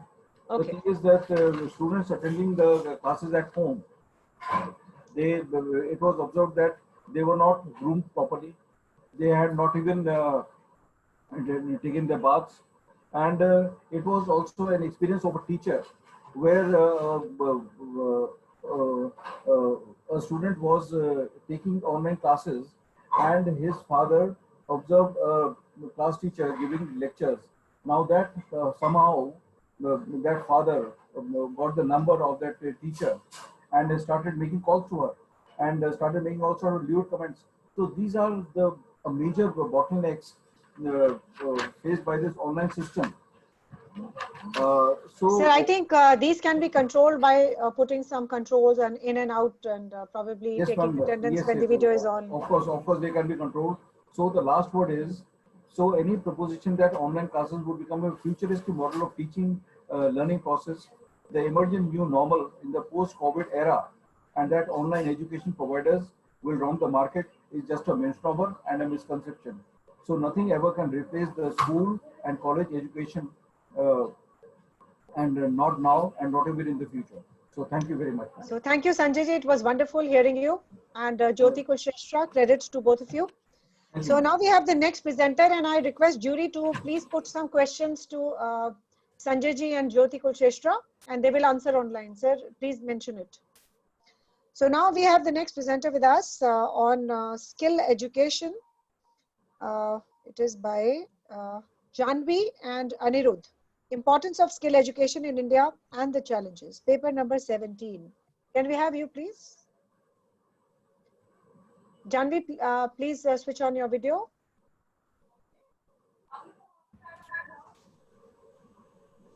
And jury, please ask the questions from Mr. Sanjay and Jyoti Kulsheshwar, the previous paper. Yeah. Yeah, good afternoon, Janvi. My best wishes to you. Thank you. Thank you so much for this opportunity by Salm Educational Trust and also PhD Chambers. So my topic is about importance of skill education in India and the challenges. So skill education is usually not considered to be the mainstream education and is usually disintegrated from the formal education that's being imparted to that's being considered a part of higher education. So coming to the objectives of my study, so education is a vital role, education is a vital tool which is very essential to bring social, economic and political changes in the population. So with increase in globalization and competition, it's very important for us to have a reserve of skilled workforce in order to increase our GDPs also and other kinds of measures like per capita income and everything, and also the growth. So in order to have a huge reserve of skilled workforce, the importance of skill education arises at this point of time, where in India there are a lot of unskilled workforce who are into the job market, which do not really need skill. And India also has a advantage of high population with an average of 29 years, which are considered to be the working age population. When we compare it with China, it's 37 years, and with Russia with 40 years. So we have huge amount of young people in India, and that should be used to our advantage. So coming to the objectives, here in this paper, we tried looking at the importance of skill education in India and the challenges it is facing in general also, and specifically due to COVID-19. So we tried looking at the lacunae that are there in the skill education and the challenges that arise due to digital infrastructure and digital divide. Now, since all of us know that everything has moved online after COVID-19, digital infrastructure is very important. So this is one thing that we have tried to understand. And we also looked at the possible ways we can tackle it. So coming to the literature, after going through the literature, three things are very clear. We need to use the huge young demographic dividend of India to our advantage. And other thing is we need very skilled people in, we need to impart huge amount of skills to people in India, which would also help us increasing our growth. And other thing is, as we all know, women constitute about half of the population, but women lack in a lot of vital parameters, maybe because they are not given access to skill education and digital literacy and other things. So I think concentrating on women is also very important when we want a holistic development of entire population. So women need to be considered special along with children also. And as it's rightly pointed out by a lot of us, that if we educate women, we are educating generations. So that is the reason why we have given special importance to women in our paper. And coming to the methodology, it is highly based on secondary sources, and we used reports from various ministries like Ministry of Skill Development and Entrepreneurship, Ministry of Labor, and other reports that are given by EY and FICCI in collaboration with various ministries. So now, we all know that we all might have understood by now that skill education is really important.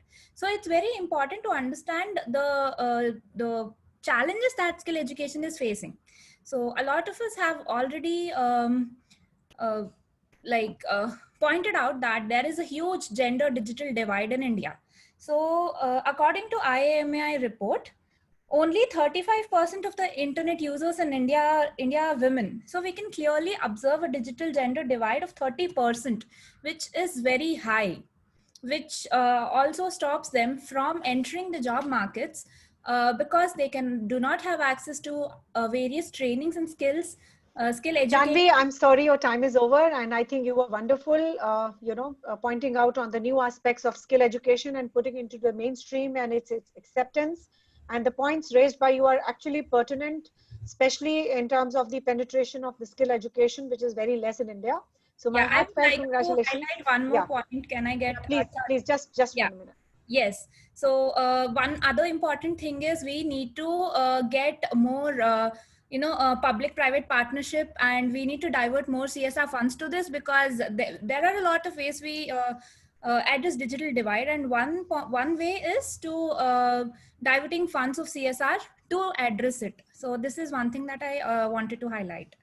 Thank you so much. So now we have I request jury to put the questions to Janvi on the skill education. All three jury members, please do put some questions and she will answer. Now, next presenter we have is Mr. Sunny Seth and Mr. Sanjeev Saxena. And the topic of the presentation is teaching online in higher education. Does quality leads to sustainability? So we are actually anxious to listen to all of you, both of you, sorry. So please come online and please unmute yourself and start. So best wishes, Sunny ji, from my side. Thank you, ma'am. A very good afternoon to all the panelists and the fellow presenters. Am I audible? Yes, you're audible. See, you have to be very specific about the time, because 3:30 the meeting is going to be over. So yes, your time starts now. Sure, ma'am. So undoubtedly, the traditional classes are more social and collaborative. Is my PPT there? I think. Just a minute. Is my presentation visible? Yes, it is. Yeah, okay. So undoubtedly, traditional classes were more social and collaborative, and in virtual classes, one click a student is there and one click the student is gone. So the thing is, how can we identify the gap in traditional and virtual classes so as not to say which is better, but what alternatives can be adopted to fill that gap? So the title of my paper is Teaching Online in Higher Education. Does quality leads to sustainability? And this is co-authored by me and Sanjeev Saxena, sir. The immense body of research confirms that the quality teaching is important and does make a difference in the lives of our students. Effective teachers have a profound impact on the educational outcomes and a positive influence on the outcomes of the students' life cycle. As a consequence, the purpose of this research is to explore some key quality attributes of online effective teaching that leads to sustainability. So in this literature review resulted us with the following research questions. What is meant by the quality in online medium of instruction? What is meant by the sustainability in the online medium of instruction? And does quality leads to sustainability in the teaching online to the students in higher education? Now, the structured research methodology based on grounded theory approach is adopted in this research. This was done deliberately so as to understand the problems faced by various stakeholders and collect data for the formulation of research questions in conjunction with the existing literature. Sampling technique was purposive. This was again done so as to remain focused with the research questions. The respondents included students, teachers, parents, and other stakeholders. And the sample size was 302. The data was collected by means of telecon interactions, which is the application of grounded research theory, as well as by the Google Forms. Some of the measures of quality which are taken are the quality of teaching, quality of evaluation, the network connectivity issues and all. That is basically described by one of the panelists, Mr. Suchender. The doubt clearing issue, the monotonous one-way mode of teaching, and all other issues are basically taken as the quality measures. Then the measures of sustainability basically included the ability to maintain the engagement of the students and ability to design the experiments which force critical thinking and linking to the real life scenarios. The exploratory data analysis is applied to determine the linkages between the variables. The online teaching platform as a medium has brought a paradigm shift in teaching methodology, due to which the issue of quality in online teaching is universal, as students have several options such as choice of MOOCs and other courses to compare and contrast. So in this case, the teachers should be ready to accept the criticism because everything is available on online mode. So anyone can access that and anyone can comment on those things. So this has raised the question of sustainability in online teaching platform. The study has highlighted the key parameters of quality and sustainability and what needs to be done for quality components to remain sustainable. Quality has managerial and research implications, and study has clearly highlighted these issues since online medium of teaching is here to stay. Some of the limitations of the study might be related to data collection, determination of variables, and pertaining to behavior of the stakeholders. We know that quality is an integral component of sustainability, and the study has highlighted that a strong commitment to quality implementation program does lead to sustainability. Now for the recalibration of teachers, there are following points which teachers should keep in mind: that they should keep moving forward, reflect, review, revise, and renew, operate from a mindset of unlearn and relearn, adopt student-centric approach, develop a community of practice learning best practices, and be a catalyst in this paradigm shift. These are the references which I have used. So Sunny, you were actually, your presentation was very good, to the point and crisp. So my congratulations to you. Thank you, ma'am. For sharing your points and thoughts in this platform. So I asked the jury members to ask the question from Mr. Sunny Seth, and till the time they ask, we have the next presenter with us, Dr. Amisha Gupta, Rupanshi Tuteja, and Mr. Yajash Gupta. And the topic which they're going to talk about is disruptions, exacerbating e-learning process and empirical work, paper number 19. On to you, Rupanshi. Yeah, good afternoon, ma'am. Best wishes to you. Please start. Your time starts now. Okay, so our paper title is Disruption, Exacerbating E-Learning Process. So in this paper, majorly we have talked about the disruptions on both the ends of one spectrum is of teacher and other spectrum is of students. So we have gone through a literature review and what we have found was that there is no empirical research was done with respect to challenges in online learning in India, considering both students and teachers at the same time. So our objectives are to highlight common problems faced by students and teachers in online classes and to identify if online teaching has any impact on the effectiveness of teachers and students in the learning process. Along with that, what we have done is we have developed a model in this for our edtech companies. So moving on to our research methodology, it is basically an empirical work wherein data has been collected from primary and secondary sources, and for primary we have developed two separate self-designed questionnaires wherein one was circulated among students and other was circulated among teachers. So from students data, we have collected the data of 200 students and 76 teachers, and basically it was Delhi based, and the tools we have applied is Cronbach Alpha and principal factor analysis.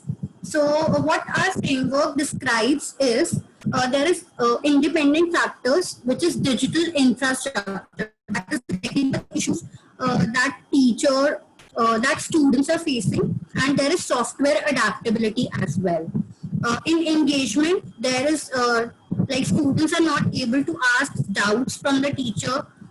They can't communicate properly to the teacher, and they can't communicate with their batchmates as well. And there is one more thing in the online classes that has been observed. There is passiveness among students. Like if I am opening my phone and running this Google Meet and my class is going on, so I am getting several other notifications, so I get distracted. And other thing of passiveness, the factor that we have seen is sleepy in comfort area, that students are like bored and sleepy in the class. So we have circulated a questionnaire, and the Cronbach alpha result for the students questionnaire was 0.785, which means that the data is reliable. And we have conducted dimension reduction, that is principal component analysis, with considering eigenvalue more than 1. So in digital infrastructure, technical issue was the major component. In engagement, doubts clearing was the major component. And in passiveness, internet distraction was a major component that the students responded that they have some kind of effect on their learning. What we did in teachers data, teachers framework, the same parameters were judged: digital infrastructure, engagement, and passiveness. What we have done is, what the teacher do is, teacher waste a lot of time in reconfirming that am I visible, am I audible. So this wastes a lot of time. Another thing is there are software issues. There is batch size issues because we are not able to see, like, if I am teaching 60 students, so all that 60 are present in the class or not. So this is also the digital infrastructure issue, and there is no restriction on entry and exit. So it somehow creates a lot of chaos in the class and creates disturbance. In the engagement, the same thing. Teacher is somehow, due to technical issues and other issues, maybe not able to clear all the doubts in one go, may not be able to like communicate with students with body language, use of proper body language, and it is very difficult in the virtual setup to manage group discussions. And in passiveness and inattentiveness, what teachers experience is nuisance in the class because students, because due to network issues, students listen later and reply later on after the topic is changed. And there is some please conclude. You just have 20 seconds. So the result for this data was the Cronbach alpha was 0.928, which is which is considered excellent. The same parameters were judged: digital infrastructure, engagement, and passiveness, and these are the results of the same. So this, we have developed a DEP model for EdTech companies. So what they can consider is these factors. The major recommendations that we would like to give, that they can improve the digital structure with providing more user-friendly software which can be used with low bandwidth, which in turn can be helpful in increasing engagement. Moreover, the challenges of passiveness, which is majorly due to internet distraction, companies can provide an option of tab lock where students will be logged out if they switch the tabs.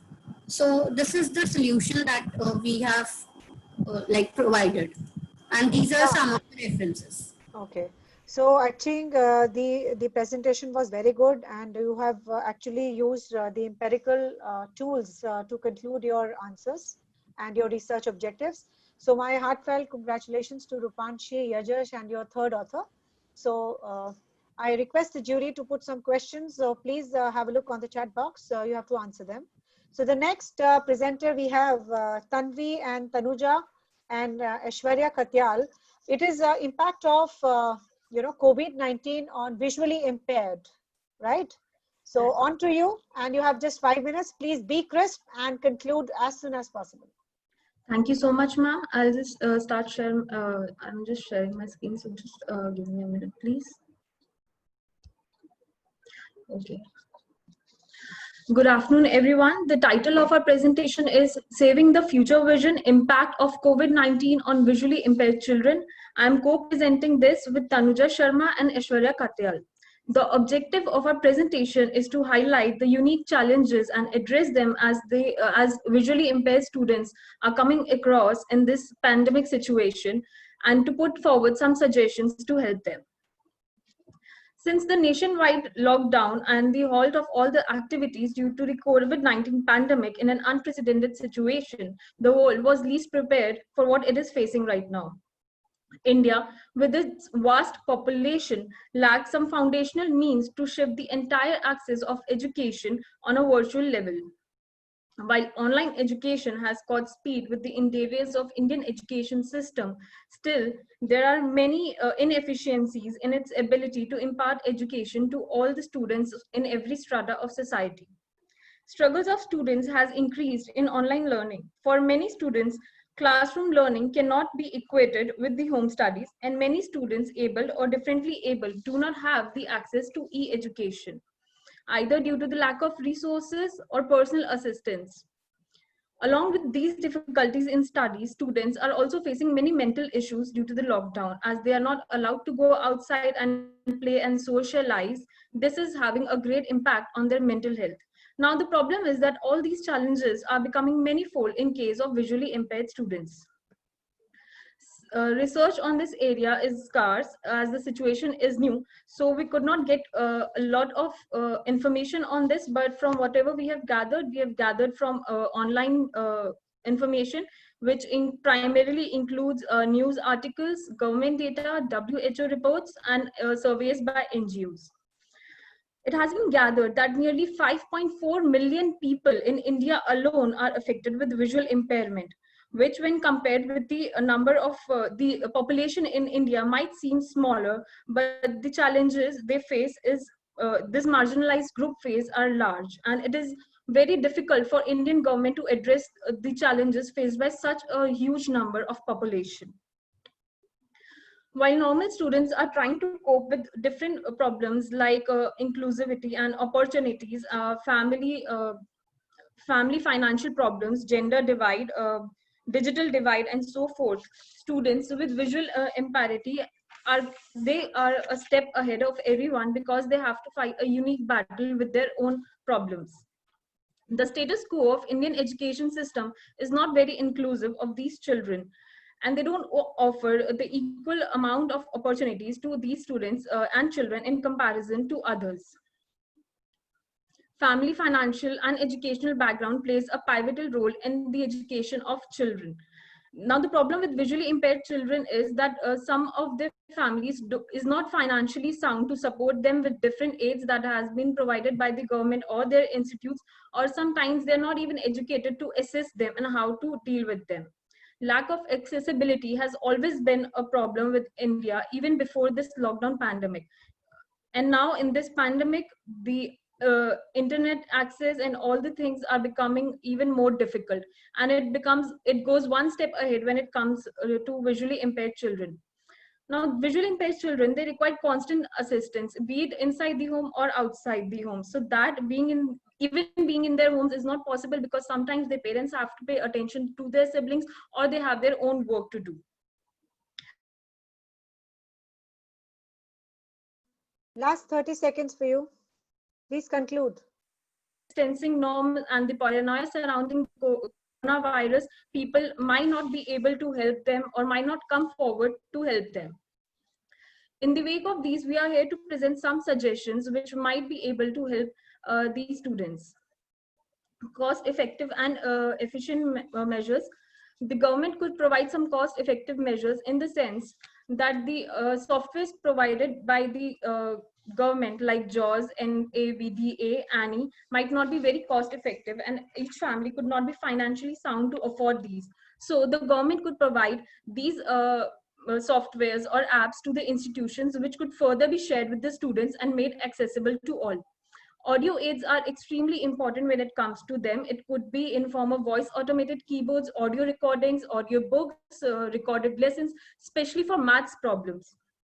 Then comes the telephonic assistance. Yeah, we have to break because we have three more presentations and we have very less time. So your presentation was very good. I request jury to put some questions on the visually impaired impact of COVID-19. So the next presenter we have is Ms. Ashmita Kaur, and the topic of our presentation is Industry 4.0, an enabler for sustainable development, a scenario-based analysis of the impacts, challenges, and opportunities for India. So my best wishes to Ashmita. Well, Please thank you. presentation, and your time starts now. Okay, so good afternoon to all respectable jury members and the participants. My name is Ashmita Kaur, and the topic of my research paper is Industry 4.0, an enabler for sustainable development. It's a scenario-based analysis of the impacts, challenges, and opportunities for India. Well, so the objective of my research paper is to draw a correlation between Industry 4.0 and attaining sustainable development goals in Indian scenario. Now, what we have seen is that as we are heading to the fourth industrial revolution, which is also known as Industry 4.0, which is marked by technologies like IoT, industrial Internet of Things, blockchain technology, additive manufacturing, 3D printing, cloud computing, augmented reality, virtual reality, and so on and so forth. So in this scenario, as industries are greatly adapting to Industry 4.0 models with increased automation and mandate to make a very, very clear distinction between people, planet, and profit, wherein while doing all this, they also have to meet their triple bottom line targets. So all this can only be achieved if industrial production as well as whatever social economic development is being done by industrialization is at par with achieving the larger objective of the nation, that is to reach its 2030 mission of achieving sustainable development goals. So my research paper is basically drawing the correlation that how Industry 4.0 can be an enabler for achieving sustainable development. Yeah. So now we have review of literature. Well, as I reviewed the literature, I saw that not much research has been done on this topic with respect to the Indian scenario. Well, yes, we do have a few researches on a global context, but not on India specifically. So as I saw that Professor Herman et al. In his 2015 research paper, he postulated that there exist 4 critical elements for Industry 4.0, which will help in achieving the SDGs, which include IoT, Internet of Services, cyber physical systems, and smart factory. Secondly, Stock and Saliger, they postulated that Industry 4.0 provides numerous opportunities for sustainable goal of each country. Then we have Blank and Worthman. They postulated in their research paper that Industry 4.0 is an opportunity to realize a circular economy. Lastly, we have Balsari and Rooks.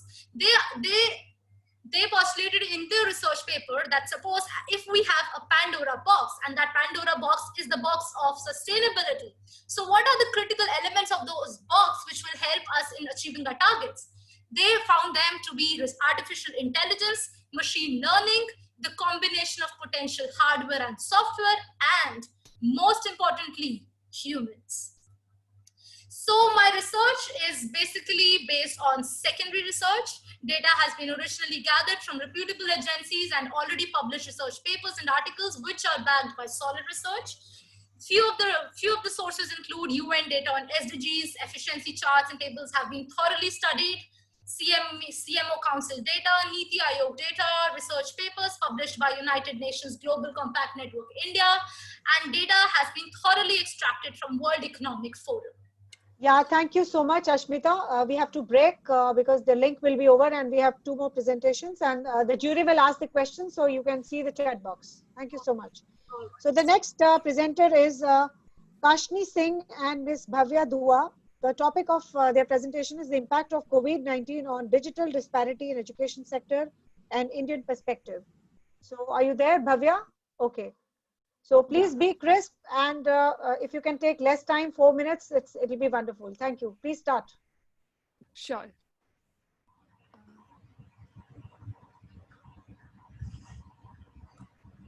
Ma'am, we are unable to share because you can okay, no problem. You can just come up with your brief analysis of what you did with the objectives orally. We are able to listen, no problem. Just a second. We are able to see. Please start. Sure. So thank you, Dr. Namita, and good afternoon, everyone present here. Today, I'm Bhavya Dua. I'm co-presenting the paper titled The Impact of COVID-19 on Digital Disparity in the Education Sector with an Indian Perspective with Ms. Kashmi Singh. So reviewing the literature. We have reviewed around 2 to 3 research papers to observe and write a research paper. The first one includes the digital divide. The issue has been discussed since the start of the conference, initially by Dr. V.M. Bansal and then by further panelists, and also has been discussed by various paper presenters. So as we have already discussed, we can see that it is one of the most important challenges in the contemporary societies. And the second topic that the other research paper talked about was the urban and the rural divide and the gender gap that exists globally and even more in the developing countries, especially in India. So coming to the content. Referring to the literature, we have observed that a digital divide that does exist globally is even deepened in the developing countries like India and greatly impacts the education sector. Furthermore, the COVID-19 situation, as we all know, has only worsened the same, with schools being shifted to an entirely home-based digital learning model and the incapability of improving the infrastructure given the socio-economic health crisis the world is going through. So in this context, we have divided our entire research paper into majorly 4 parts. First, what is digital divide and how does it impact education in India? And what was the educational infrastructure of India pre-COVID? And how did the digital gap affect it? What is COVID-19 and what challenges did it pose on the already weakened educational infrastructure in existence? How deepened is the gender gap in our society, and how has COVID-19 worsened the situation in terms of education accessibility? So as we have already discussed, digital divide is the uneven distribution in terms of access of the information and communication technologies.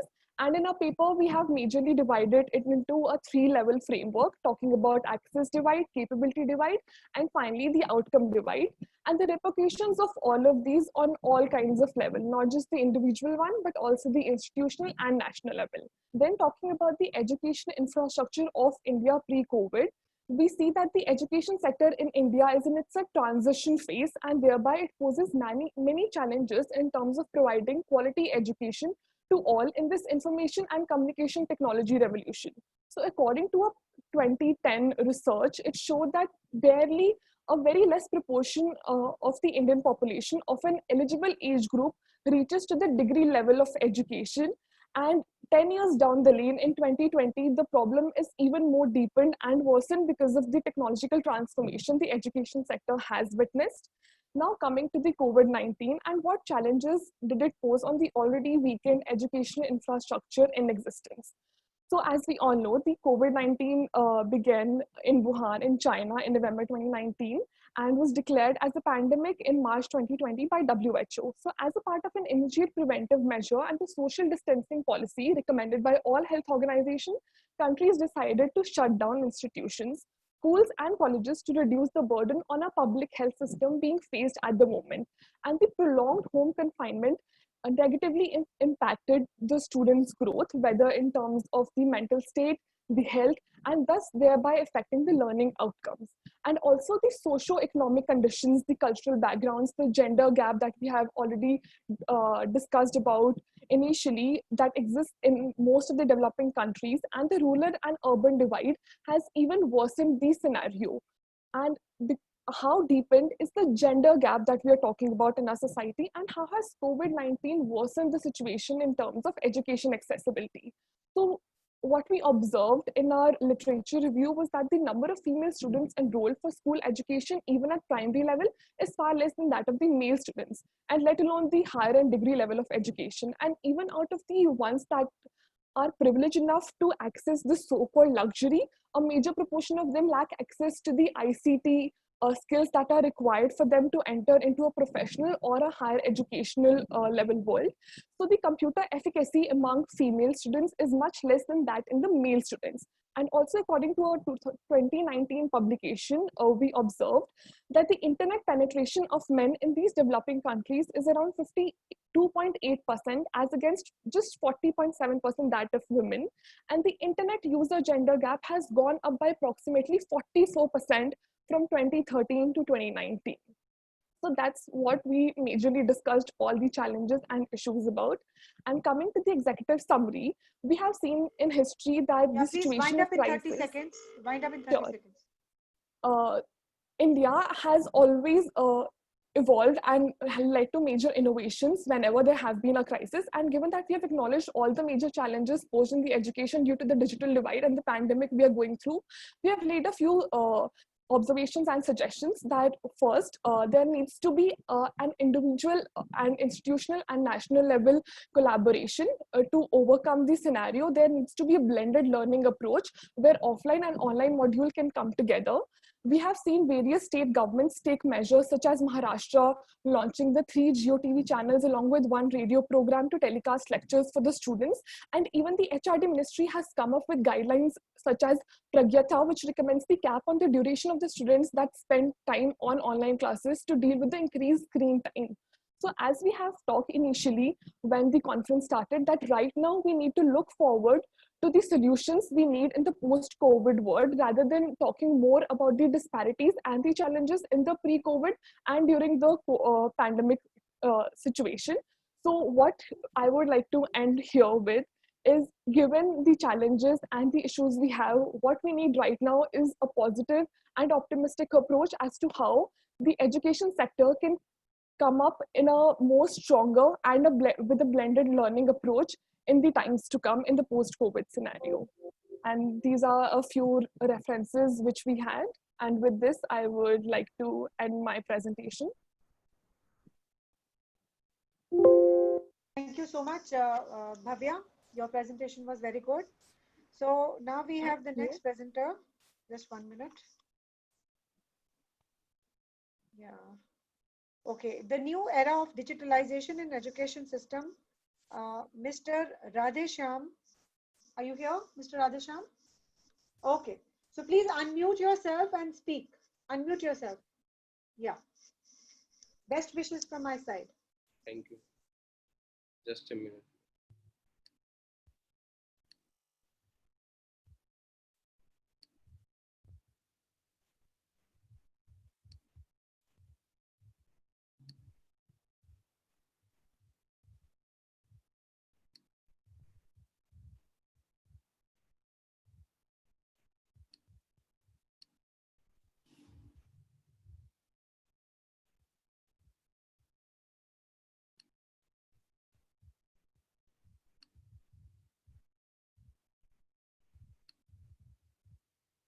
My machine problem, screen share. No problem, but you can just speak like that. No problem. We'll be able to comprehend. No problem. My topic is new era of digitalization in education system.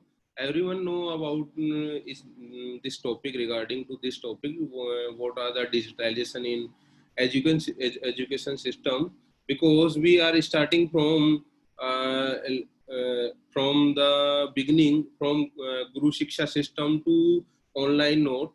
There are many evolution in and many changes. Like first of all, there are education regarding to Gurukul Shiksha, and then now the changes into the online note. The like is, and the first of all, what is the digitalization? The digitalization basically the transformation of the all the information like textbook, sounds, visual, audio, and other various sources into the digital language. And the basic now in these in COVID situation, we are basically convert into the online note like as LCD touch screen or laptop and others. And now in now scenario in the students and teachers are basically touch on the WhatsApp message in buzzwords among the students. And the basically digitalization involve like as various technology, various techniques like online courses, online exam, digital textbooks, animation quiz, e-notes. And the basic in 21st century, it is proved to the boon to our society in education. And education also improved by the digitalization of books, textbook, courses, and others. And now my objective of the study basically how to digitalization influence our present scenario, also considered as a digitalized era in education system at school, college, and other higher study level, and also include both positive and negative aspect of digitalization. And my research methodology is the research study is a explanatory in nature, and the source of data is secondary, books, magazine, website, and opinion received from the stakeholders and education system has been considered. And basically the limitation according to time I will just some cover in few slides. And the limitation of my of digitalization, like as first of all the dependency of online resources has been increased drastically, and the reading habits among the students also vanish, and dependency on the online course is decreasing, fellowship culture by day, and extensive use of computer and social media distraction increase stress level and anxiety among the student. At the same time, emotional intelligence among the teachers and students has been dimmed, and to such as extend the dignity of student and teacher relationship is lost. And the conclusion of my study basically is that digitalization help in education system as many front, teaching, learning, evaluation, and research publication. The Yes, Mr. Radhesham, your time is over. So I request everyone, please check the chat box. There is a new Zoom link which is given. So this meeting is going to be over. Please join in from the other link, and we would be announcing the best paper awards. And probably all the presentations are over. So please check up the chat box and log in through new Zoom ID. So we'll meet there in next 5 minutes. Yeah, Namita, I think this last one will be the one we presented in that new link. Yeah, we are presenting the new link, and it is already there in the chat box. Please log in through that, and all of you please join again, all the participants, because we have the the best paper presentation session. So yeah, so there's the last one is ours. Is that? Just want to so okay. you'll be presenting there. Okay, so please, thank you. But there was a limitation because PhD chambers have another meeting on this platform, so they have shared a new link. All the participants, please join through the chat box, new link for the best paper presentation ceremony and for one paper which is left. All of you please join.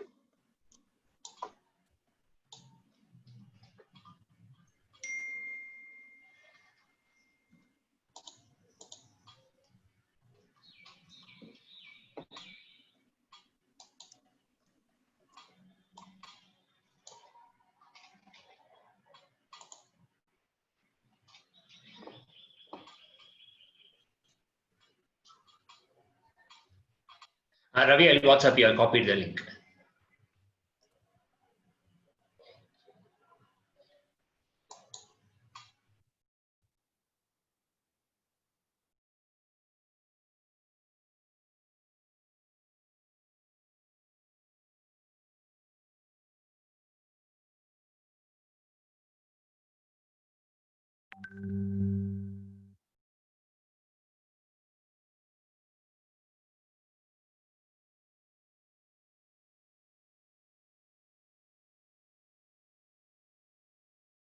you.